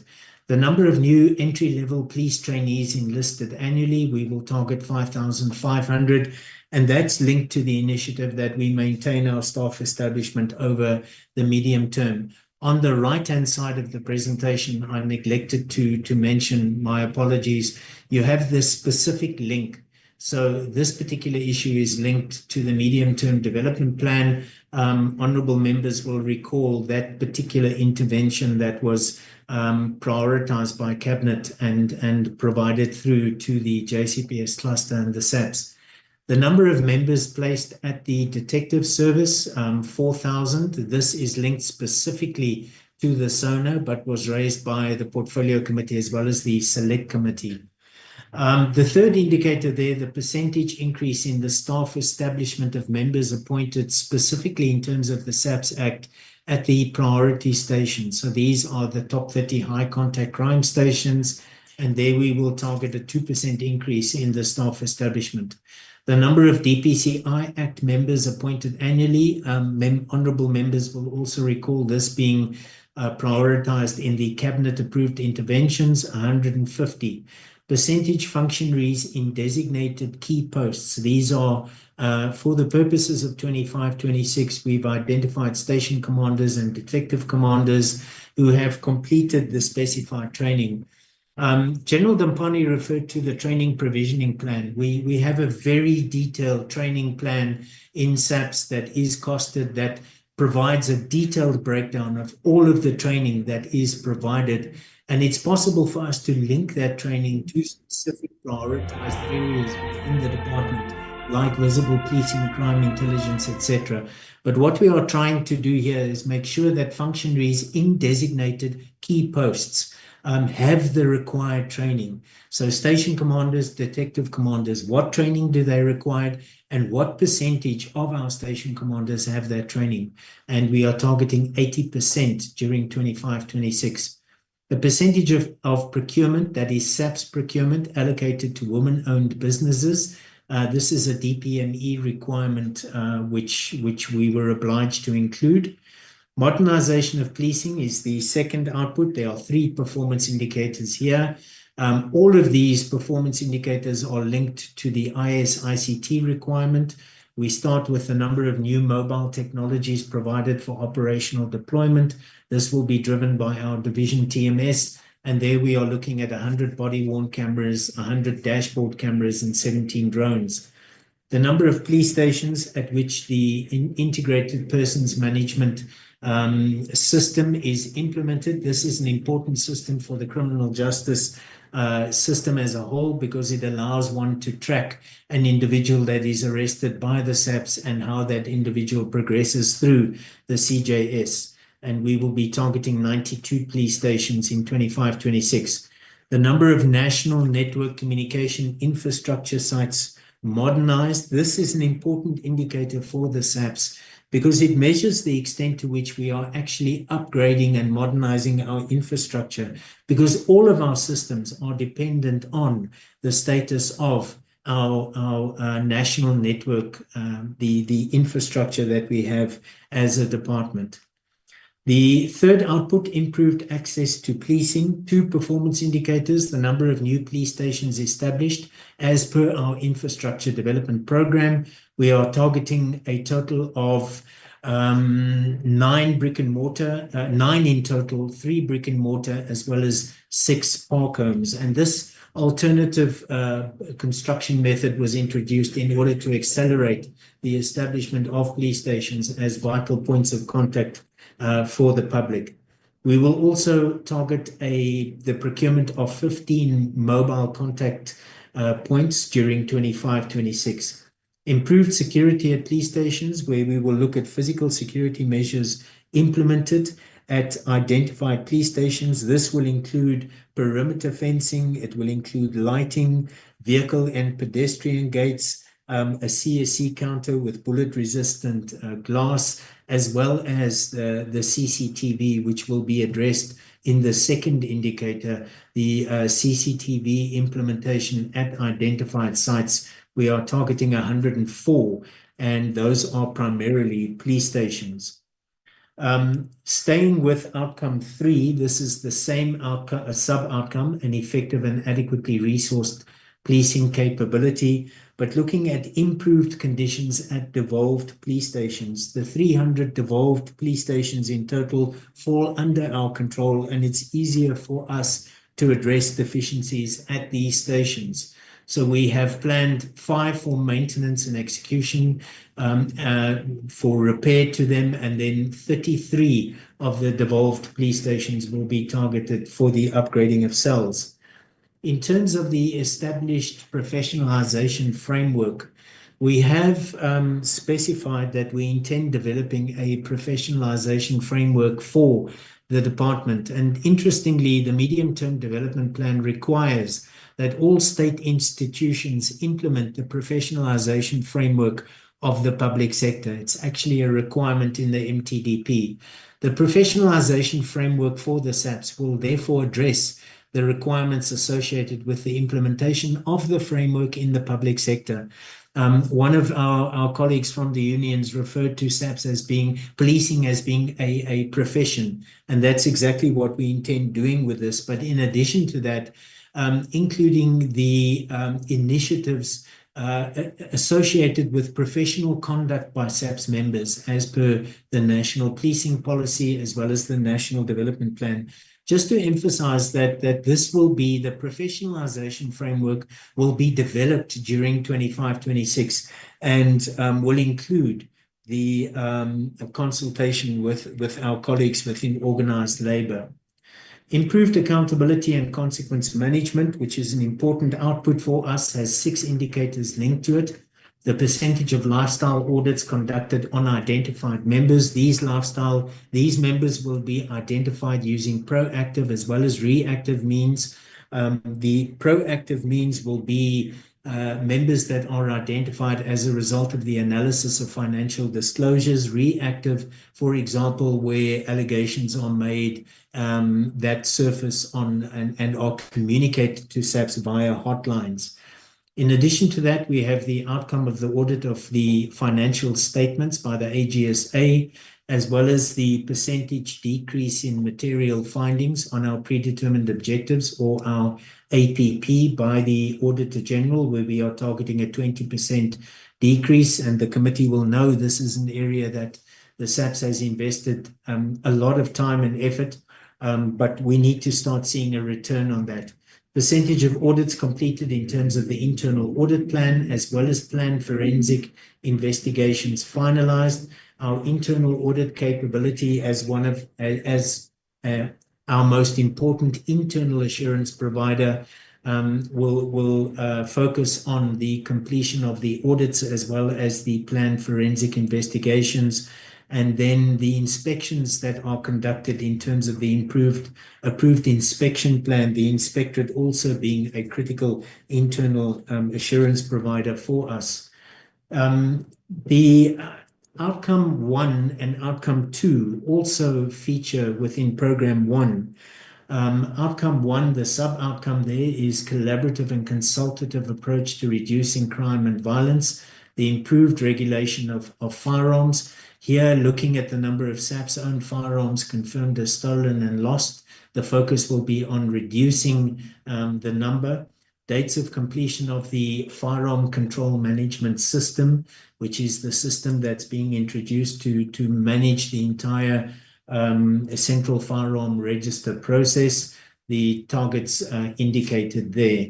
In terms of the outcome 2, combat priority offences, corruption within the SAPS eradicated is the sub-outcome. The output, internal investigation of corruption. 1 indicator there, reported allegations of corruption that resulted in the initiation of disciplinary hearings, and that one linked to the ICVPS. We will be targeting 90% during 25-26. Moving on to program 2, in terms of the specific budget allocations, There are 4 elements, 3 sub-programs in addition to facilities: crime prevention, border security, specialized interventions, and facilities. As General Dampani indicated, this program carries the highest weight within the department. Crime prevention being allocated 49.4 billion, border security 2.6 billion, specialized interventions 7 billion, facilities 5.2 billion, for a total of 64.3 billion during 25-26. The purpose of this program is to enable police stations to institute and preserve safety and security, as well as provide for specialized interventions in the policing of South Africa's borders. It does have the highest weight within the SAPS, and we received an additional allocation to secure the G20 event. It includes crime prevention, to which 42 billion has been allocated, the railway police 1.3 billion, our K9 units just over 1 billion, mounted police 183 million, the allocation to youth, children, and vulnerable people outreach 43 million, flying squad 1.5 billion, and detained persons 390 million. And this is for feeding as well as the medical costs associated with detained persons. Border security, including ports of entry, is allocated 2.6 billion. Specialized interventions, which includes our special task force, 83 million, our national intervention units, 890 million, the TRTs, 633 million, and then public order policing, 4.3 billion. Facilities are included here to provide for municipal services, to which 1.6 billion has been allocated, 1.6 to leases and accommodation. Brigadier Michel, if we can try and move speedy, we have time constraint. I think the chair was allowing us to utilize the remaining 10 minutes to try and cover up the ground. Noted, Minister, I will do that. Thank you. Thank you, Minister. The general increases for the program are driven by compensation.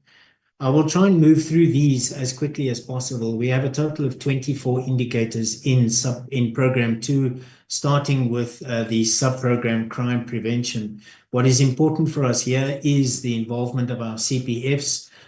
So we have the number of CPFs that have completed the CPF self-assessment rating. National and provincial imbisos and community engagements remain important for us. We've also reintroduced the school safety program, given the problems in the country with safety at schools. The number of illegal firearms recovered, SAPS-owned firearms, as well as new firearm licenses finalized within 120 working days, linked to the improved regulation of firearms. The optimization of 10111 call command centers, the 10111 command center handle ratio of calls, which we will look to maintain at 80%. And the higher the handle ratio of calls, the less the number of dropped calls will be. So over the medium term, we will be focusing on increasing this gradually. Perhaps just to spend a minute or two on the output that talks to the implementation of the ICVPS. And here we look specifically to utilize the ICVPS to reduce contact crime linked to increased safety in communities. The reported incidents of contact crime, the percentage decrease, we are targeting 2.59% during 25-26. However, the department will focus on a 14.5% reduction over the medium term. We've had engagements with the DPME, and the DPME has concurred with the rationale in this regard. So all of the contact crime indicators, that will include murder, as well as contact crimes against women and children. The approach that will be followed is we have a medium-term target for contact crime, it's 14.5%. For murder, it's 17.5% over the medium term. For contact crime against women, 15%, and contact crime against children, 13.26%, but then with a specific target for 25-26, and each one of the years within that 5-year period. The murder rate will be included. We have also included quarterly reports on the status of our implementation of the ICVPS. The value in this indicator will be in the report itself. The number of provinces in which we've rolled out the hotspot policing approach. This is evidence-based policing. The Western Cape province will be the target for 25-26, and then reported contact crimes against women and children I've dealt with.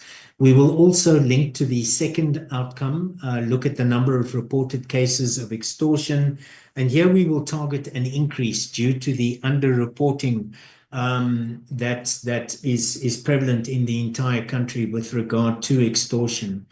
Moving on to the sub-programs, specialized interventions in border security, we will focus on peaceful crowd management incidents, the policing of them, the stabilizing of unrest, crowd management incidents, as well as responding to medium to high risk incidents by the NIU and high risk incidents by the STF. We have two indicators linked to border security effectively managed, but these can be broken down into 5 individual targets. So we have percentage crime-related hits reacted to as a result of the screening that's conducted on the EMCS, both on wanted persons and circulated stolen or robbed vehicles. We also have the profiling of vehicles at land ports, containers at seaports, and cargo consignments at airports, where we will look specifically for the illegal facilitation of persons, contraband, illicit goods, and or stolen, robbed property. Looking at the specific budget allocation to Program 3, a total of 24 billion has been allocated to Program 3. There are 4 sub-programs as indicated. This program enables the investigative work of the SAPS. Crime investigations has been allocated 13.1 billion, vehicle theft units 584 million, stock theft units 712, FCS units importantly 1.5 billion. Looking at the allocation that's been made to the DPCI, this has been ring-fenced since 2016-17. And just to emphasize again, the SAPS set aside 150 million over 2 years, 75 million in 25-26, and 75 million in 26-27 to assist the DPCI in their joint initiative on corruption and crime. The indicators here, to point out to honorable members that these indicators are linked to the indicators that we have featured in Program 2. So we have the detection rate for contact crimes as well as the detection rate for murder. Linked to the output investigation of crimes supported by criminal records and forensic evidence, we have buccal samples. We are obliged in terms of the DNA Act to take buccal samples from all Schedule 8 arrested offenders. That is an uncompromising target of 100%. We also have identified DNA leads, person to crime, crime to crime, as well as fingerprint leads and IBIS leads. And these leads actually accelerate the detection rates as well as enable the SAPS to remove serial offenders from the environment. The sub-outcome responsive policing of gender-based violence and femicide, violent crime against women and children effectively investigated. The 2 reactive indicators, detection rate for contact crimes against women and children. In terms of reduced organized crime, we have the detection rate for essential infrastructure-related crimes, and this will look at the offenses that are stipulated in terms of the Criminal Matters Amendment Act, the identified organized criminal groups that are related to prioritized crime threats with arrests, and the detection rate for extortion and related crimes. Related crimes will be those crimes that are linked to an incident of extortion as per the A1 statement of the victim, which will also need to be followed up on. In terms of the Criminal Record Center, the percentage of results of trial updated in respect of guilty verdicts, as well as the original previous conviction reports have been prioritized. The engagement that we had with the committee at during the oversight visit in KwaZulu-Natal was particularly useful for us. The forensic science laboratory rate, the finalization rate has been included, and the finalization rate will focus on the exhibits processed or finalized in a quarter as a percentage of exhibits on hand and carried over. So it means that the finalization rate will not exceed 100%, and the finalization rate will give an indication, because the numbers will be provided as well, of the total volume of exhibits that the department is sitting with. The backlog indicator is specified in terms of case exhibits exceeding the prescribed time frame, where we will target 20%, and then forensic reports generated which directly support the investigative process. That is the final indicator there. In terms of the indicators that have been identified for the Hawks, all of them linked to the medium-term development plan, successfully investigated serious cyber-related crime support case files, trial-ready case dockets for serious commercial crime, serious money laundering, serious organized crime project investigations, identified clandestine laboratories dismantled with arrests, and then the trial-ready case dockets for serious corruption in the public and private sector being collapsed into one indicator. The budget allocation for Program 4, a total of just over 5 billion, allocated to the two sub-programs, Crime Intelligence Operations and Intelligence and Information Management. And the Secret Service account, it should be noted, is not part of Vote 28. In terms of the crime intelligence indicators, just to indicate to honorable members that 9 of these indicators, 9 of the 12 indicators are new indicators. And what we've done with the crime intelligence indicators is we've aligned them with the indicators in Program 2. We've also disaggregated the key contribution that crime intelligence has to make, particularly at station and district level, which is the network operations. So you will see network operations relating to contact crime threats. In addition to that, tangible outputs associated with the provisioning of intelligence reports, the number of arrests and firearms recovered, arrests for contact crimes against women and children. The crime intelligence also contributes in terms of security clearances, ICT security assessments, and overall mandatory physical security assessments. Crime intelligence will also focus on network operations relating specifically to organized crime threats and serious corruption threats, with arrests for organized crime being a tangible indicator linked to that particular sub-outcome. In terms of serious corruption threats, we also have the provisioning of proactive and reactive intelligence reports to the DPCI by crime intelligence on specified serious corruption threats. The allocation to Program 5, specific budget allocations, a total of 4.3 billion. This particular program comprises 4 elements: VIP protection services, static protection, government security regulator, and operational support. And the increase in the allocation to the program is driven primarily by the number of dignitaries, which have increased, as well as increased cost of living benefits that have been concluded for employees. In terms of the indicators that are relevant to this particular sub-program, there are 2 capabilities reflected here: protection and security services and presidential protection services, security breaches in transit and at identified government installations. Protection and security services has an obligation in terms of the auditing of strategic installations, as well as the evaluating of national key points. A similar approach in terms of the indicators that presidential protection services will report on, in addition to the number of national key points evaluated. Chairperson, in terms of the concluding remarks, we'd just like to point out that the alignment of the SAPS's organizational structure with our organizational strategy is currently under consideration. The Minister has called for the acceleration of infrastructure development, focusing on police stations, and the budget allocation to the SAPS, while inadequate, enables all of our functions. We have implemented measures to maximize the value that is derived from our budget allocation and will continue to do so, focusing on partnerships, extending our capability by that means. There were 3 critical engagements that took place: the capacitation of the top 30+5 police stations, the ministerial workshop on the redefining or repositioning of the human resource management capability, and then the 2025 Policing Summit, which will also enable the implementation of the APP going forward, because those interventions will be included in the annual operational plan. The introduction of the 10,000, 24-25, they will be introduced into the operational capabilities in 25-26. And then just to point out that we have a 5-year as well as an annual service delivery improvement plan that actually supports key elements of the annual performance plan and will be implemented and reported on during the course of the year. And as indicated earlier, Annex A was for reference purposes. Thank you, Chairperson. I'll stop there.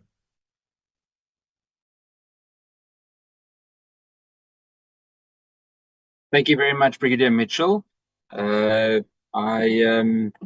Skosana, I saw your hand go up just now. Is there something you would like to say?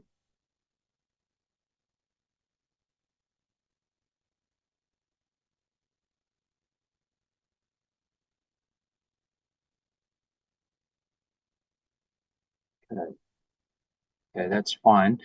Brigadier Mitchell, thank you for the presentation.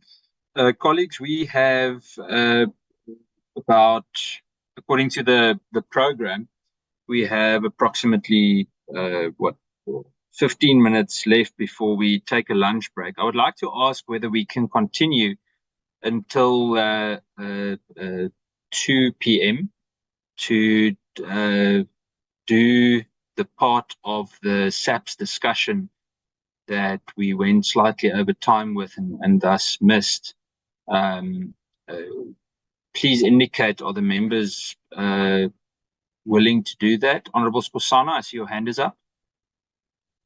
I'm sorry to disturb you. I was thinking instead of 80 plus 5, this is a top population. Sorry, Honorable Skosana, we can't hear you. You're not audible. No, we can't hear you properly. Do you hear me? No, we still can't hear you, Honorable Skosana. You can't hear me. Oh. Yeah, it's very glitchy, Honorable Skosana.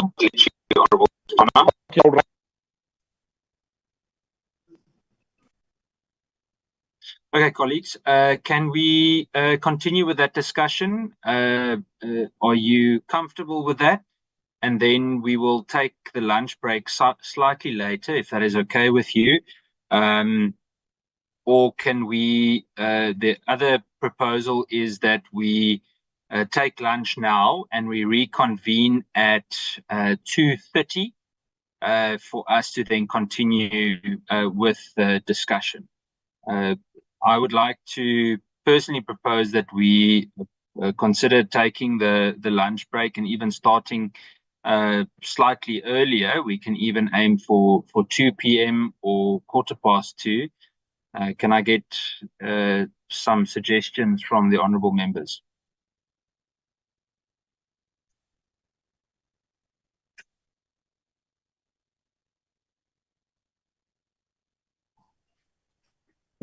Chair, I will suggest if we break now, we come back at 13:46, so that's an hour lunch.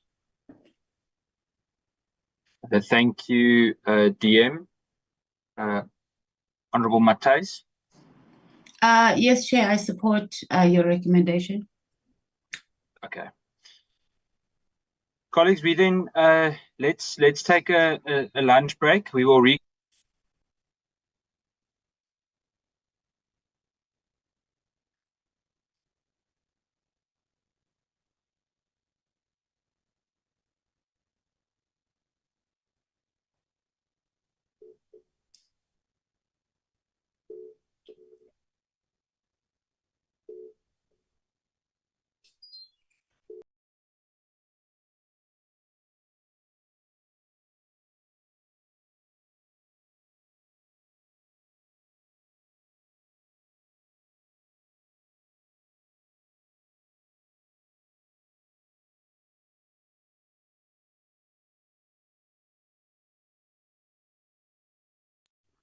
Chairperson.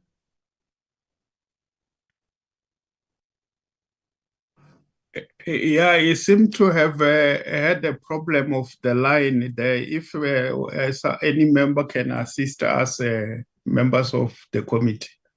The chair is disconnected, I think.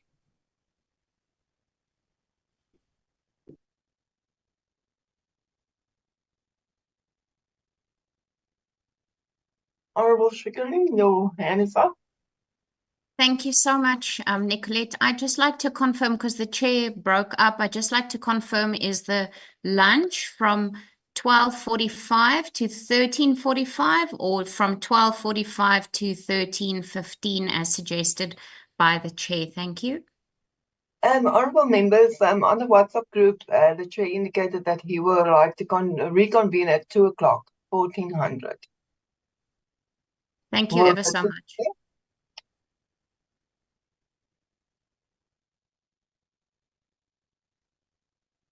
Sorry, colleagues, I lost everyone there. My electricity had a glitch, or it was load shedded.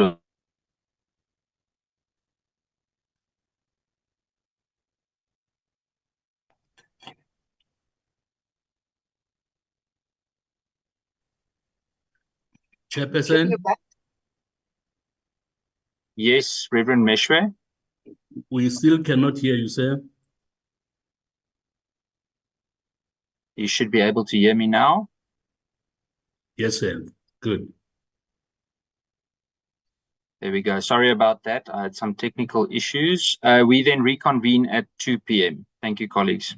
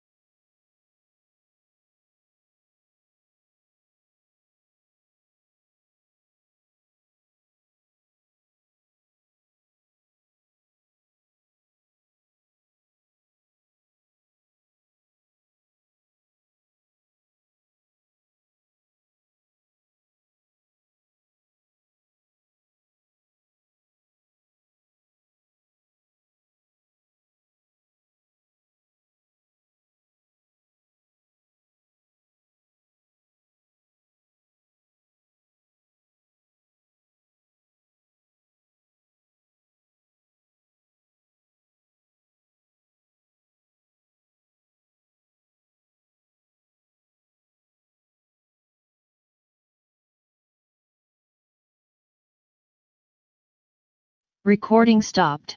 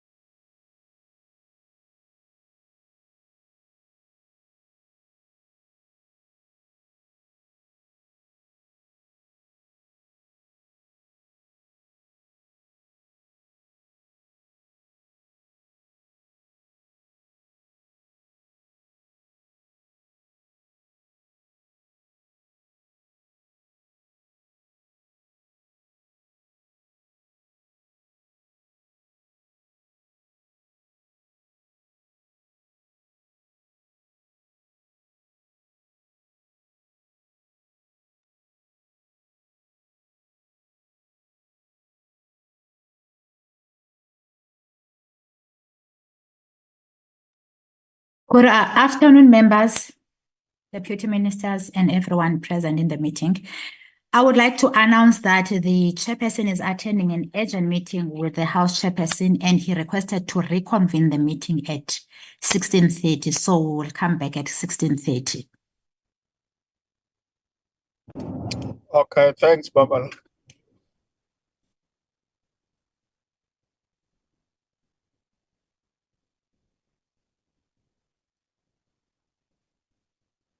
Thanks, Martin.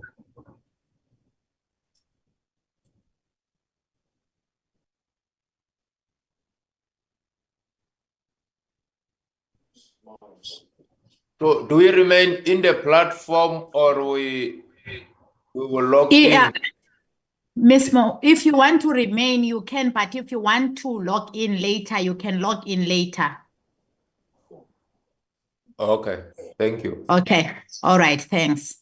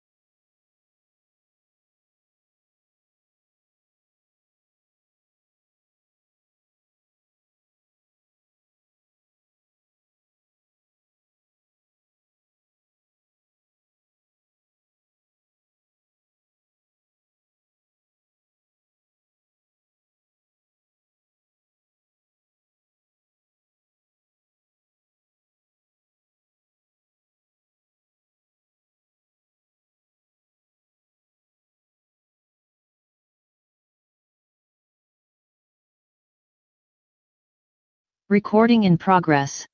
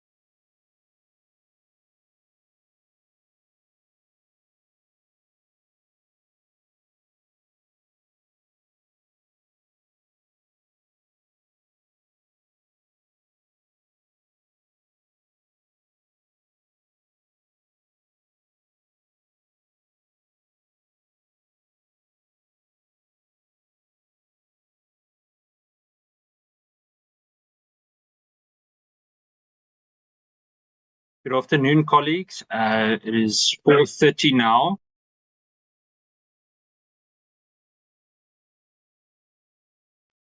It is 4:30 now, and good afternoon, DM. Can you hear me? Yes, I can, Chair, I can. Perfect. There we go.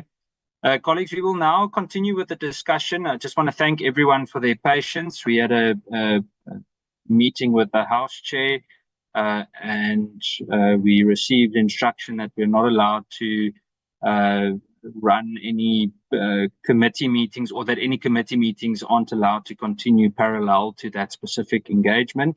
So thank you for everyone's patience.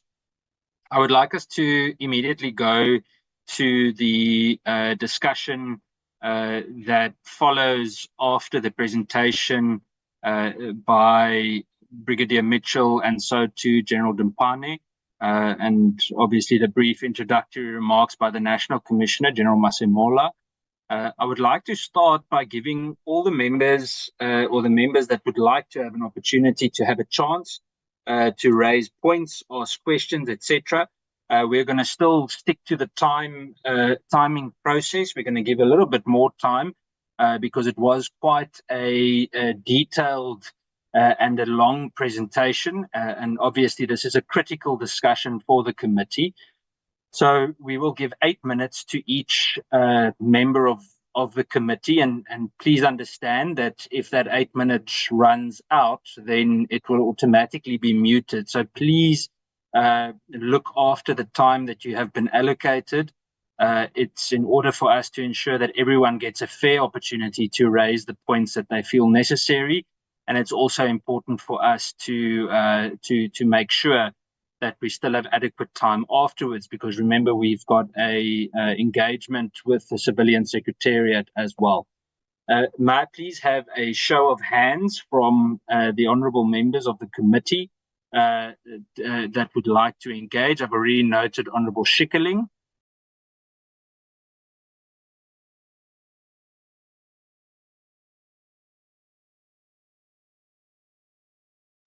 I note Honourable Taibosh, Honourable Ghana,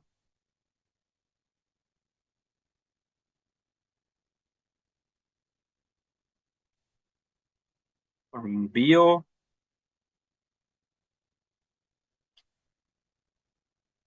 Honourable Mokoena,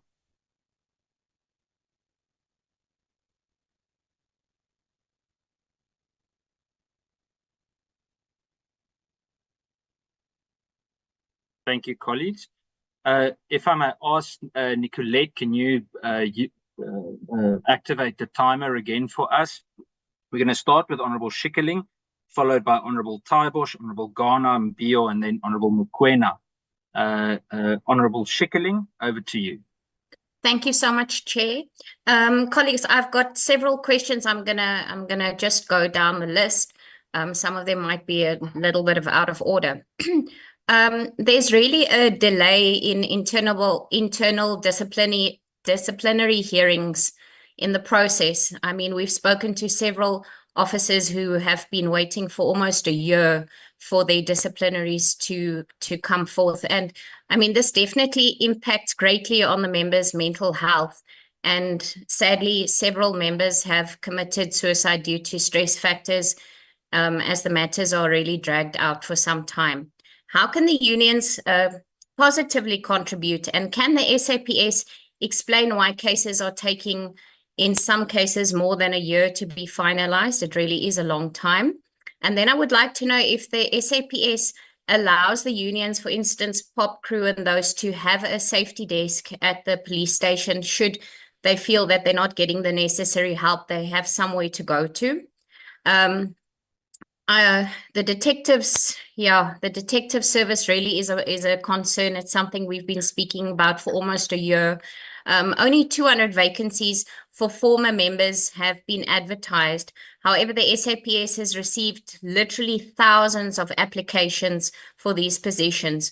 Would it not reduce training costs for the SAPS to look at increasing these re-enlistments and reducing the intake of new recruits?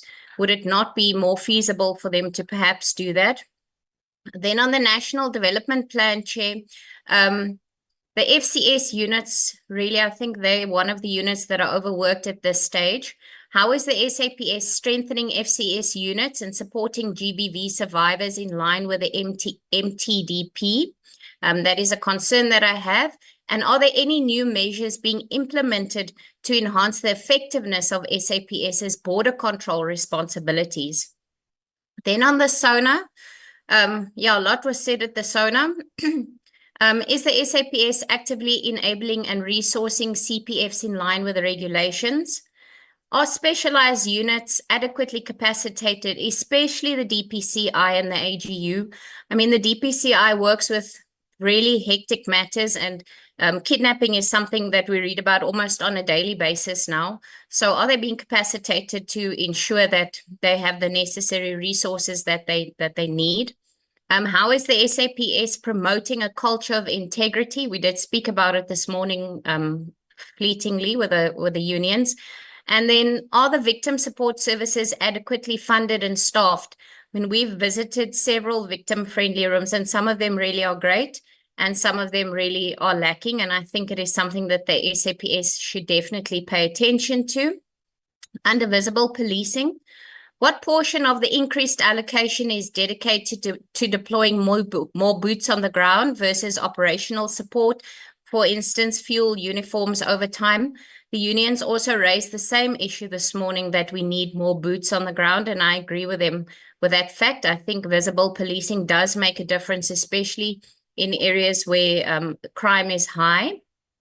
Under the detective services, will the additional funding address staffing shortages and outdated technology that are currently hampering the CRC's performance?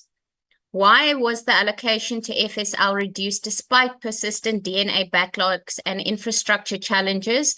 When on our oversight, we saw how badly the forensic services are struggling. And I really think if you look at the amount of cases, and I think at last year for the last 3 cases, over 5.6 million cases were closed without being properly investigated. And a lot of this, it lies at the feet of the SCS.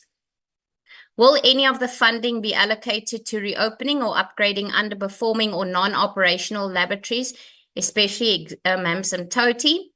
How much of the DPCI budget is earmarked for acquiring advanced surveillance, cybercrime tools, and data analytics capabilities? Cybercrime is something that is massively increasing in our country. Again, on a daily basis, you hear of people that have been scammed out of all of their money, all of their pension through cybercrime, and it is something that is very difficult to keep a finger on. Under crime intelligence, does the current budget make provision for the upgrading or maintenance of intelligence databases, surveillance technology, or analytical tools within the intelligence and information management subprograms? Under protection and security services, what are the specific reasons for the significant increase, 7.3% nominal or 2.52 real, in the VIP protection subprogram?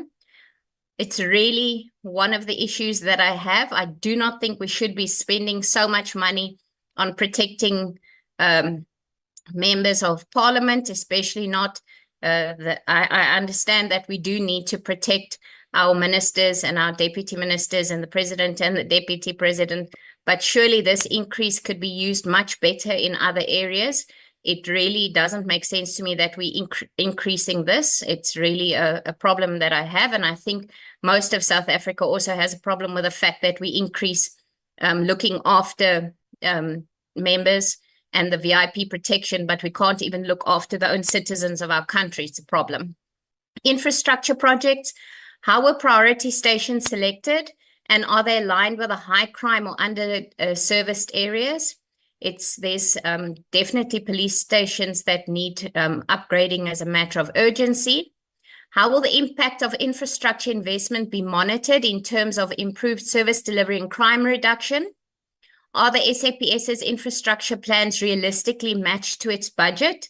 When we were in KZN, we heard of several, especially the FCS that had started. I think that's been taking up to 10 years for that new building in Pinetown to be built. And every time it is at a cost, an extra cost, and there's an extra cost hidden somewhere. And I really think we should cap these costs. On personnel expenditure and fixed establishment, what informed the significant decrease in the number of new police trainees from over 10,000 in the previous years to 5,500 in the 2025-26 year? Is this aligned with the SAPS's staffing needs and crime reduction strategy? I don't think so, because at a previous meeting, the SAPS did inform us that they need over, I think it was 310,000 members, and we are on 130 odd. So I do not believe that that could be correct.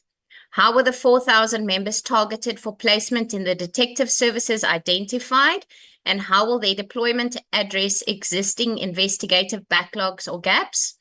It's very interesting that we are placing new members into the detective services, but there are several police or thousands of police officers that should be given promotion into detective services, but we're not looking at them. The performance target analysis. What are the criteria for selecting the 250 schools, and does this include high-risk areas? What role do CPFs and SAPS school safety officers play in monitoring program effectiveness? We obviously all know that there's issues in schools, and I would like to make sure that we look after these schools. Thank you, Chair. Thank you, Honourable Schikkerling. I have noted the hands also of Honourable Muela and Honourable Matthys that have also gone up. Next is Honourable Taibosh.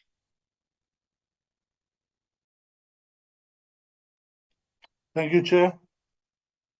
Chair, yeah, I am going to just mention a couple of things that, based on the oversight report that we have done recently, in terms of a couple of the things that are outstanding, is the involvement of children in terms of extortion-related crimes. We have basically we made a resolution there that will be meeting with the social development and justice and constitutional development to deliberate on the increasing involvement of children in extortion-related crimes, hoping to educate these children and inform the youth about the legal and social consequences of participating in criminal activities. And then, Chair, the other one is the fact that public works are still the ones looking after police stations and SAPS buildings in terms of maintenance and stuff like that. And they're not really doing it justice. The long lead times to fix things, etc., etc. We have seen in KZN where I think the police stations have taken over that and doing the maintenance and the upkeep of the police stations themselves. And we've seen how beautiful the state of that police stations are there. So maybe the rest of the country can learn from KZN. The other thing that we need to also try and get away from, Chair, is that public works doing the lease management for buildings that are being used by police functions. For instance, the forensic laboratory in the Menzimtoti, etc., where we've had a major problem with that institution there. That that building is basically, we're paying R500,000 a month for a storage facility, if you ask me, because there's not much going on there. Most of the work is being done elsewhere, and they just verify. So it's not really a lab, and I think to pay R500,000 for a storage facility is a lot of money. Chair, then to move on to the extortion-related crimes again. There's a second interim report on extortion-related crime during the third parliamentary term of 2005. This report will consolidate the findings, stakeholder submissions, and oversight observations gathered during the first half of the year and provide a basis for further recommendations to government departments. I think if SAPS can just take note of that, and there's a lot they can learn. And finally, Chair, the newly published SIRA regulatory regulations in terms of Section 35 of the Private Security Industry Regulation Act 2001, Act 56 of 2001. These regulations they've generated a lot of public concern, and the perception is that they impose very strict firearm control measures on private security providers. I think we as a committee should interrogate this document, and we should definitely come back with some feedback, because I've had a look at it just briefly, and it is really, in fact, I don't even want to own a firearm anymore. That's how strict things are, because I'll be in trouble if I dare use it one day. So something that we need to discuss with SAPS. I don't think, taxing people or making the rules that stringent so that people are even scared to use their legal firearms in a warranted situation. So yeah, I think if we can schedule a session with them on that one, with SIRA, and then go through that one, Chair, just to clear that and to make sure that they're not doing these things for the wrong reasons. I thank you, Chair. Thank you very much, Honourable Kaibosh. Sorry about that. I want to move to Honourable Ghana. Thanks very much, Chair. Chair, so appreciating the report, and I need to start by saying that when we receive the report of the police, we must at all times think about what South Africans would like to see and hear from the police. So one of the things that we need to ask ourselves is whether this presentation, this report, gives comfort to South Africans, first and foremost, for them to feel safe, and also send a strong message to those that might be thinking of committing crime, that the police is going to ensure that they are arrested, their cases will be properly investigated, and from the police side, there will be everything done to ensure that they are convicted. And I must say, Chair, there are aspects of this presentation, including the APPs, that has me very worried insofar as how it's presented. And I'll go straight to the biggest concern that I have, and the police needs to speak to this. So if you were to look at the detection rate for murder, so the police are telling us today, Chair, that their target for the detection rate is 11%. The detection rate for the police, I think it's like 51, Chair. And that's why I want to start there. Did you take spray?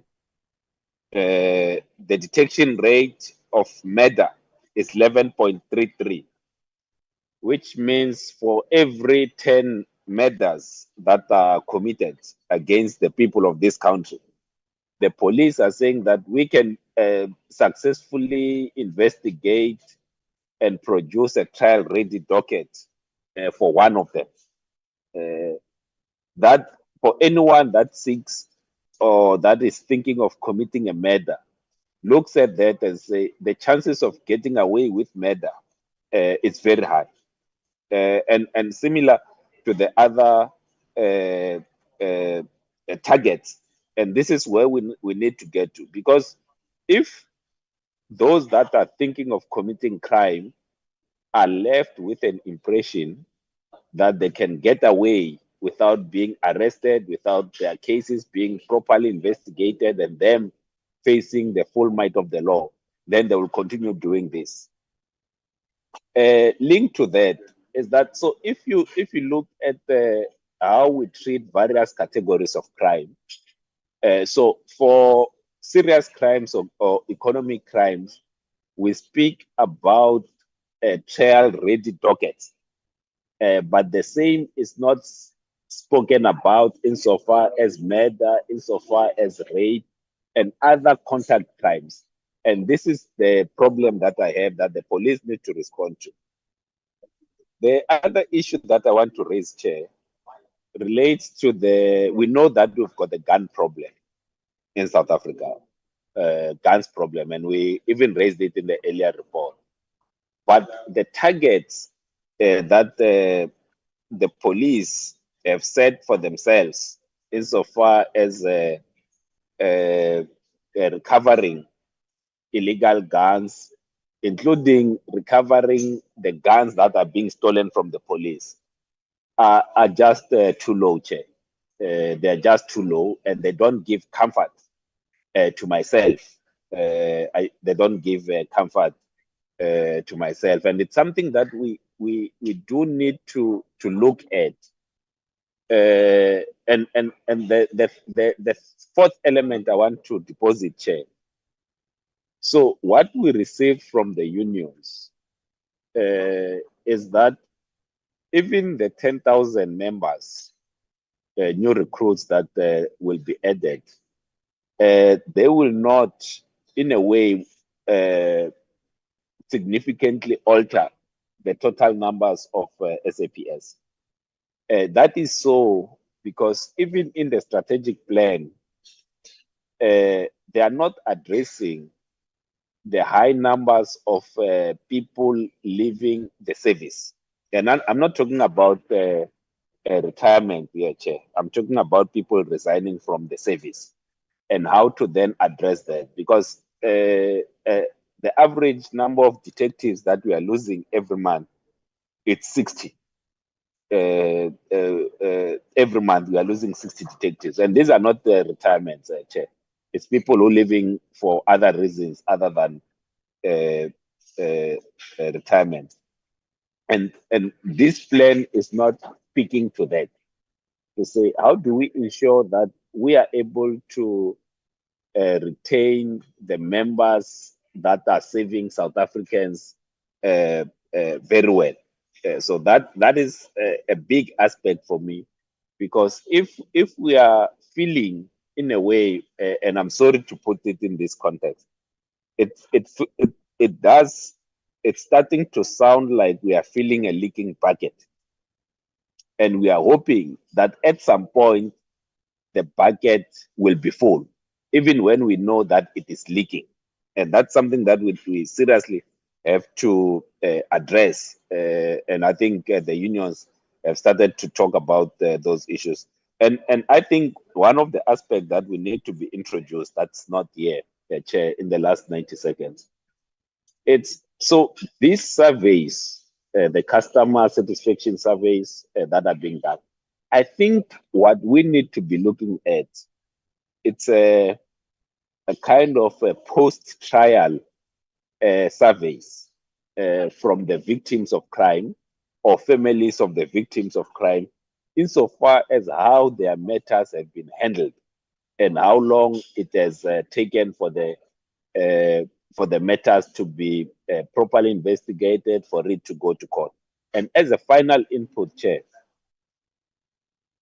where the APP and the strategic plan fails, is to then to start thinking of, all right, what are the average time that it takes for the police to solve various categories of crimes, so that we can start looking at that to say, generally for murder it takes us 2 months or it takes us 3 months, and we can assess whether there's improvement in that score or not. But at the moment, the way this plan is put together, it's inconsistent across the categories of crimes. And I will pause here, Chair.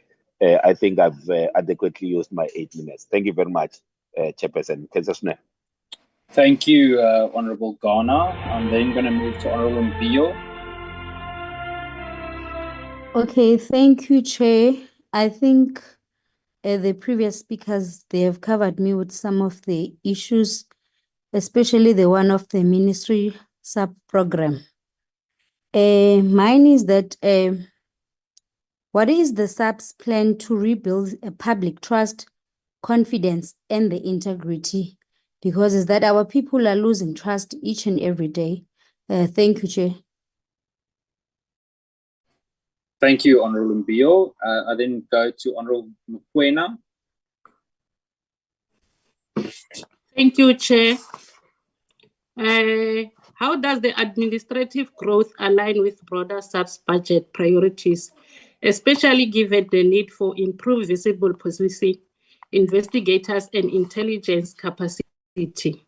And why was the allocation of forensics labs reduced despite persistent DNA backlogs and infrastructure challenges? What are the new measures that are being implemented to enhance the effectiveness of SAPS broader control? And lastly, Chair, how does the SAPS measures the effectiveness of its budget spending in improving public safety? I thank you.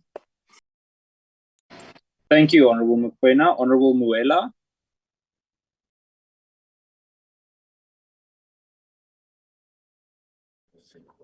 Thank you, Chair. And greetings to NC and all the generals and all the members in the portfolio committee and everyone in the platform. I think, Chair, it has been a very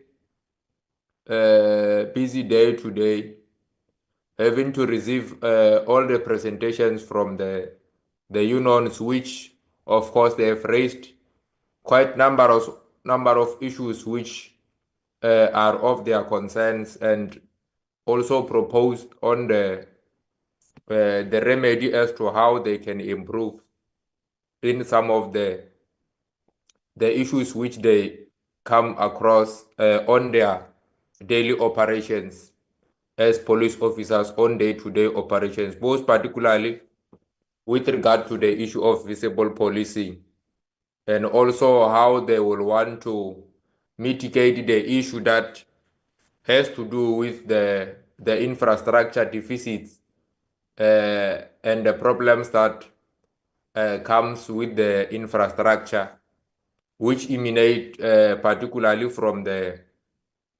memorandum of understanding that the ministry is having with the public works, most particularly with regard to day-to-day maintenance and the maintenance and building of precinct and reminding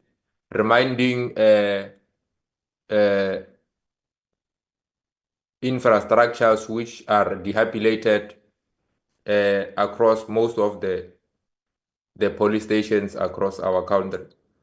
So they have also raised on the proposal that they believe that if some of this responsibility of infrastructure can be withdrawn back to from the public works into the police operation thereof, of which I want to understand with this notion, if indeed the police have the capacity with regard to the personnel, given the fact that there is there is a lack of personnel, most particularly when coming to artisans, electricians, and all the people who are responsible and qualified to advocate or to pursue such particular responsibility. So I want to check with that particular notion, are the police, if it happens that they be given that responsibility, will they be able to ease the situation of infrastructure in the police station? Will they have capacity to deal with such particular maintenance issues and other issues which are in relation to infrastructure? So I also want to check if the SAPS is adequately resourced and trained to respond to growing cyber threats as identified under the MTDPS cybersecurity outcomes. And also I want to check, is this growth tied to an expansion in the minister's or deputy minister's operational support policy, development or new staffing? Does the Department of Police has 2 deputy ministers? How does this expansion assist in terms of the operational separation with regard to their day-to-day operations? So I think these are some of the clarity that I was seeking, Chair. Thank you very much. Thank you, Honourable Muela. I then move to Honourable Matthys.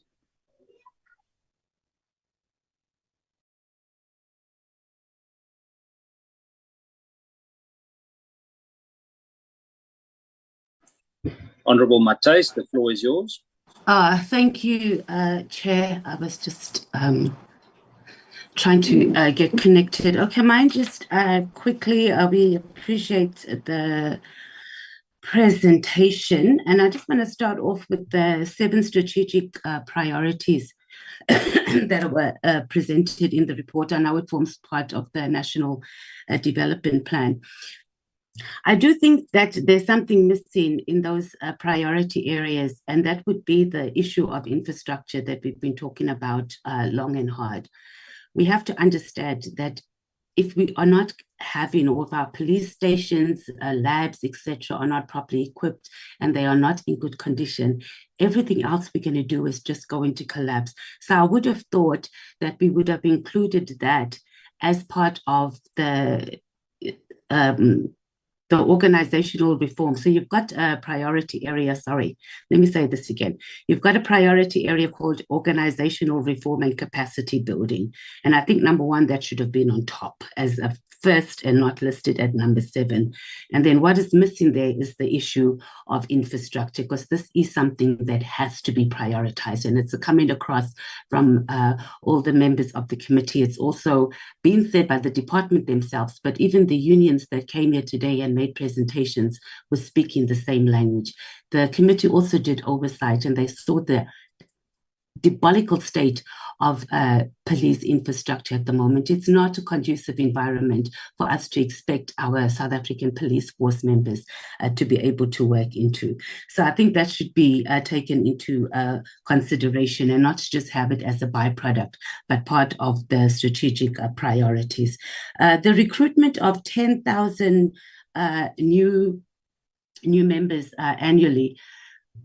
What the unions also brought out a lot is that we have recruitment. Obviously, we do hope that the recruitment process is improved and that we focus more on the professionalization. So we don't have members come in and then we come and say, okay, now we need to professionalize our police force or our police SAPS members, but rather let's find that in the beginning, right from the start.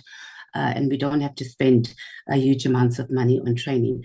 But in regards to that, vehicles, this has been a story everywhere you go. We do not have vehicles, and it also speaks to visible policing. So how are we implementing this? And the huge chunk of our budget, 53%, is allocated to that, but we don't have vehicles to do that. So exactly how is that going to be achieved? There's no point having 10,000 new recruits annually, and we're not also having the infrastructure, vehicles in particular, to be able for them to be able to do their jobs. The budget for visible policing, as I mentioned, it's at 53%.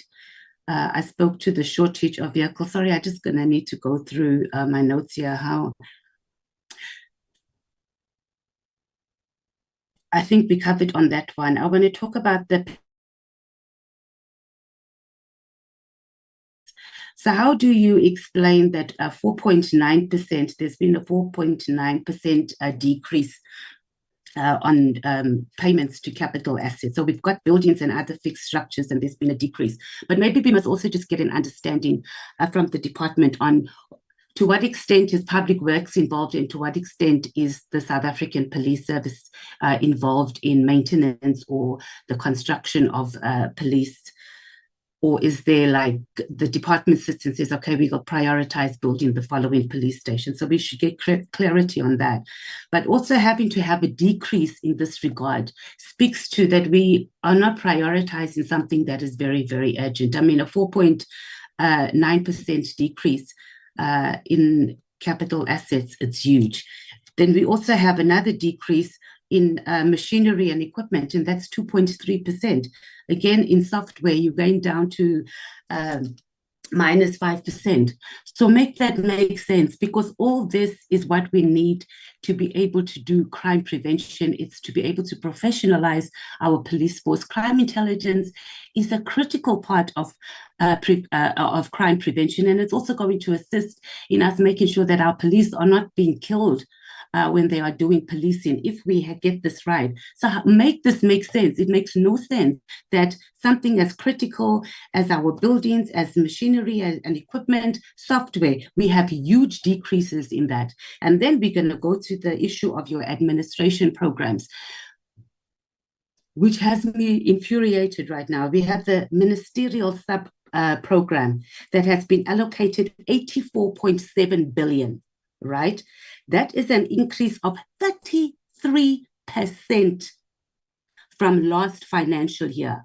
So technically, this GNU government is costing us an additional 21.4 billion rand, while at the same time, we have decreased critical areas such as machinery and equipment, software, and our buildings and our fixed assets. Even the crime prevention program, this is in dire need, and that increase is at what? They got a lousy 3.13 billion rand increase. Again, we have the ministerial sub program that is increased by 21 billion rand. Make that make sense.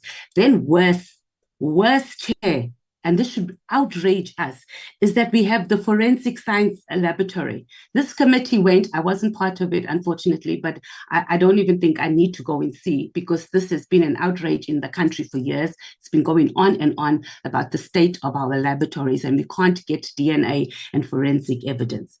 But here we also have a decrease from 23 million rand has been decreased in this budget from last year for the forensic science labs. Make that make sense, because you're telling us you prioritize in these areas. You've decreased it by 23 million rand, while we have increased the GNU government ministry by 21.43 billion, not million, billion rand.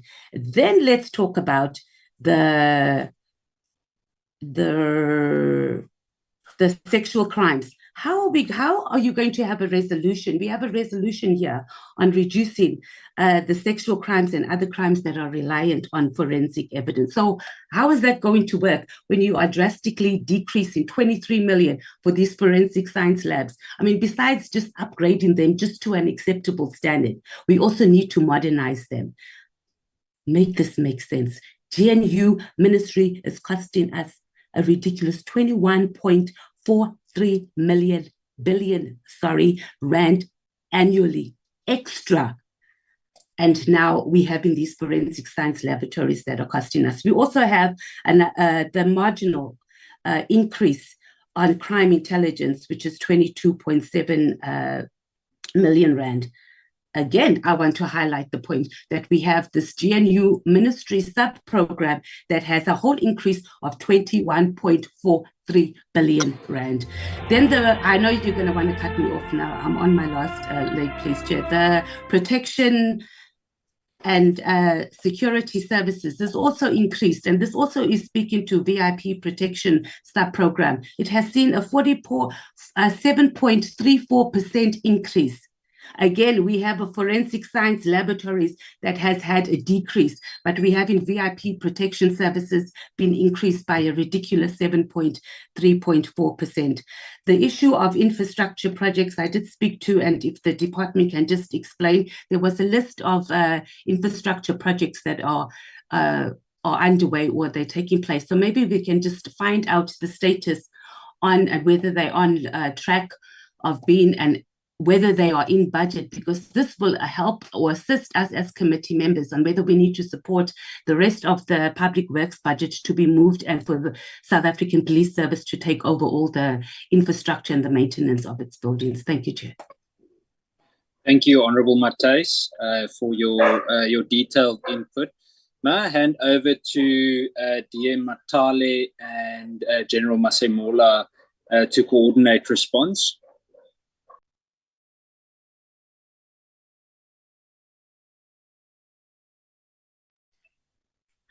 Thank you, Chair and members for the comments. I will request that we allow General Masemola to lead in the responses. I will come back at the end. General Masemola, through you, Chair. Perfect. Thank you, DM. I'm going to allow about 20 minutes, 15 to 20 minutes for response. I hope that is adequate. Thank you, General Masemola. Please go ahead. Thank you, Honorable Chair and Honorable members. I'll try to be quite fast. Honorable Chair, most of the delay in finalizing disciplinary cases is unfortunate. Sometimes it doesn't result from the employer himself. It's sometimes from the employee's side, or some of them is the courts that takes quite some time in finalizing those cases. The help desk at the police stations, Honorable Chair, we have shop stewards at all our coast centers. So every police station or units, there is the two unions that are recognized. They do have a shop steward at that level that deals with matters of that specific pay point.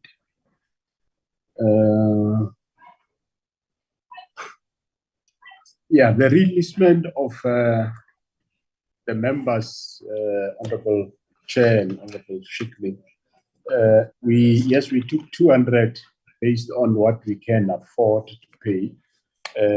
We do need more. Yes, it's true, and yes, it's true that they're trained. But however, the more the high ranks you take, the more expensive it becomes. So we're looking at taking based on what budget we have, and after this 200, we will, with the current allocation now, after budget approval, we are going to consider another batch where we can re-enlist members again, more at the production core level.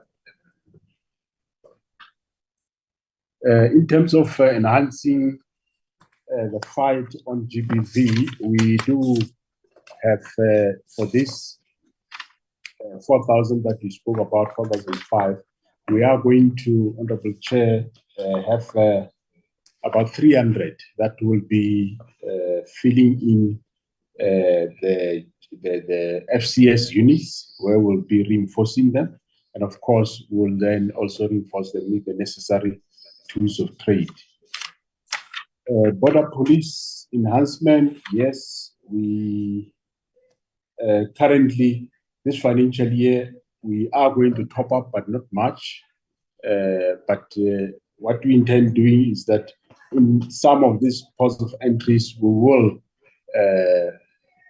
consider rotating some of the staff, which we will then send them to stations and put the new blood that will be coming out. Specialized units, how are we prioritizing them?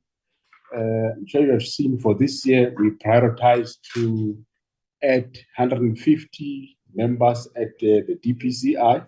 Again, there we are targeting the production level so that they can have also some intakes in terms of numbers to increase.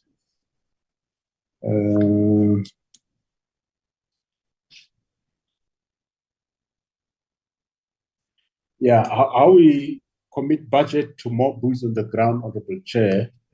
Of course, we have to juggle around between compensation budget, which is the boots on the ground, and the budget for goods and services, which is mostly for your tools of trade. So we, as we speak now, we do have those entry level that are currently in college, which is about 5,005. And this 5,005 is the last batch, Honorable Chair, of the 10,000. We don't employ 10,000 every year. We employ 10,000 for 3 years. So the last financial year was actually the last year, the last 10,000, which we employed 5,000, which came out, graduated in December 2024. And currently we have the last, which is 5,500. They are currently at the college, but however, the 500 of it is still not accommodated. The reason why we were able, in the first 2 years, were able to accommodate 10,000 was that we utilized the training centers of both the SNDF and the Department of Correctional Services because they were not utilizing theirs. Currently, they say they've got priorities, they are going to use them.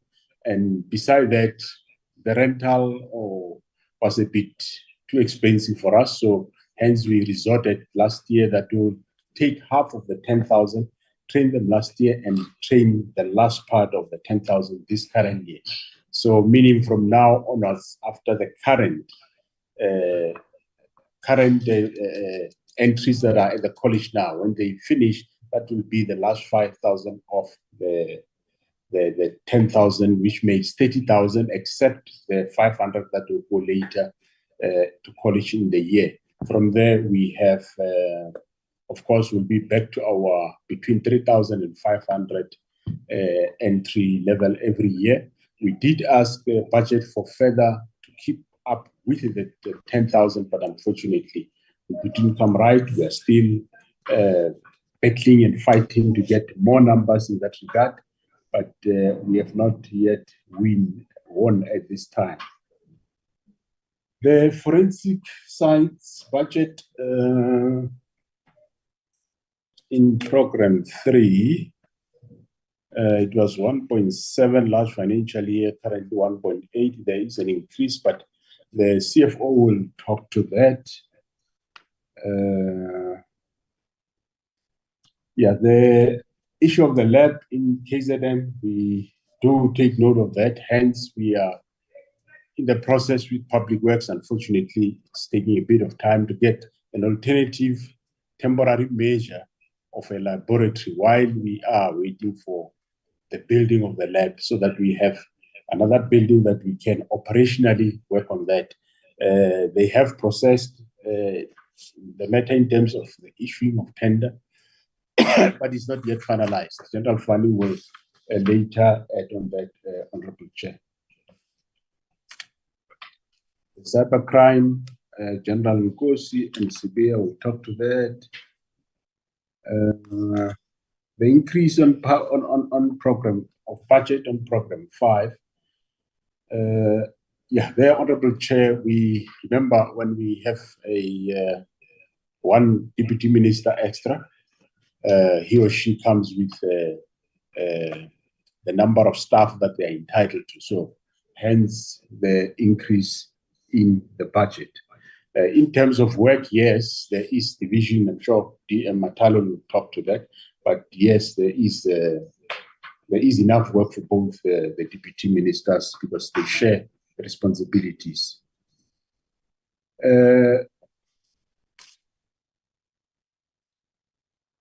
On the matter of the infrastructure development and repairs to police station and maintenance, I would like to say I welcomed what the honorable members did say earlier when they said we should, you are going to engage the Portfolio Committee on Public Works.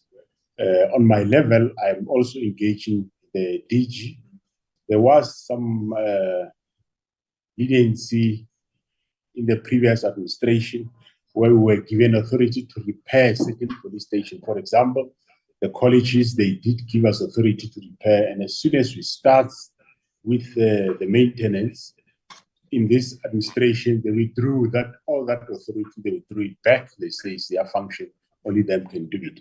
So I arranged a further meeting with our SAPS supply chain and the public works. We're going to meet soon in May for about a week to come up with a solution as to how we think we should do it, because it doesn't help. They take everything, and at the end of the day, there is no maintenance that they do, and all eyes are on us because it is our property that look bad. It is not theirs. So we are going to engage in those talks. I don't know what will be the outcome, but I'm looking forward that there could be concessions where they can give us some of the responsibilities.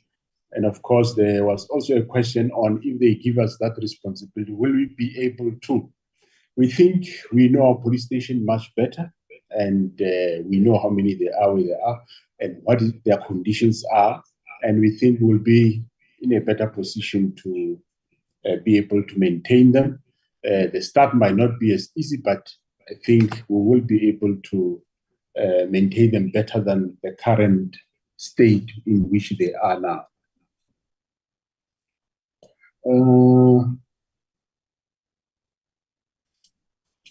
Yeah, detection rate for murder, Honorable Chair, I know it was raised by Honorable Ganas. General Sibia will talk to that. Maybe I'll come back a bit later on that one to talk to it.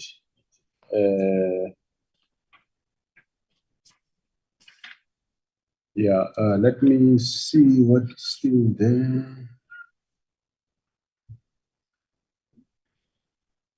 I think, some of the questions will be taken by the team members. I'll first start with General Sibia, followed by General Nkosi, and thereafter the General Pinar from Vispo, and the CFO. General Sibia.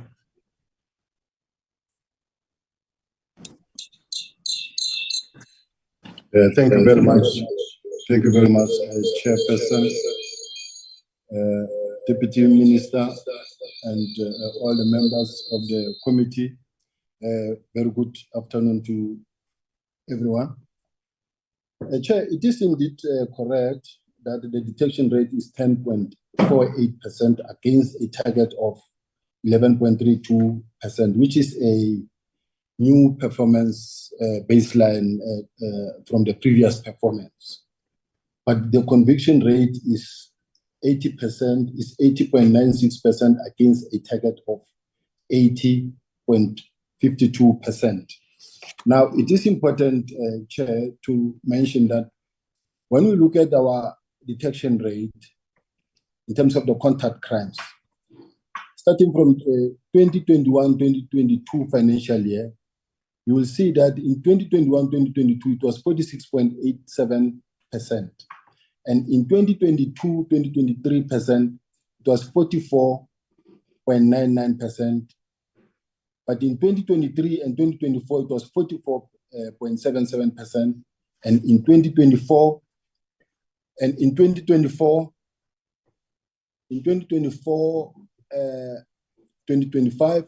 it is 47.56%. You also look at the detection rate in terms of the contact crime, in terms of the top 30 stations. From 2021-2022, it was 36.62. And in 2022-2023, it is 35.08. 2023 to 2024 is 47.56. What I'm trying to demonstrate here, Chair, is that when you look at the detectives' efficiency index in terms of our performance, the detectives rate improved from 52.49% in July 2023 to 74.02% at the end of January 2025.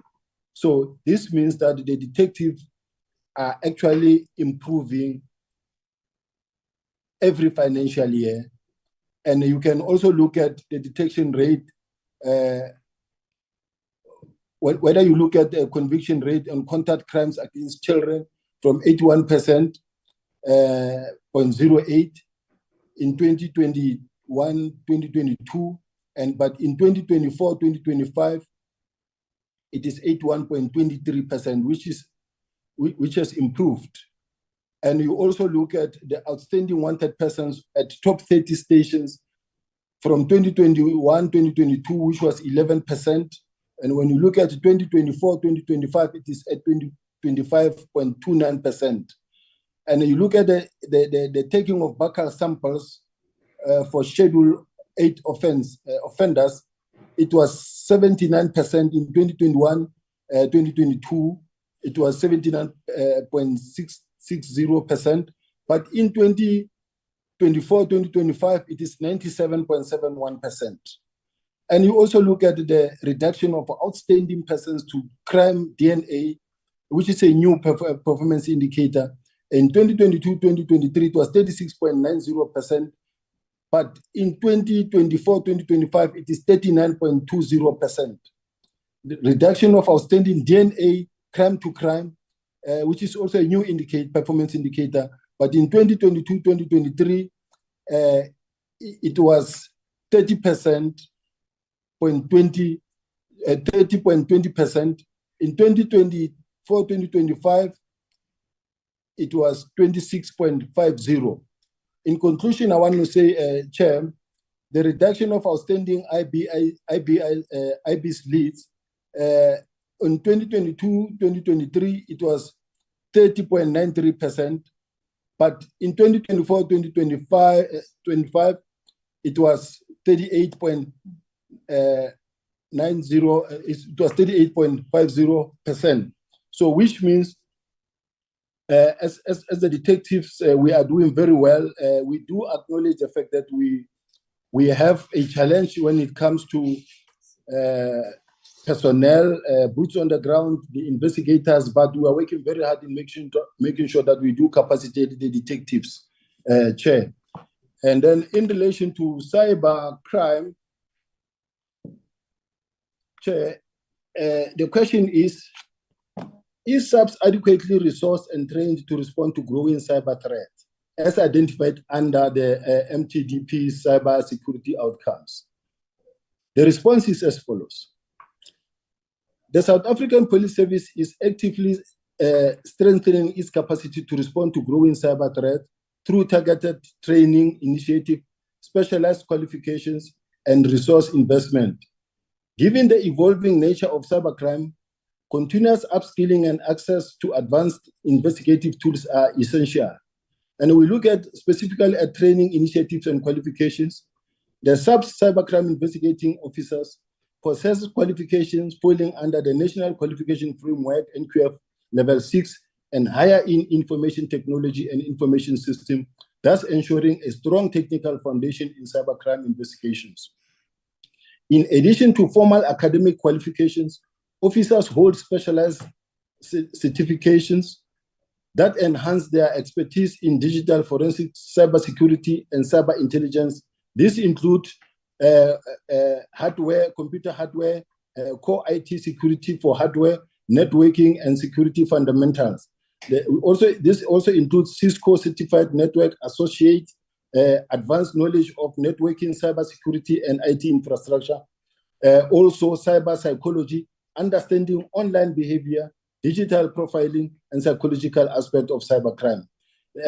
Further, computer forensics, specialized training in forensic investigation techniques, digital evidence handling, and incident response. We also have open intelligence source, which means this one is in relation to the skills in gathering and analyzing publicly available digital information for investigative purposes. So SAPS officers undergo basic cyber investigative training in-house, including introduction to cyber scene management under the SAPS training provisioning plan.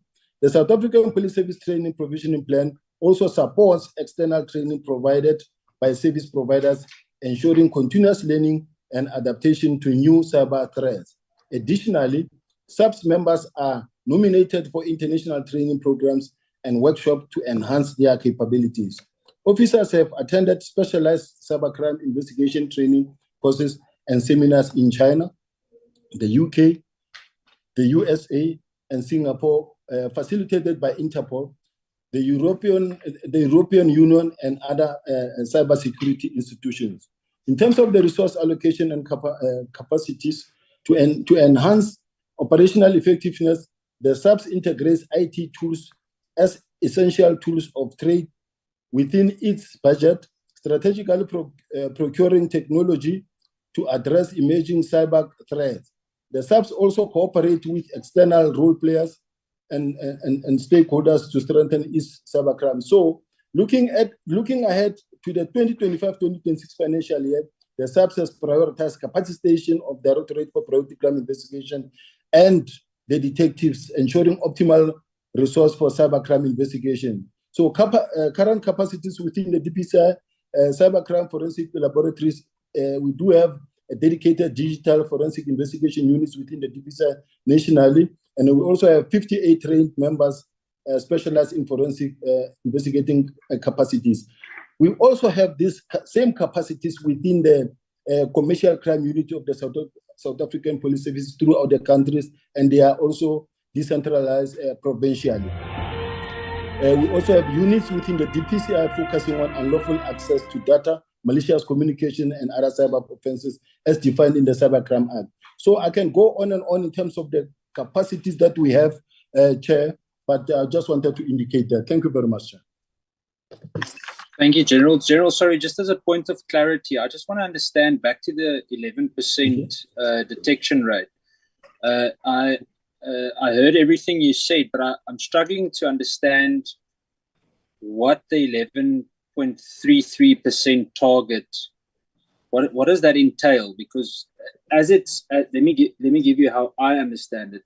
The way that it's put in the presentation, it simply speaks on the detection rate. So, I mean, I understand if it's 11% on a specific, let's say, a specific narrowed target. So, for example, X amount of cases that need to be completed in a shorter amount of time of a specific type. But please explain to us how was this target set, and exactly what does it entail? So I want to know, in short, let me summarize. What exactly does the 11.33% target measure? Why is this a set level? And how is this compared to a previous or prior performance? If I may hand back to you, General Sibiya. Thank you very much, Chair. The 11.32% is a previous performance, which becomes the baseline for the new financial year. And this is the highest ever that was produced, but then which means we put it as a baseline. Now we have to perform more than this baseline so that we achieve the targets. This is how it was set, Chair. Thank you, General. So am I understanding correctly that the target is success, according to this target, would mean anything above 11.33%? Is Yes, that correct? Chair. Yes, Chair. But General, then there's something wrong here, and excuse me for laboring the point, because this in essence means that we are setting a target for, and basically, and I know I'm putting words in your mouth. I know this is not what you're insinuating or saying, but we're basically indicating that it would be okay or acceptable for 9 out of 10 murders not to be detected, or cases rather, let me not say murders, cases not to be detected, because this in essence means that 88.7% of cases will be undetected. Do I understand that correctly? Not necessarily, Chair, because this is a new indicator. Since it is based on the previous performance, we start now as a baseline for the new financial year. So which means should we perform above, it will then become the then performance that we shall have performed or achieved become the baseline for the other financial year. Thank you, General Sabia. I see Honorable Ghana's hand is up. Sorry that we are laboring this point, but I think it's important for clarity. Honorable Ghana, you are welcome. Yeah, thank you very much. And that's what I was trying to get to when I was raising the point on the targets of the police, is that the way in which they are being written and submitted to us, it's very worrying. That last year they attained 11.3%. In itself, it's a huge concern. And I think on these particular scores, there needs to be a greater clarity on what is their target. Because if we take it as it is, it means if this year they achieve 10%, then next year's target will be 10% on the basis that this year they achieve 10%. I think we have to be a lot more both ambitious but also concerted to say what we want to do is that 50% of at least 50% of the murder cases that are reported to us are successfully detected and successfully investigated. That's what will send a message to the criminals. This particular way of setting targets is very troublesome, Chair. And I want to submit that we might have to come back on these particular ones on the detection rate, but generally, the way the new targets have been set by the police is very concerning, extremely concerning. Thank you, Honorable Ghana. Colleagues, I think we will need to come back to this specific point unless we can get more clarity. I'm going to hand over just now shortly to the National Commissioner. Something I just want to add as context to this, again, I'm laboring it, but what we're in essence saying here, whether it's intended to say this or not, but if this target is not met, or let's rather say this extremely low target is met, if you set an artificially low performance target, it in essence would mean that, for example, if the Auditor General were to audit the police, or Parliament were to go through a specific process, this is an artificial way of not being flagged. So it concerns me that we're aiming to meet targets for internal reporting purposes. This, to be blatantly honest, would not instill any confidence in the police from the public. And if you speak to any detective on ground level, they would be quite embarrassed to say that their target is 11.3%. So we would need to go back to the drawing board, and we would like feedback on that, and we'll communicate accordingly. Let me hand to the National Commissioner, General Masemola, if there's something that you would like to add before we move to the next points, General, or the next feedback.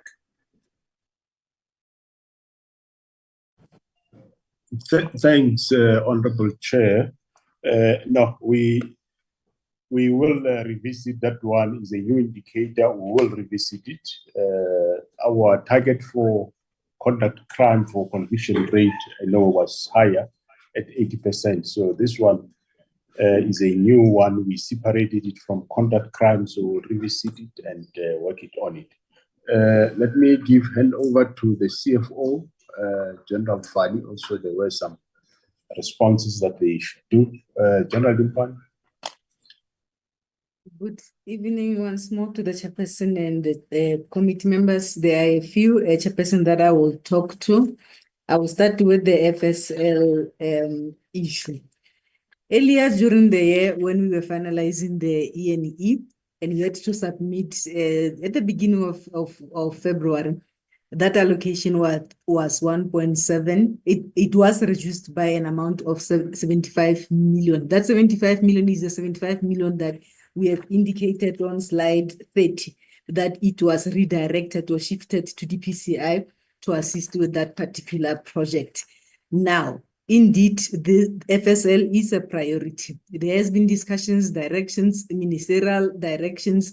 We have corrected this. We have reprioritized within the program. When you look at our slide 50, the allocation for this year is more than what was allocated last year. It's standing at 1.8 billion. We have reprioritized within program 3.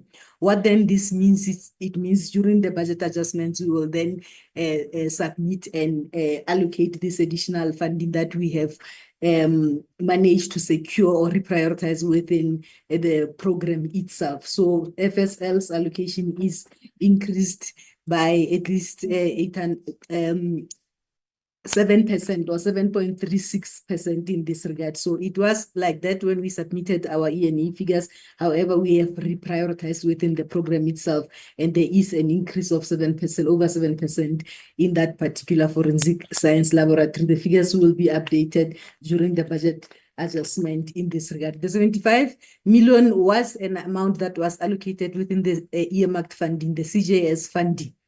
That 75 million was redirected to then reprioritize and support DPCI to deal with that particular joint initiative project in this regard. So FSL is receiving an additional amount there, and then the growth is 7% in this regard.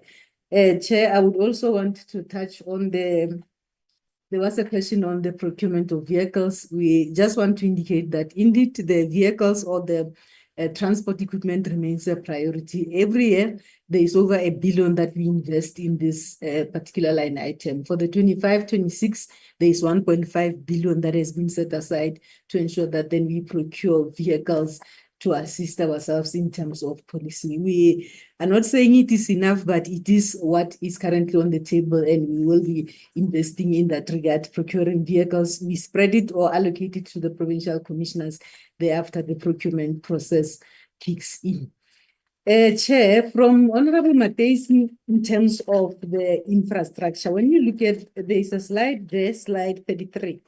We have a note where we said average growth rate on machinery and equipment was affected by previously MTF substantially reduced operational funding.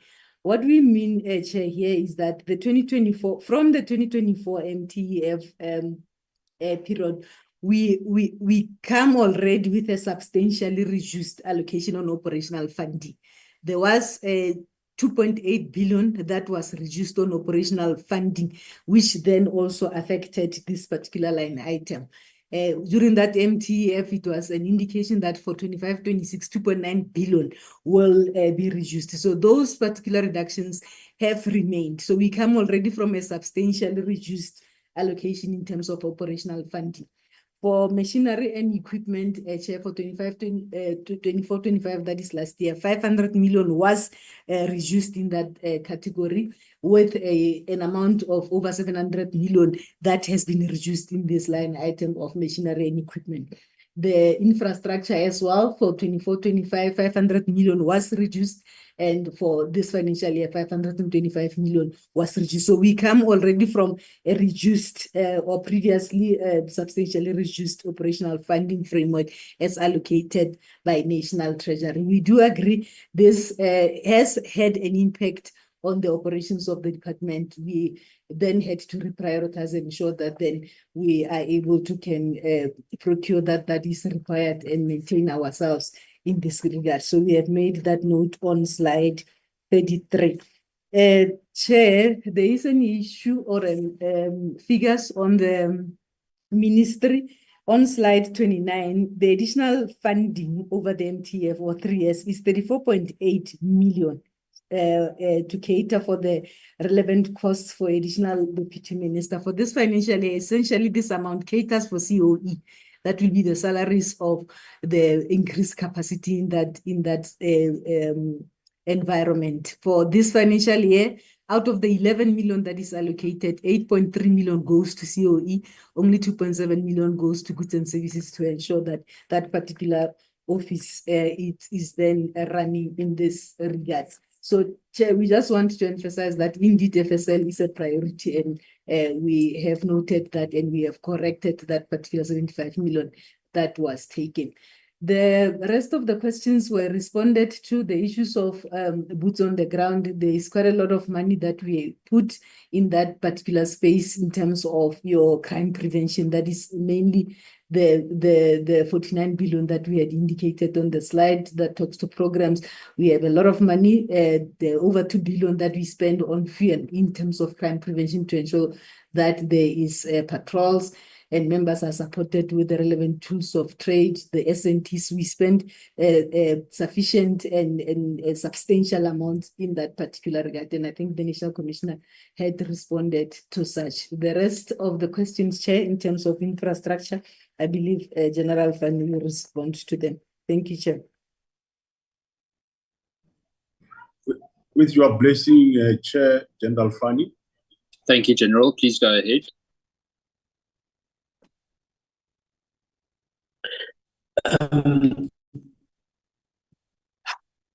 Thank you, Honorable Chair.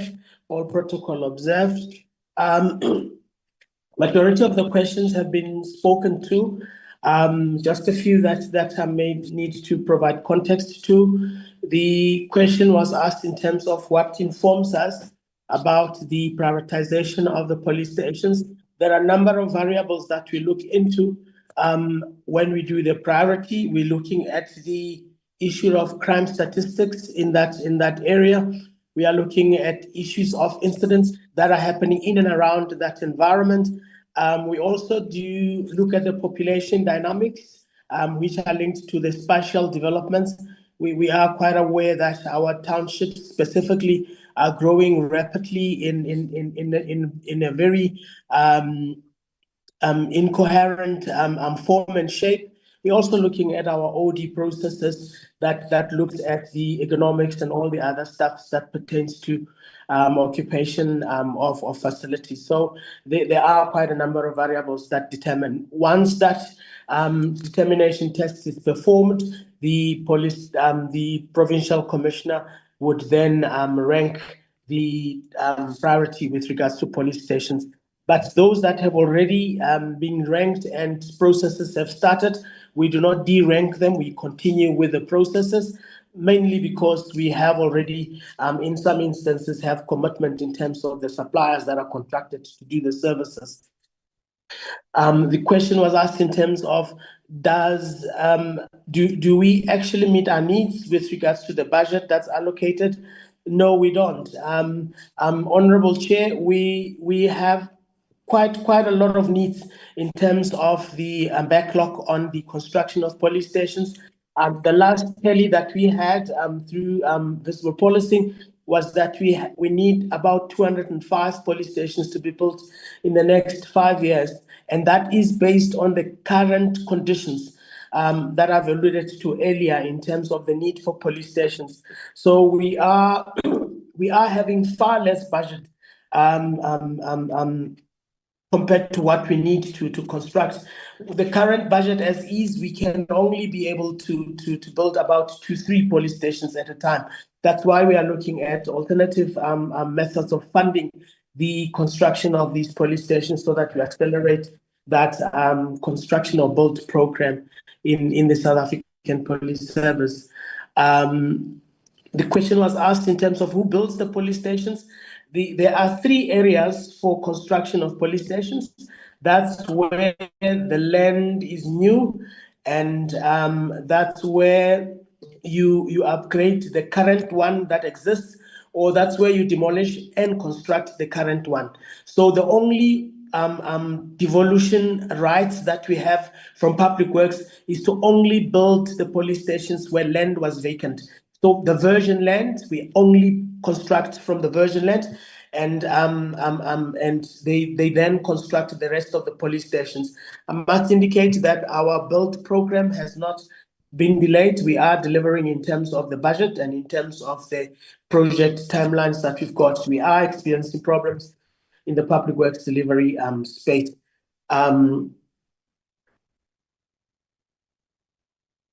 The other thing in terms of the temporary lab, the National Commissioner has alluded to that. We responded to that. We are waiting the award of the tender from the BAC at Public Works, and then we will mobilize our processes to evacuate the current occupied laboratory spaces so that we can have a fully functional police station laboratory in a new environment.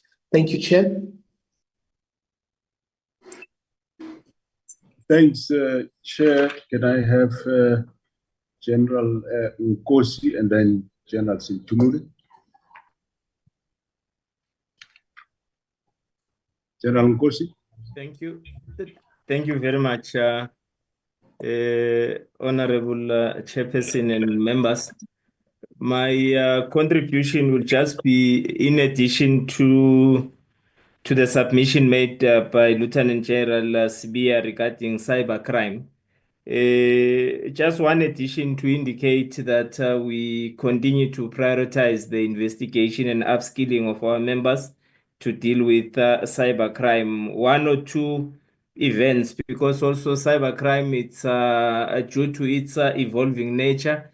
This is a lifelong learning sphere. We can never be satisfied with the training because this is one particular crime that evolves. So we have been participating, as an example, locally in the country.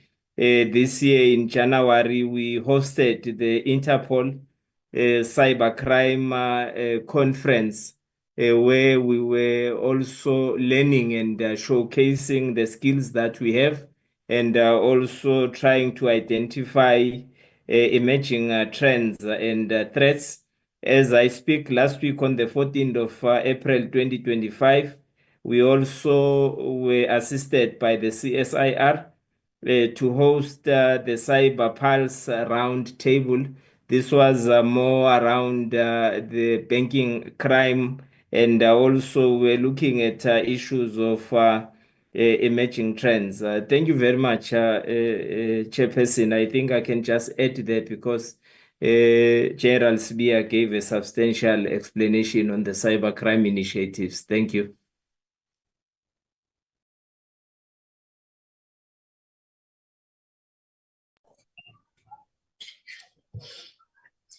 Thank you very much, Chairperson. Good afternoon to yourself, to the Deputy Minister, committee members, and all the generals on the platform. Chairperson, I am going to answer Honorable Chikeling's question on how do we select the detectives that are currently in training for being part of the detectives. We were given 4,000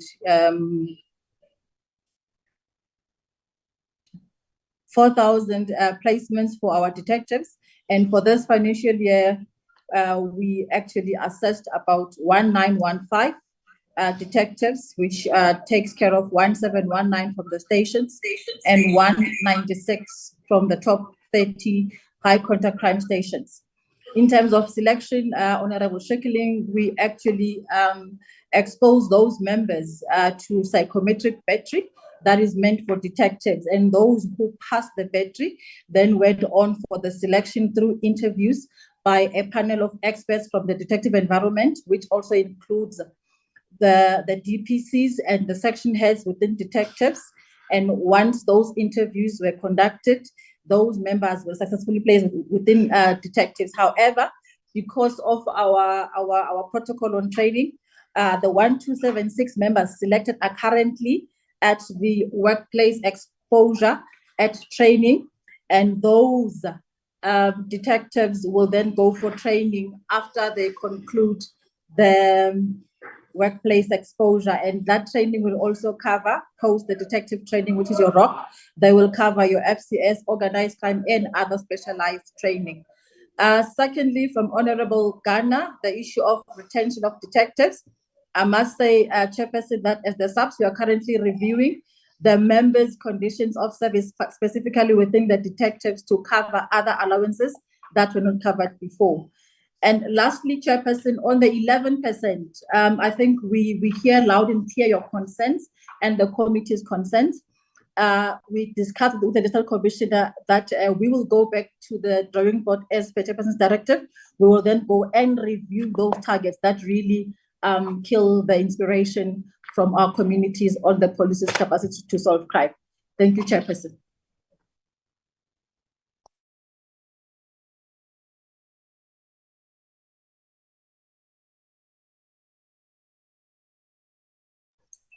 Yeah, thanks, Chair. I think we did all the questions. Thank you. Yeah, yes. No, thanks, Chair. If I may, as I indicated that I will come in after the Commissioner and the team have responded. The recent issue which was raised about the challenges that we have in terms of both building and maintenance of our infrastructure. As ministry and management, we have come to the determination that if we continue on the route that we have been continuing around this, relying on public works, we are going to have the same complaints that we are having today. I mean, the head of supply chain, General Fani, indicated that we rely on public works and the challenges that are there. So for us to resolve this, we arrived at a determination that we should consider using development agencies that we have, like your Development Bank of Southern Africa and IDT, for example. So we are at the final stage of getting those services so that this cannot continue to be a complaint around public works. We are happy with the proposal that at some point the committee will meet with the Committee of Public Works, and then we come together with the Department of Public Works to deal with these challenges. But I can assure you, Chair and members, that the meeting is necessary, but it is not going to immediately solve these problems that we are confronted with. It's similar to issues of technology supply through CETA. We have arrived at the same determination, and they were in a process to explore alternatives of getting out of CETA, because the law allows that SAPS can be exempted in this regard, and the sooner that is done, the better. With regard to responsibilities and the work we do in the ministry, particularly around the two deputy ministers, there is a lot that we are doing, and we do share responsibilities given the nature of the department that we are dealing with, which is SAPS, a big institution on its own. We have the Civilian Secretariat for Police Services, we have IPID, we have SIRA, the responsibilities in the 4 departments I've mentioned necessitate that an extra hand is necessary. And I think within the challenges that are before us, it was necessary that in his wisdom, the president appointed the 2 deputy ministers to come and assist the minister in ensuring that we carry out our responsibilities. The one mentioned by Honorable Matthys that this GNU budget is a problem. I think the election outcome have given an outcome that necessitated that the form that the government takes is the form of a government of a national unity. But today here, Chair, we are not dealing with a budget of a government of national unity. We are dealing with a budget of police, SAPS in particular. And the amounts that has been presented, I had her talking of, I think, plus 80 billion that has been put aside, is part of the monies that are supposed to be used for operational work by this department. It's a bigger department compared to other departments, and even the budget is quite heavy. If you look at what SAPS is allocated and what is allocated to the Civilian Secretariat for Police, you can see the differences because of the nature of the institution. Then this budget that we are talking about, yes, it's a budget within which we need to do our work, but this is not enough given the challenges that we are confronted with as a police. We have said previously, and even with this on the 7th administration, that the number of police officers that we have today and what we had in 2010, there is a great difference. The numbers are low. And it is as a result of these low numbers that the president and the Minister of Finance in the 6th administration resolved that we must increase the training capacity by training the project 10,000, which was done over a period of 3 years, giving us 30,000 police officers. This is not enough, but it was an intervention that was necessary, which helped us a great deal to increase our capacity. The National Commission has indicated that we will go back to the normal way of recruiting. I think he spoke 3,500 to 5,000, because in the past we were doing about 5,000 annually. It's only in the past 3 years that we did this project 10,000. I will argue, Chair, that we should continue to lobby the minister, the president and the Minister of Finance for an increase in our allocation. If it was possible that we can, in the next 5 years, continue to train 10,000 annually, I think it will assist us a great deal, because the number, for instance, that was flagged here of 200, an ideal 240,000 police officers that we must reach, it's not going to happen if we don't continue on the 10,000 trajectory.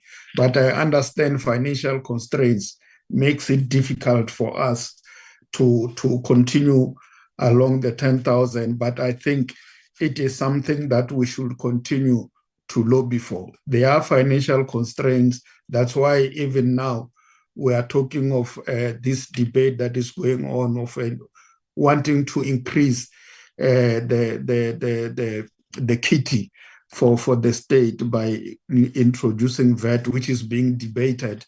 And obviously, a decision will be arrived at before the end of this month, so that we know which way to go. The finances, there is a constraint, but the demand out there is quite high. I thought I should make those comments beyond what a National Commissioner and the team have said.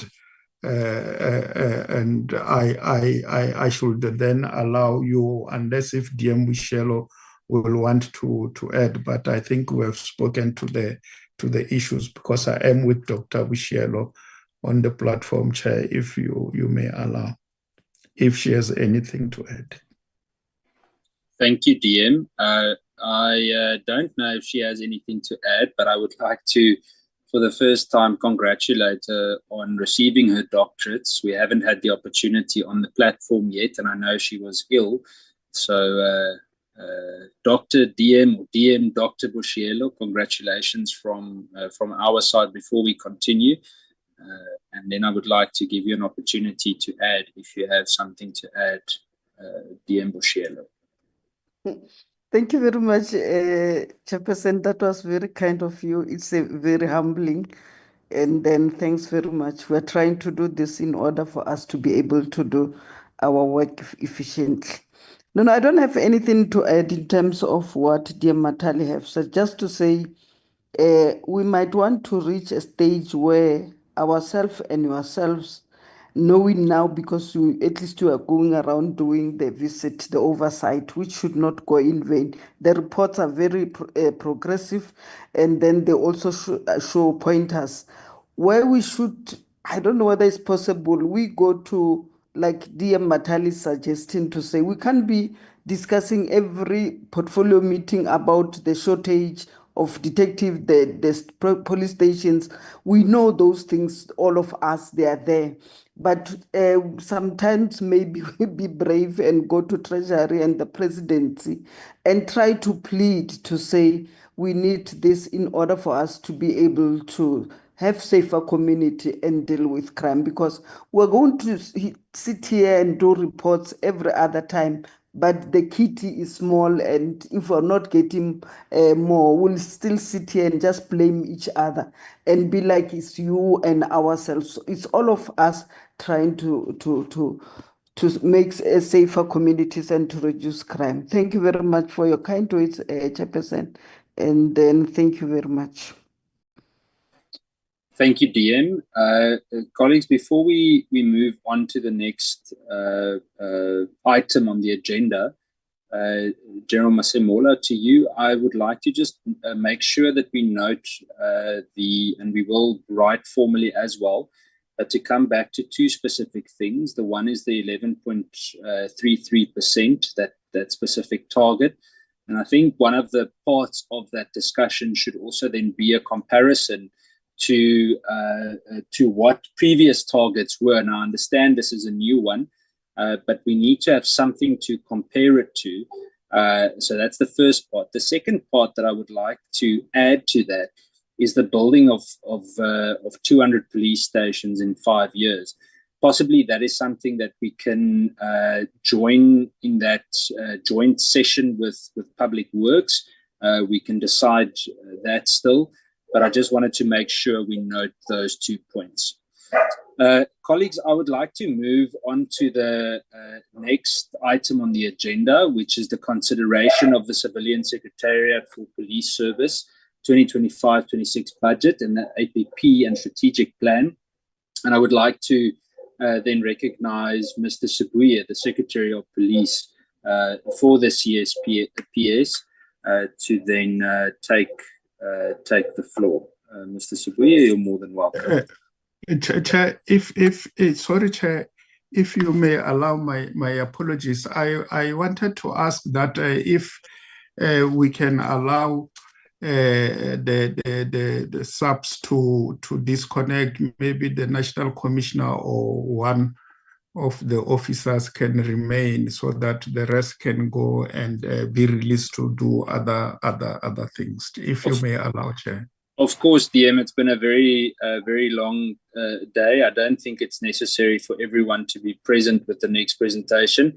So to those SAPS managers, leaders, and members that need to go or that would like to leave the platform, you're more than welcome, and thank you for being patient with us today. No, thanks, Chair. I will ask the National Commissioner to assign either the parliamentary officer to remain so that the issues that members raise which affect SAPS can still be noted for further processing. Thank you, Chair. And thanks for your consideration. Thanks, DM. Thanks, Chair. Yeah, no, the parliamentary officer strategic management will remain. Thank you, Chair. Thank you, DM. Thank you, General. I then would like Mr. Sibuya to open or to continue with your presentation. Would we be able to share the presentation on the screen, please, Nicolette or Babalwa?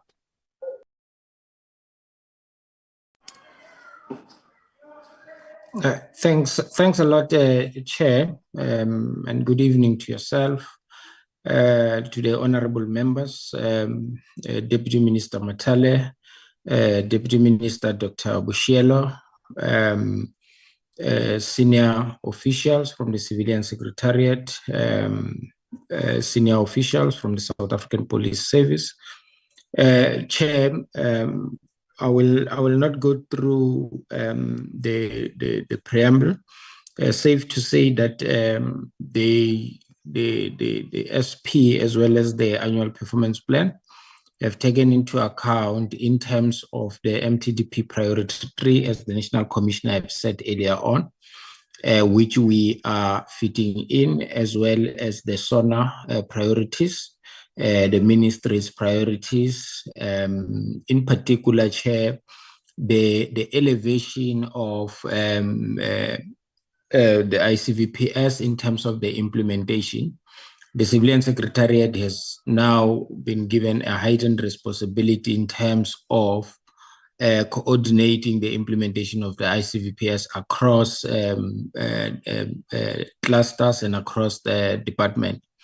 This is as a result, Chair, of having recognized that we cannot delink the issue of policing to economic growth and development.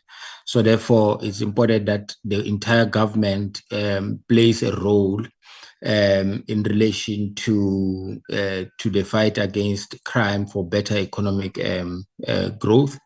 That is why, Chair, you have seen even the presentation of SAPS that there is a whole lot of reference to the implementation of the ICVPS and its pillars, linking that as well to the national policing policy, which is now in the hands of Cabinet for final approval. So Chair, so the SP as well as our APP takes those into account. Although these responsibilities, Chair, have to be carried through with a very limited resources that we have, and we will see that there is no significant movement in terms of our budget allocation, though there is quite a number of responsibilities that we have to carry through. Having said that, Chair, I will, with your permission, allow that our Director Strategic Management, Mr. Mashilwane, proceed with the presentation. Immediately after him, the CFO will then come in and deal with the budget issues, Chair. Thank you very much, Chair, with your permission. Thank you, Mr. Sibuya. You're more than welcome. Mr. Mashilwane, proceed. Okay. Thank you very much, DG, Mr. Sibuya, Chairperson of the Portfolio Committee, honorable members, Deputy Minister, and senior management present in the platform.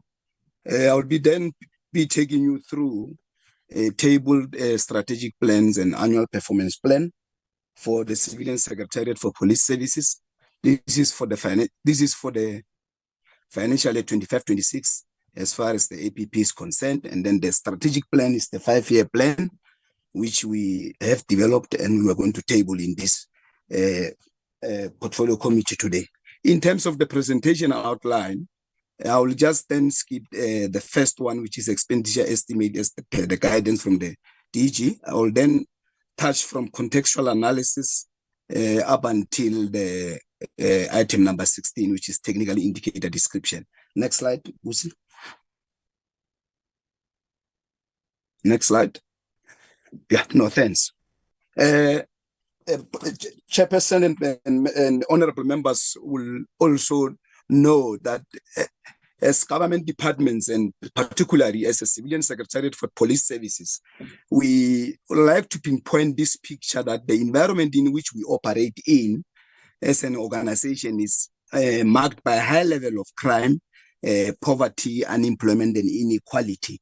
And some of this information is also contained in the National Development Plan. While we are also quite critical as a critical organization within the Ministry of Police, we are mainly responsible for policy formulation. But in terms of doing that, we also work with other critical stakeholders for us to then exercise the oversight over SAPS.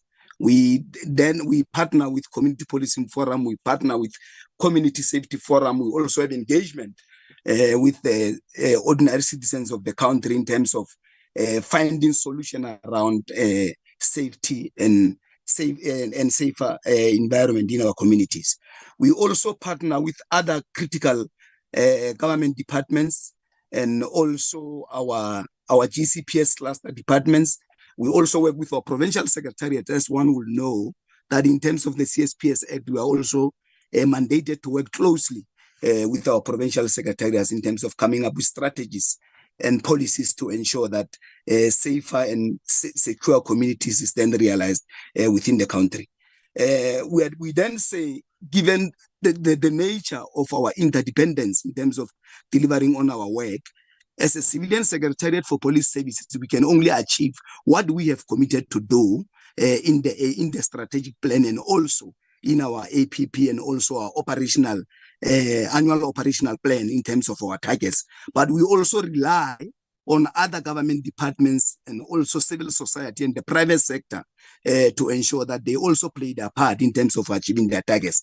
So that one way or the other is a challenge. It's a government-wide integration challenge in a situation where if a particular organization or a stakeholder is not able to meet their targets, our impact is not really realized out there in terms of our communities that we exist to serve. So we are then saying building a safety using an integrated approach, given the current environment we find ourselves in, is a sustainable option. We don't have any other way. We just have to work together with the portfolio committee, private sector, civil society, all government departments in terms of ensuring that we then come up with a sustainable solution around safety and security.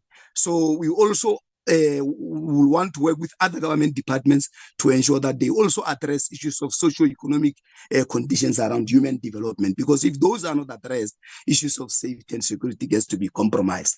So over the medium term, in terms of key policy intervention to ensure safety and security within the ministry, we have then proposed the following key strategies. One being the national policing policy, which we have spoken about at length during this portfolio committee meeting today, to say if we then move with speed as cabinet, because the policy is now before the cabinet, as the DG has said, once it gets finalized by cabinet and then it's approved, then SAPS will then be able to implement this policy to ensure that the issues of safety and security is then realized in our society. Secondly, is then the ICDPS. We have committed this in our medium-term development plan. So ours is then to accelerate the implementation of this strategy, which then calls for a whole of society and a whole of government approach in terms of ensuring safe and secure environment. There are a number of studies, Chairperson and the honorable members, that have been conducted by government and also institutions of higher learning that have revealed that a safe and secure country encourages economic growth and transformation. And it also presents an opportunity for employment creation, improve education and health outcomes, and strengthen social cohesion. So the issues of the whole of society and whole of government approach, then also in terms of our strategy, also will then begin to help us in terms of achieving other government outcomes that we have set ourselves in the MTDP. So working together with other government departments and also civil society will definitely enable us to ensure that that safe and secure environment is then realized. But for us to also get there in terms of ensuring this safety and security in our country, there are key strategic enablers and interlinkages that we also need to pay attention to over the medium-term period. Key amongst them is governance. In our ecosystem of our accountability, governance internally, in terms of our governance structures, they need to be very functional. Our colleagues within this ministry needs to be more professional. They need to do their work. We need to account to our political principals, our accounting officers. We also need to work closely with our internal audit, our Auditor General of South Africa in terms of our plans and also quarterly reports and our annual reports. Externally, we also work closely with the portfolio committee in terms of holding us accountable. So the suggestion that you also provide us and the council we receive from this portfolio committee also help us to ensure that we better deliver on our mandate. Secondly, is the issue around the human capital.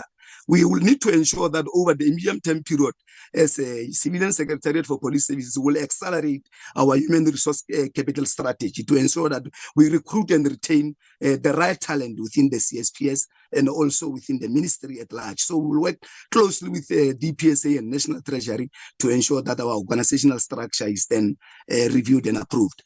Thirdly, we also need to pay attention to issues of infrastructure when we perform our oversight over police services in terms of the buildings, the ICT infrastructure within SAPS. These are some of the things that we will definitely, when we perform our oversight, we will then recommend to SAPS to pay attention to. Also internally, as a Civilian Secretariat for Police Services, there are a number of infrastructural challenges that we are currently having, and then we will also need to pay attention to those in terms of ICTs, infrastructure, in terms of our buildings.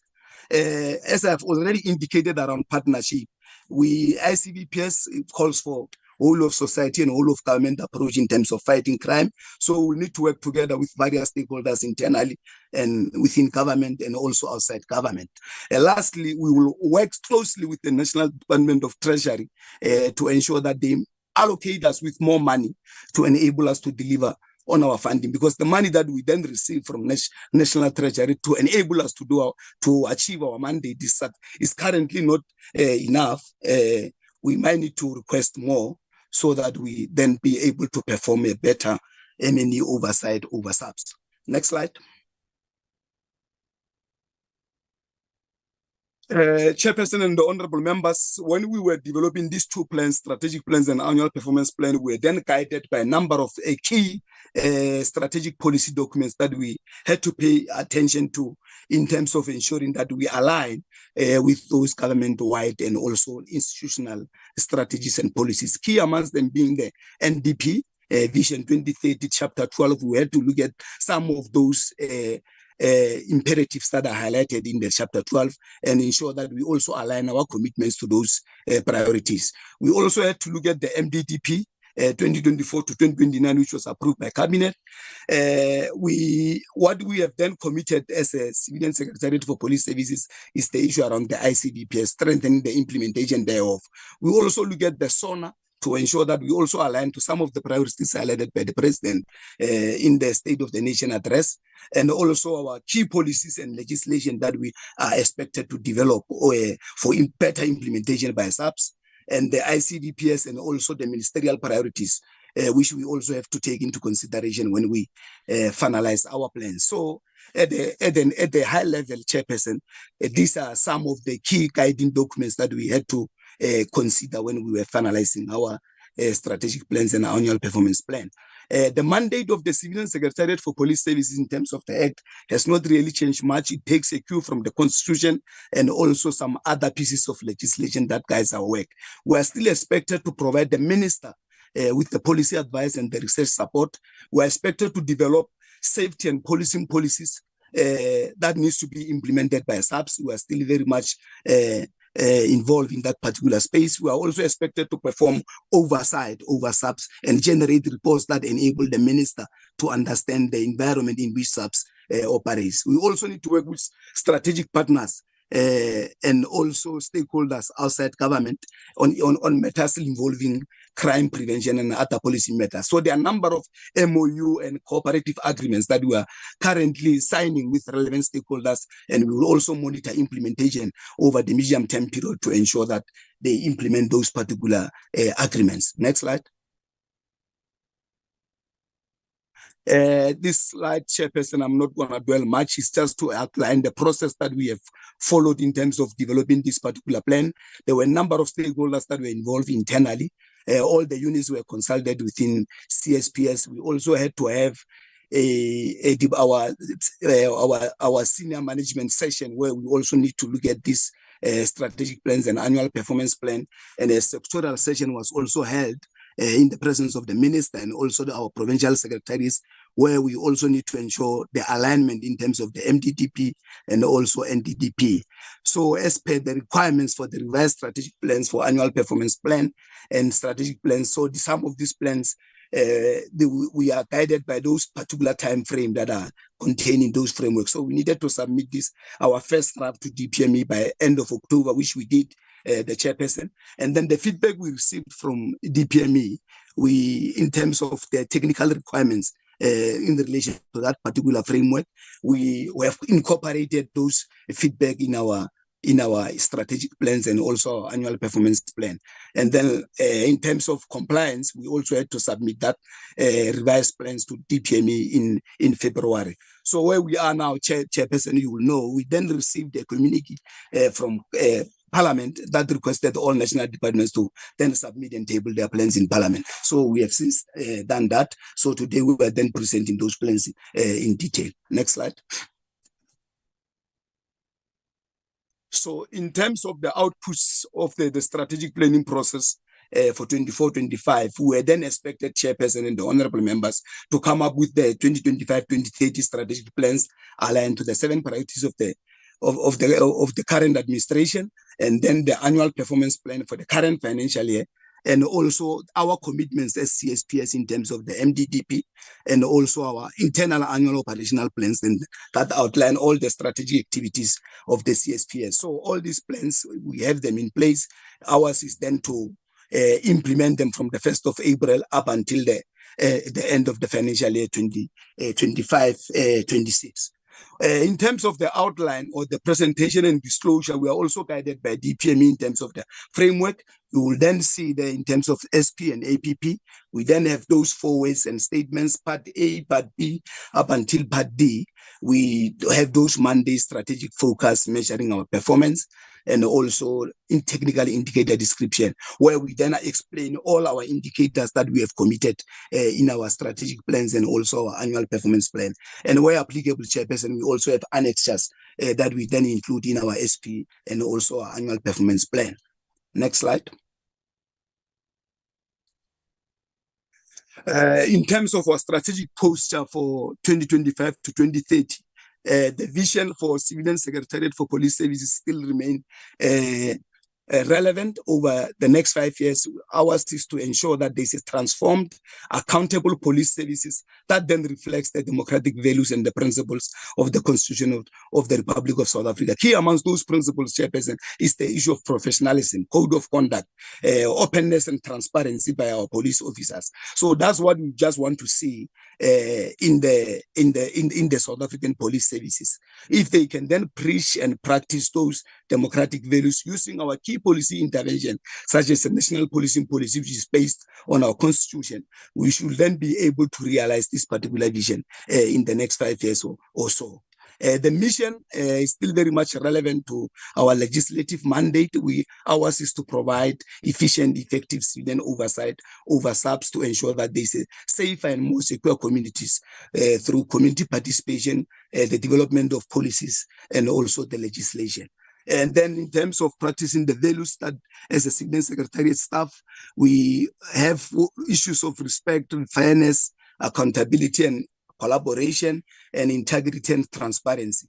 So we have explained all these values to all our internal staff, honorable members. That's what they also need to practice when they perform their functions in the next 5 years. Next slide.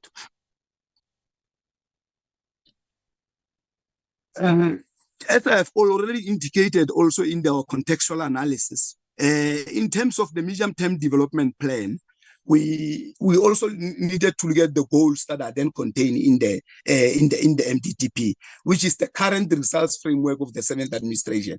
One will look at this particular slide, Chairperson, and you will then begin to realize that for us to realize a safe and secure environment, there are critical stakeholders that really need to assist us in terms of ensuring that the safe and secure environment is then realized within our country. The 7th administration have taken a position that for us to realize a safe and secure environment, there are a number of apex priorities that must be realized. Key amongst them being a dynamic and growing economy. So our economy needs to grow, our people need to be employed, people they need to be a sustainable livelihood out there. So there are a number of government departments and the private sector that must contribute to issues of dynamic and a growing economy. We need to see a more equal society where no person lives in poverty. So issues, I think there are a number of research studies that are generated by Statistics South Africa that there are a number of citizens in the countries that still lives below poverty line. So this is something that we might need to improve over the next 5 years. A state must then be able to deliver basic services to all the citizens. So if all these key goals are then realized by other government departments and also the private sector, we should then be able to realize a cohesive and a united nation, the issue around rainbow nation, nation building and social cohesion.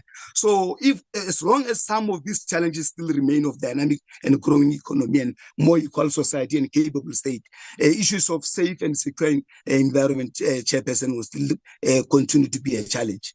Next slide. So in terms of aligning to those goals of MTDP, we then needed to come up with our impact statement that then aligns to the 3 priorities of the MTDP. So this is what we want to see: a safer communities in a developmental state.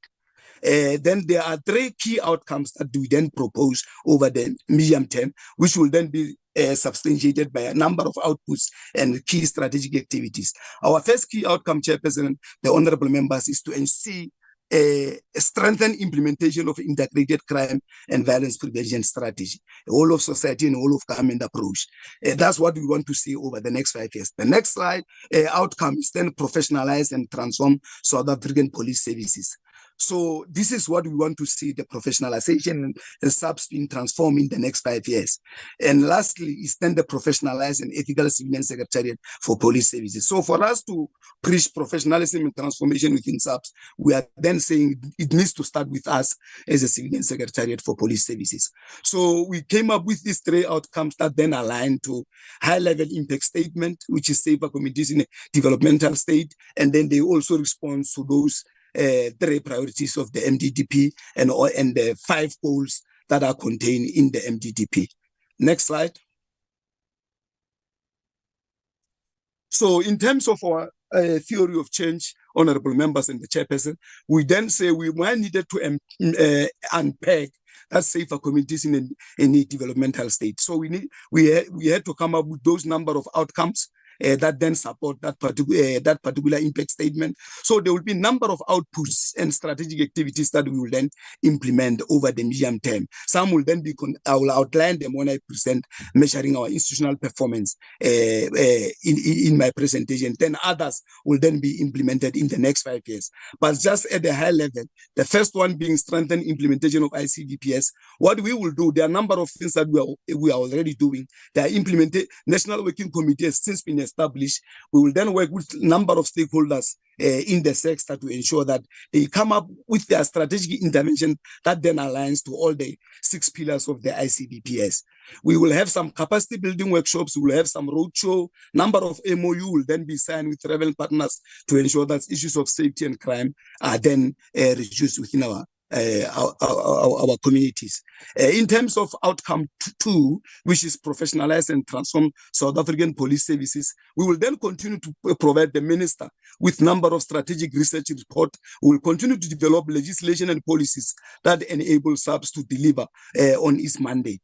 We will also continue to pay attention to issues of school safety complaints management system, and also monitor some of the programs within SAPS in terms of crime scene, capacity building, issues around skills development within SAPS. So those are some of the outputs that we will then pay attention to in the next 5 years. And then lastly, in terms of the professionalized and ethical civilian secretariats for police services, this is more an internal outcome. So what we will then do, we'll also need to accelerate the implementation of our human resource strategy, our ICT strategy, to ensure that it's also aligned to the fourth industrial revolution.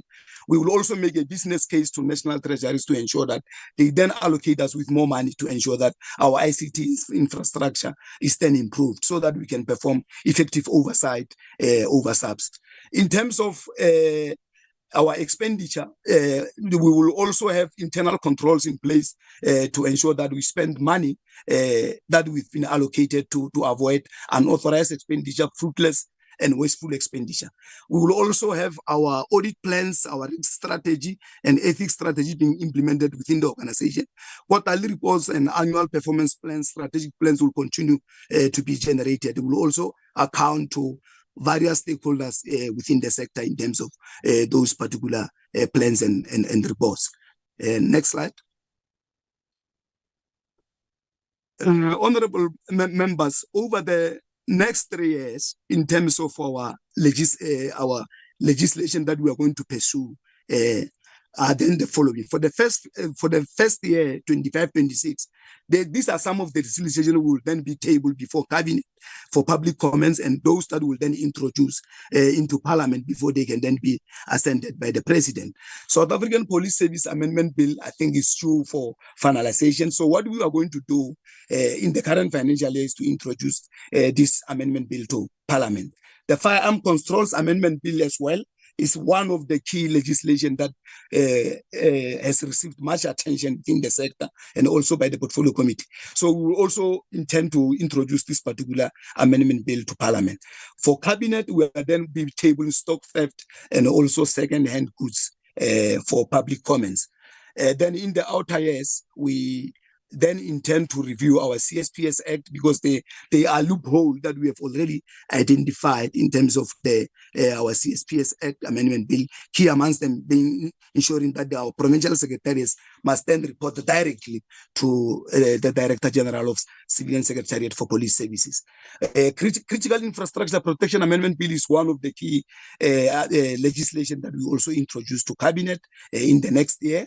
POPCRU is one of the amendment bill that we will also be introducing to Cabinet. So for Parliament in the outer years, which is 2027-28, then we'll then be taking those CSPS and critical infrastructure and POPCRU amendment bill for introduction to Parliament. But what we are then making as a disclaimer upfront is that the program of legislation might change given the priority that we might receive from Parliament, because sometimes there is a directive that can then come from the Portfolio Committee or Office of the Leader of Government to say we might need to prioritize a particular legislation in a given financial year. So, but in terms of our plan, this is what we are then tabling to the committee. Next slide. We have also honorable members paid into attention in terms of some of our institutional policies and strategies that then govern our 5-year planning period. We will also accelerate the implementation around some of these policies. Some I've already mentioned them.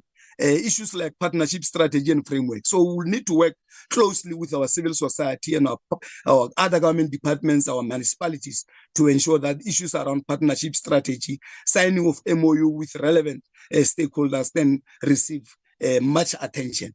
Issues around ICT, we are going to make a business case to National Treasury to ensure that for us to implement our ICT strategy more meaningfully, we might need to get additional funding around that particular strategy. Portfolio Committee also advised us when we were presenting the PRRR report to say the department is not more visible, the footprint is not well known in the community. So what we have done, was to finalize and ensure that our communication strategy gets improved. So we are going to come up with an implementation plan to ensure that this communication strategy is then implemented across the sector and also in our communities, so that people get to know who we are as a civilian secretariat for police services. So these are some of the policies that will then accelerate the implementation over the next 3 to 5 years, honorable members. Next slide. In terms of scanning our environment, we had to, when we were developing these plans, we had to look at our SWOT analysis to say who we are, where we are strong on, what are the areas where we are found wanting in terms of implementing our mandate. I will just pay attention to weaknesses and threats, because opportunities and strength are areas where we can then just capitalize and maintain as we implement our strategic plans and our annual performance plan. We have identified that issues around dealing with the service delivery complaints, some we are not getting, we don't have enough capacity. Hence, we are going to engage National Treasury and DPSA to ensure that we then deal with issues around service delivery complaints. In the adequate marketing of the department, since I've indicated that in terms of the communication strategy, which is now approved, we will then ensure that this communication strategy is then widely implemented internally and externally within the sector, so that people get to know who we are. We are acknowledging that in terms of our organizational structure, it's not aligning with our 5-year plan. So we have started, there are efforts in place where we currently reviewing our organizational structure. We are going to engage National Treasury and DPSA to ensure that we then finalize this particular organizational structure. On ICT, I've already spoke length around that we are found wanting in terms of our ICT infrastructure. There are also threats around budget cuts, which also affects our mandate for us to implement our mandate effectively. Issues around the growing threat around cyber attacks. There's high level of crime, because on a quarterly basis, when the crime stats is released, it's not painting a very good picture.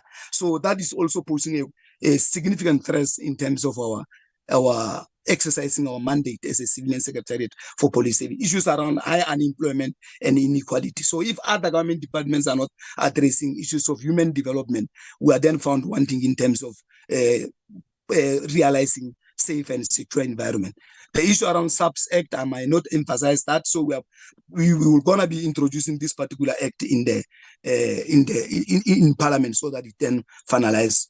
So that we move with speed in terms of the implementation of the amended SAPS Act. Next slide. I think here we're then beginning to show the honorable members that we're not going to leave those weaknesses and threats hanging. There are already efforts that we are implementing as a civilian secretariat for police services to ensure that then we address those particular challenges. I've already spoken to that. Next slide.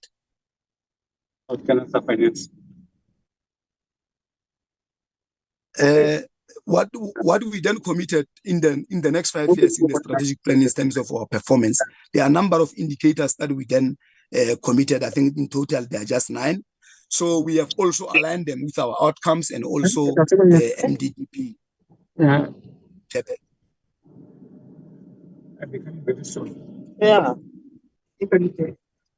Colleagues, I just want to know.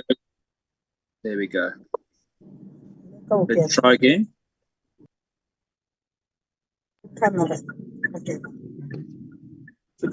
May I proceed, Chairperson? CFO, can you please mute? CFO?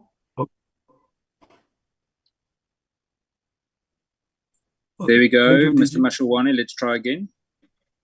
Okay, well, thank you very much. In terms of our outcomes, I was then indicating that we then align our outcome indicators to our three strategic outcome and also aligning them with the commitments that we have in the MDTP. Our first outcome is then the percentage of the population that are not safe, is the key indicator that is there in the MDTP. So for us as CSPS, what we are going to do to ensure that our population is then remain safe in the next 5 years, we'll then continue the implementation of the ICDPS strategy. Secondly, we'll then do the survey on the effectiveness of the ICDPS implementation strategy. So in the 3rd year of the implementation of our strategic plan, Chairperson and the honorable members, we will do the midterm survey just to check whether we are moving with speed and we are also becoming effective in terms of the implementation of the strategy. Then we'll then do a full-blown evaluation in the final year of our strategic plan, where we'll then see the impact that we will have made in terms of our SAPS strategy, what will be the shortcomings, and then the lessons learned post 2029, 2030.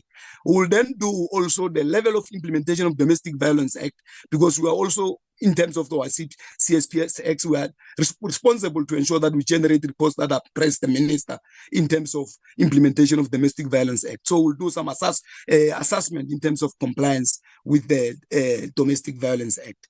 We will also, Chairperson, in the next 5 years, we are expected to monitor SAPS in terms of our recommendation. This is a new indicator altogether, but we are saying in the next 5 years, we want to see a situation where SAPS then begins to implement the recommendation that we have made over time. So because it's a new start, we are then say at least 50% of our recommendation in the next 5 years should then be implemented by SAPS where practically possible. We'll also review our SAPS legislation and policies in terms of our constitutional updates to constitutional court rulings. We have found wanting in terms of some of our legislation which are not compliant to constitution. So we are committing that in the next 5 years, we will then develop 5 constitutionally compliant legislation and also 3 policies that are going to be finalized. In terms of level of community participation in safety matters, we will also do some assessment on the SAPS feedback on community engagements. The level of professionalism within SAPS in terms of within Civilian Secretariat for Police Services. So we are going to also embark just to assess the internal staff of CSPS, whether they are also professional, because we also need to be preaching professionalism and transformation within CSPS. So that the recommendation emanating from that study will then enable us to improve our level of professionalism within the organization. Similarly, we will also do the ethical behavior by CSPS staff. So the assessment emanating from that study will also begin to help us in terms of ensuring that we then improve our ethical behavior within Civilian Secretariat for Police Service. Next slide. I will now, Chairperson and honorable members, be moving to APP, which is just one year plan. This slide just begins to summarize number of targets we have in our APP per program in the next 3 years, which is MTF. In terms of our financial allocation, that's how they normally do the baseline allocation in terms of our budget. So for program 1, for example, which is administration, we'll then be having a total of 6 indicators over the MTF period, but this might change if there are new service delivery commitments that may emanate in our environment, because the environment in which we operate in is not static. So if it changes to accommodate emerging priorities, we'll then review or revise our indicators and target. Similarly, on Program 2, strategic partnership, it's a total of 12 indicators over the MTF period. On policies and legislation, we also we're going to be pursuing 6 legislation or policies in the next 3 years. Lastly, in terms of oversight, doing some policy oversight initiatives over SAPS, we will then be pursuing a number of output indicators, 9 over the MTF period. Next slide. Program 1, honorable members, is administration, which is quite standard in the public service. So what we will then be doing under Program 1, under department management, supporting the outcome of professionalize and transform South African police services. Our first indicator is number of assessments conducted on the functioning of National Forensic DNA Database. So one will know that because we are the Secretariat of the DNA Database, so this indicator also is located within Program 1, because the director responsible for the Secretariat of DNA is then reporting directly to our accounting officer. So there will be quarterly reports that will then be produced on a quarterly basis for us to take stock around the functioning of National Forensic DNA Database. So over the next 3 years, we'll then be having those targets on an annual basis. In terms of DBCI, we also have DBCI charge, which is part of the Civilian Secretariat for Police Services. We have an indicator on quarterly reports on human rights violation committed by DBCI during investigation and interference. or undue influences in DBCI investigation.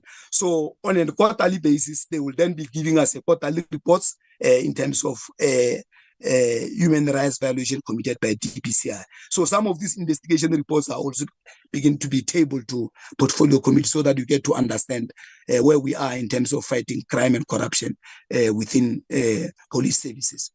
Under corporate services, in terms of supporting an outcome of professionalized and civilian Secretariat for Police Services, we then have the human capital strategy. We want to implement this strategy over the next 3 years so that we can realize our professionalized and ethical civilian Secretariat for Police Services. So the plan is there, the strategy is there. We will then be ensuring that we recruit and retain the right talent within Civil Secretariat for Police Service. We also maintain labor relation. Issues of employee health wellness are then implemented within the organization. On ICT strategy, we also have a plan in place that we also implement in terms of this particular strategy. I've also talked much around issues around business case.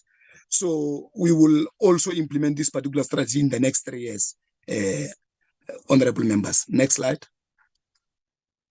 In terms of finance, because finance is quite critical in terms of ensuring us that we also get our books in order around annual financial statements, also in terms of ensuring clean audit. We then committed 2 indicators in the APP, the first one being percentage of payments made to creditors within 30 days. This is a government-wide indicator that needs to find expression in the APP. So we are aligning with that particular commitment.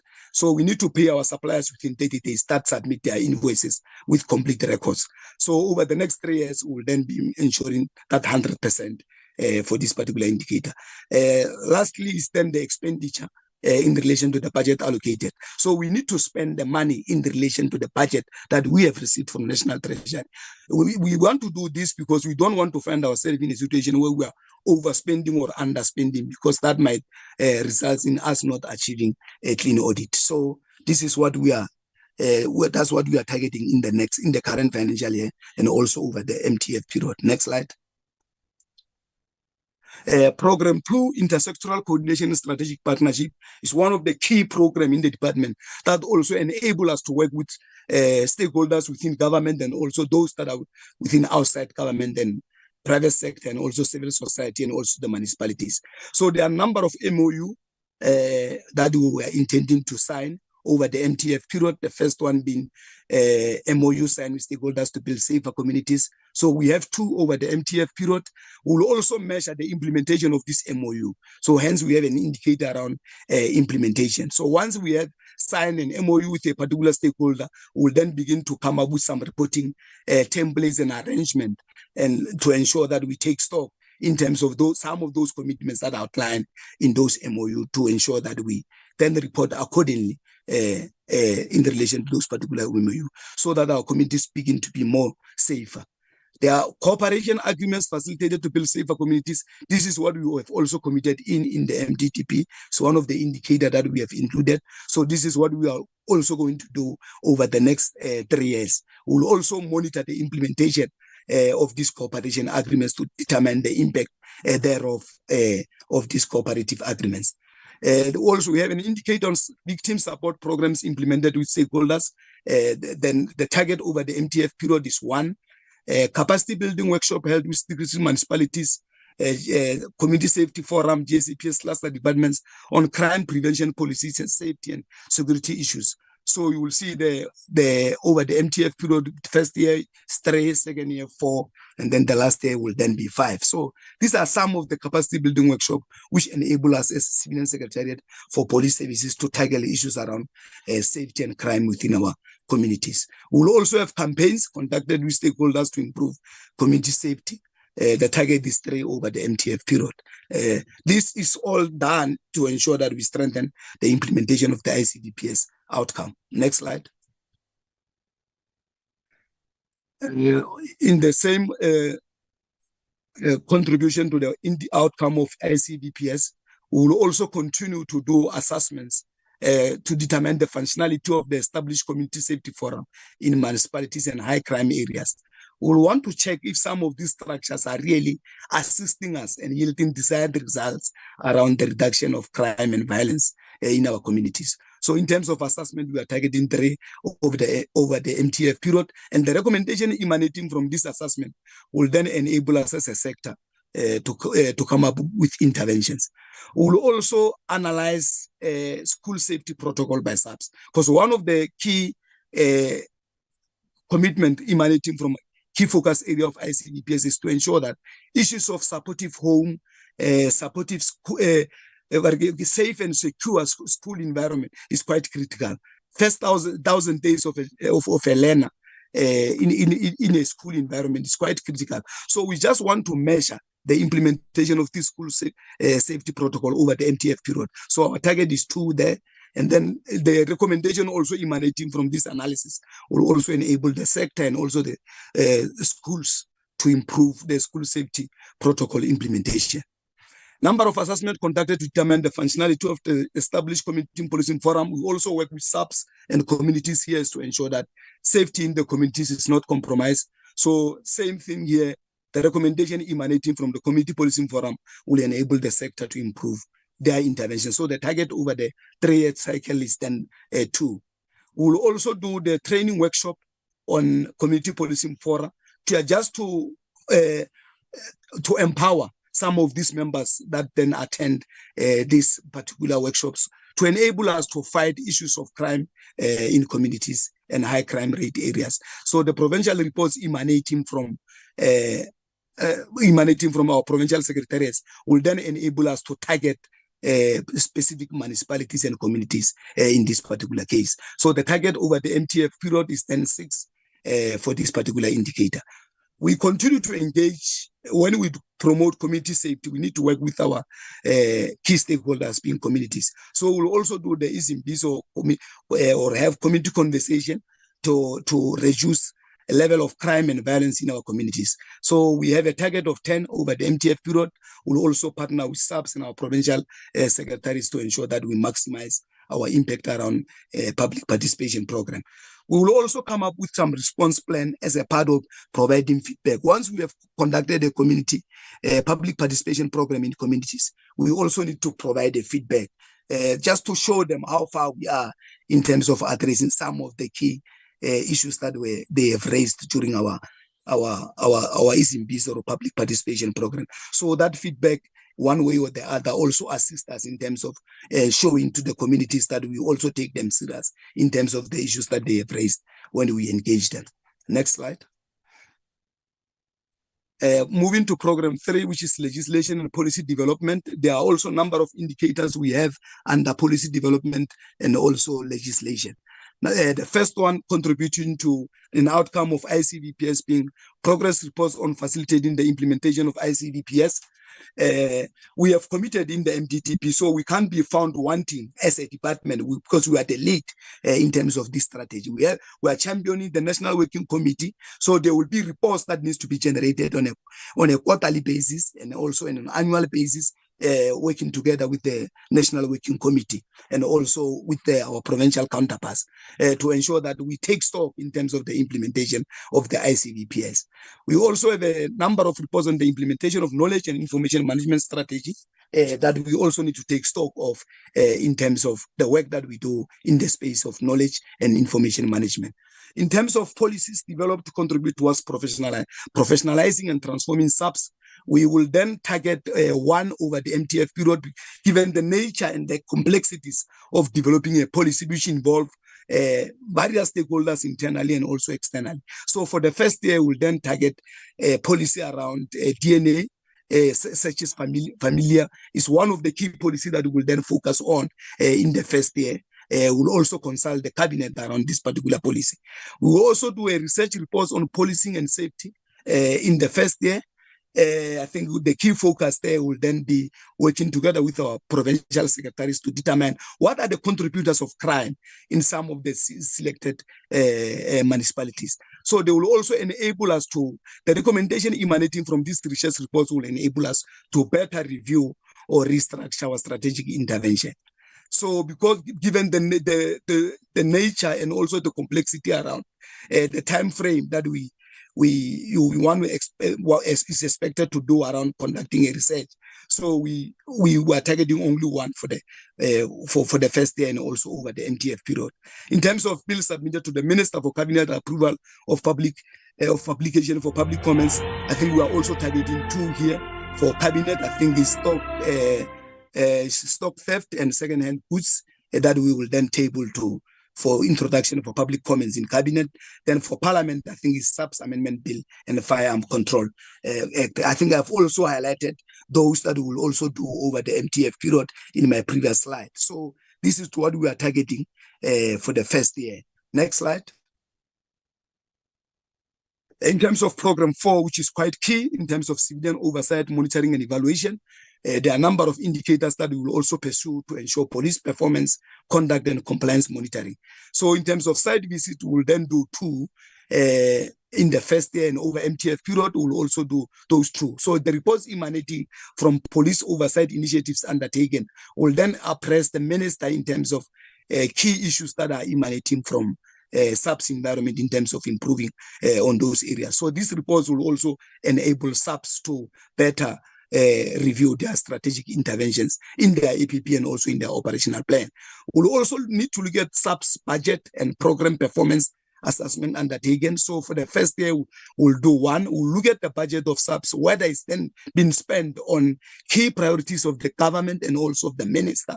And also we need to look at the key program that SAPS is supposed to be undertaking. Then that evaluation report will then appraise the minister in terms of whether they stand value for money, whether money is being spent on where it's supposed to be spent on in terms of government-wide priorities and the priorities of the minister. We'll also do the assessments conducted on SAPS complaints management. We'll also need to look at some of the complaints that are raised on SAPS members, whether SAPS has got competence or ability to handle those SAPS complaints. So we'll generate those reports and appraise the minister around the capacity and competency of SAPS to deal with complaints. So the target for over the MTF period is 2. We'll also evaluate the implementation of IPIT recommendation by SAPS, because we also have the responsibility to ensure that the recommendation made by IPIT over SAPS needs to be implemented efficiently and effectively. So we'll generate a report that appraise the minister whether those recommendations are then being taken into consideration by SAPS. Number of assessment on police conduct and integrity undertaken. We will also here ensure that we assess the competency of SAPS on issues of dealing with civilian claims, whether SAPS is more transformed, is more professional. So we'll also generate that report over MTF period to appraise the minister whether SAPS is moving with speed in terms of professionalization and transformation. Next slide.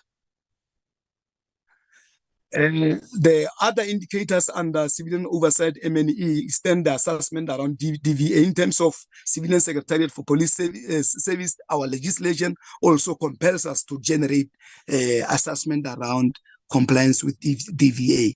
So we need to appraise the minister in terms of GBV case, domestic violence cases, and generate that report. Also ensure that SAPS also take into consideration cases that are in relation to domestic violence. On issues of implementation of legislation and policies, we also, over the MTF period, we have to, we'll target certain legislation and policies that needs to be implemented by SAPS, and then ensure that some of those legislation and policies are implemented efficiently and effectively. So we then have to, given the nature of and longevity of evaluation that needs to be implemented on those legislation and policies, we are only targeting 2 over the MTF period. On the number of assessments conducted on SAPS program, I think we will also here target crime scene management program to also check if SAPS, in terms of dealing with issues around crime scene, are they well capacitated enough to deal with issues around the crime scene. So evaluation or reassessment emanating from this report will then enable SAPS to better implement those particular recommendations over the MTF period. Lastly is then the issue around the evaluation conducted on legislation policies. I think in the discussion earlier, the issue around the Firearm Control Act was then emphasized to say we need to deal with issues of illegal firearms. So we just want to target on that particular legislation around the firearm, whether issues around firearms are getting necessary attention within civilian within South African police services. Then the evaluation report emanating from this legislation in the first year will then enable SAPS and the minister to take those recommendations into consideration. Next slide.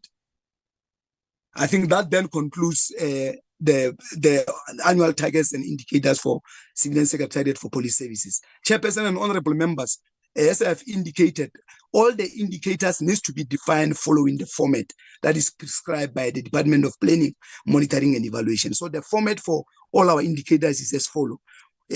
All the indicators are then defined in the TID following this format. We then have definition, source of data, our method of calculation, the assumption, and then disaggregation of beneficiaries, spatial transformation, desired performance, and then who's responsible for this particular indicator to ensure that we then achieve it fully and effectively. Same applies to also the indicators in the APP. There is also a format that we also follow. So I can also assure all the honorable members that all our indicators were then defined and followed this particular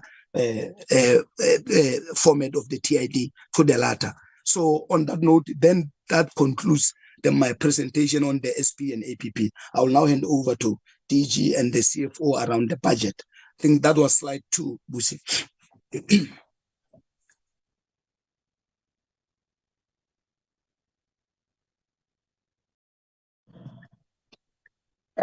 Thank you very much, Honorable Chair, honorable members, the Honorable Office of the Ministry,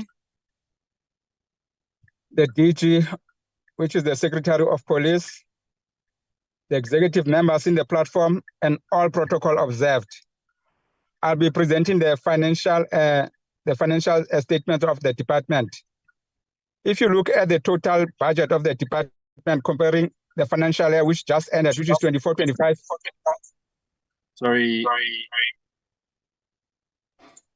Mr. Nkujwana, I just want to ask that we try and give an overview.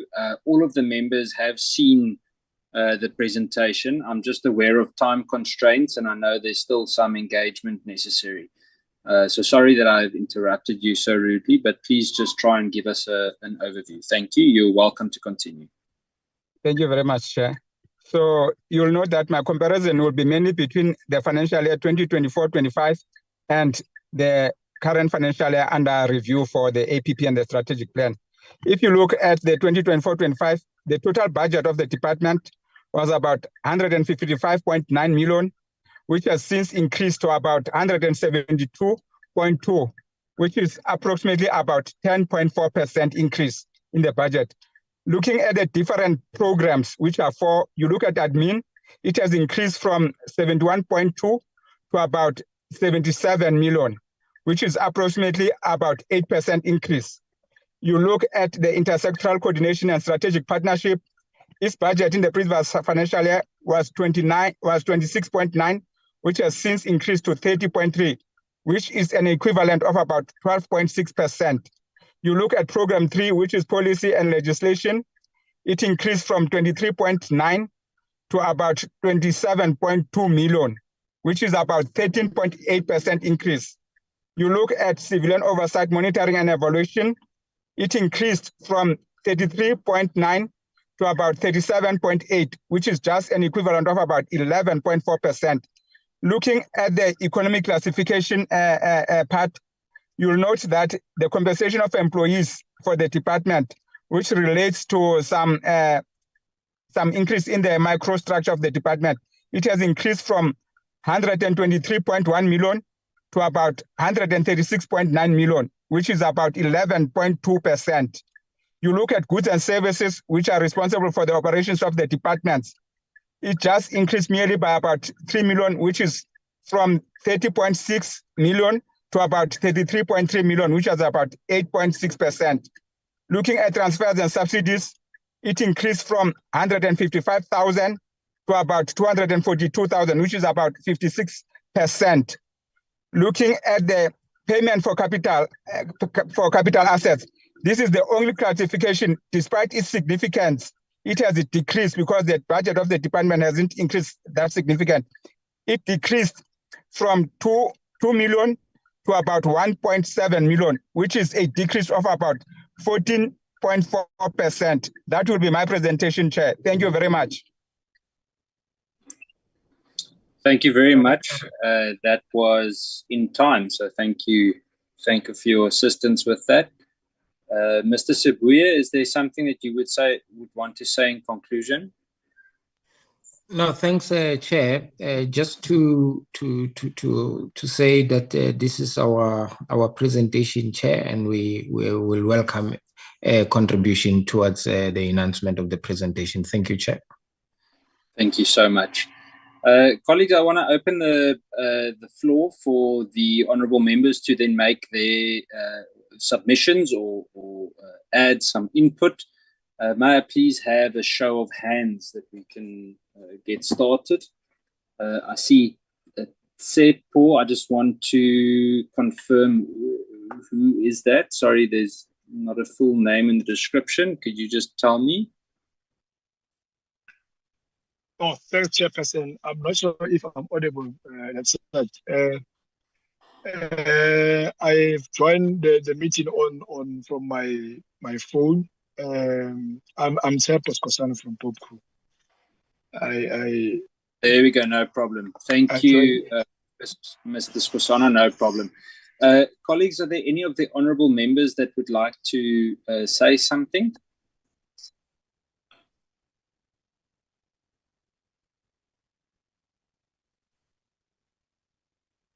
Not even Honourable Matthys. Honourable Matthys, are you sure?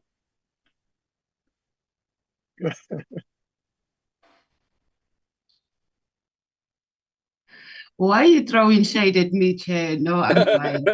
Honourable Matthys, I always check for your hand to go up quickly. Colleagues, no, I'm then going to conclude. Hold on a second. Honourable Muela.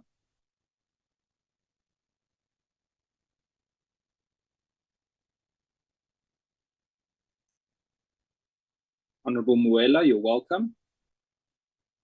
Thank you, Honourable Chair. I just have a few clarity-seeking questions from the presentation for Civil Secretariat for Police.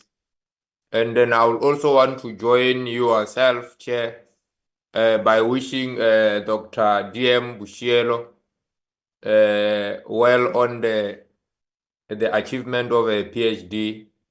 Dr. Bushielo, congratulations, DM. My question will be with regard to program 1 and 2, but I firstly want to check what are the causes of delays in the finalization of critical legislation, and what is the expected timeline for finalization and tabling in Parliament? And also, what are the cost implications of the use of technology to enhance policing, and is SAPS equipped to integrate and maintain these technologies together? Then with regard to program 1 and 2, what motivated the department to increase the community outreach programs proportional allocation by 9.08%? Then the last one would be, what was the intergovernmental civil society and public-private partnership sub-program deprioritized, and what are the implications of this shift for collaborative safety initiatives? Yeah, those are the questions, Chair. Thank you very much. Thank you very much. Mr. Sibuya, can I hand to you to coordinate response? Chairperson.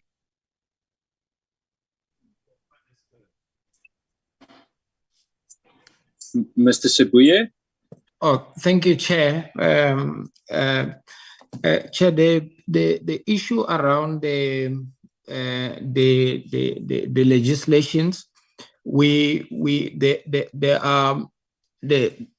legislations will be in this current financial year be introduced in Parliament. That is the South African Police Amendment Bill. It has gone through the cluster committees, we are just dealing with the comments now that were raised from the ministers in the JCPS, which are not really significant comments and so forth, and then aligning certain issues in relation to the proposed amendments of the CPA. But that will then be introduced in Parliament during the course of this financial year. We're anticipating to go to Cabinet with it in the month of May, which is the following month. Thereafter, it will then be introduced to Parliament. In relation to critical infrastructure, that one will also proceed for public comments. We are finalizing that as well in relation to that. May I ask Mr. Amaru to quickly deal with the other issues? The intersectoral issues, Chair, we are enhancing collaborations with provinces. Because we realized that we cannot proceed to have a greater impact if there's no collaborations with provinces. So hence there are sector indicators which we have now developed to enhance our collaboration with provinces for greater impact. In terms of the levels of crime, Chair, that we are currently facing in the country, we think there must be greater community engagements, greater community involvement in terms of the fight against crime. Hence, we have increased our community engagement activities and so forth. May I ask Mr. Amar just to deal with the other issues that were raised? Thanks, Chair. Good evening, Honorable Chair, Honorable Deputy Ministers, and all protocols observed. The issue that I'm going to deal with relates to the use of technology. So, Chairperson, it is clear that if SAPS enhances or strengthens the use of technology, this will help in crime fighting. As an example, we are talking about limited numbers in terms of officers on the ground or boots on the ground. So the use of technology, as much as it doesn't replace the actual boots on the ground, but it enhances or it complements, which makes it easier now to deal with a larger area. For an example, if we talk about the use of drones or the use of CCTV cameras, and also the issue of spatial arrangement or environmental arrangement in our country, where you have areas where police are unable to go. So, but if we are using drones, if we're using cameras, then it assists in that regard, without necessarily mentioning the amount of money that is needed. It is quite clear that we need more funding for the police now to use technology in policing. Maybe the question in terms of whether they are ready to do that, Honorable Chairperson will note that the biggest challenge that we have in the policing environment, or maybe in government in general, is the issue of so for SAPS to employ technology, they need to rely on CETA, and there are a number of challenges that have been identified. So with regard to the procurement from CETA, where you will have this lengthy CETA SMS processes that delay SAPS. In other instances, you have even exorbitant amount that are charged for services, or even the procurement, just to name a few.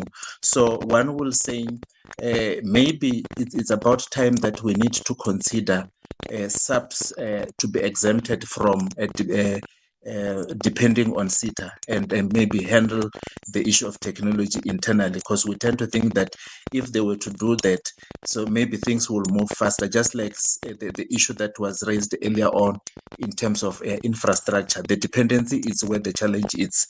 So the capacity within the department can be built, and they can be able to sustain it with even better funding. Thanks, Chairperson.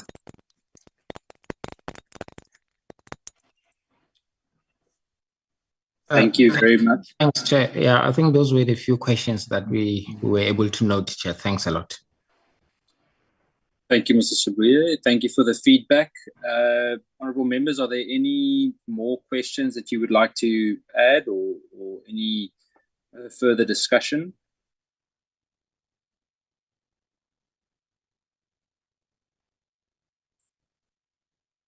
Okay.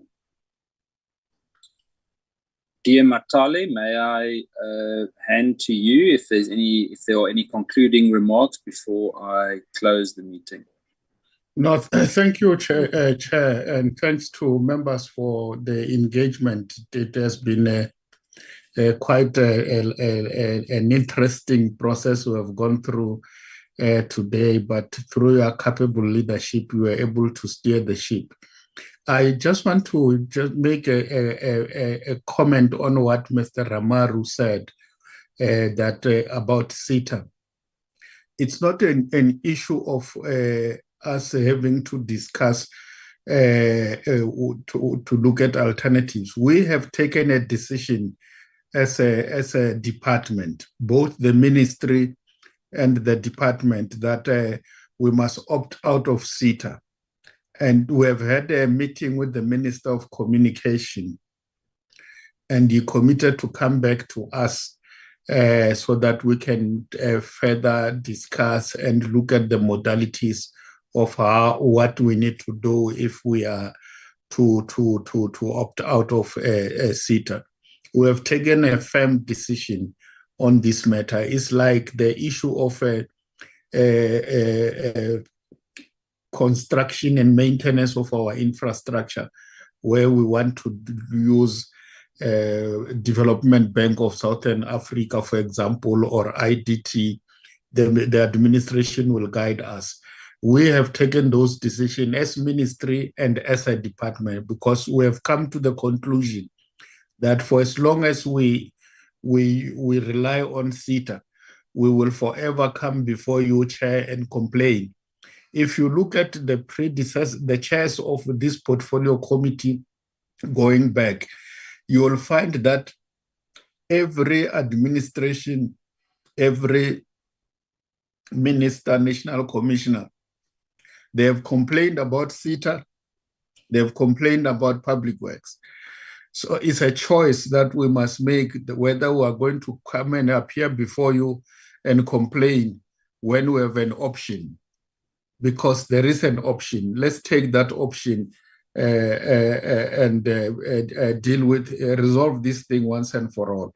We can resolve it. It's possible. The law is designed such that you can opt out of that. So we have taken a firm decision on this in this regard. It's just a matter of the department that are responsible who must then engage with us towards the finalization of this matter. But thank you very much, Chair, for having allowed us to interact with members, and thanks to the members for the questions that they've raised with us. You know, we come here thinking we've prepared thoroughly, but we become wiser after we've engaged with you through your robust engagement with us. We appreciate that a lot. It makes us better people. Thank you so much, Chairperson. Thank you so much, DM, and thank you too for your input today. To the team from the Secretariat as well. Thank you once again, as always, for your extremely detailed presentation. I hope that the shortage of questions was because of the detail in the presentation and not, or loss of words because of the detail in the presentation and not necessarily because of it being a long day. We will then obviously engage again soon on other matters.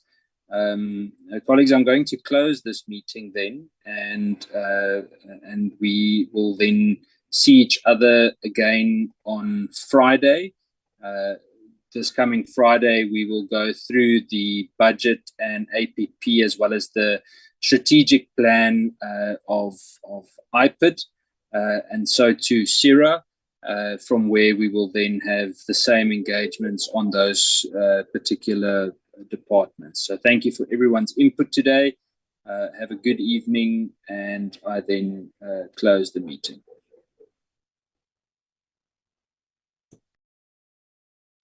Thank you, Chair. Thanks, Chair. Long live the chair. Long live the chair.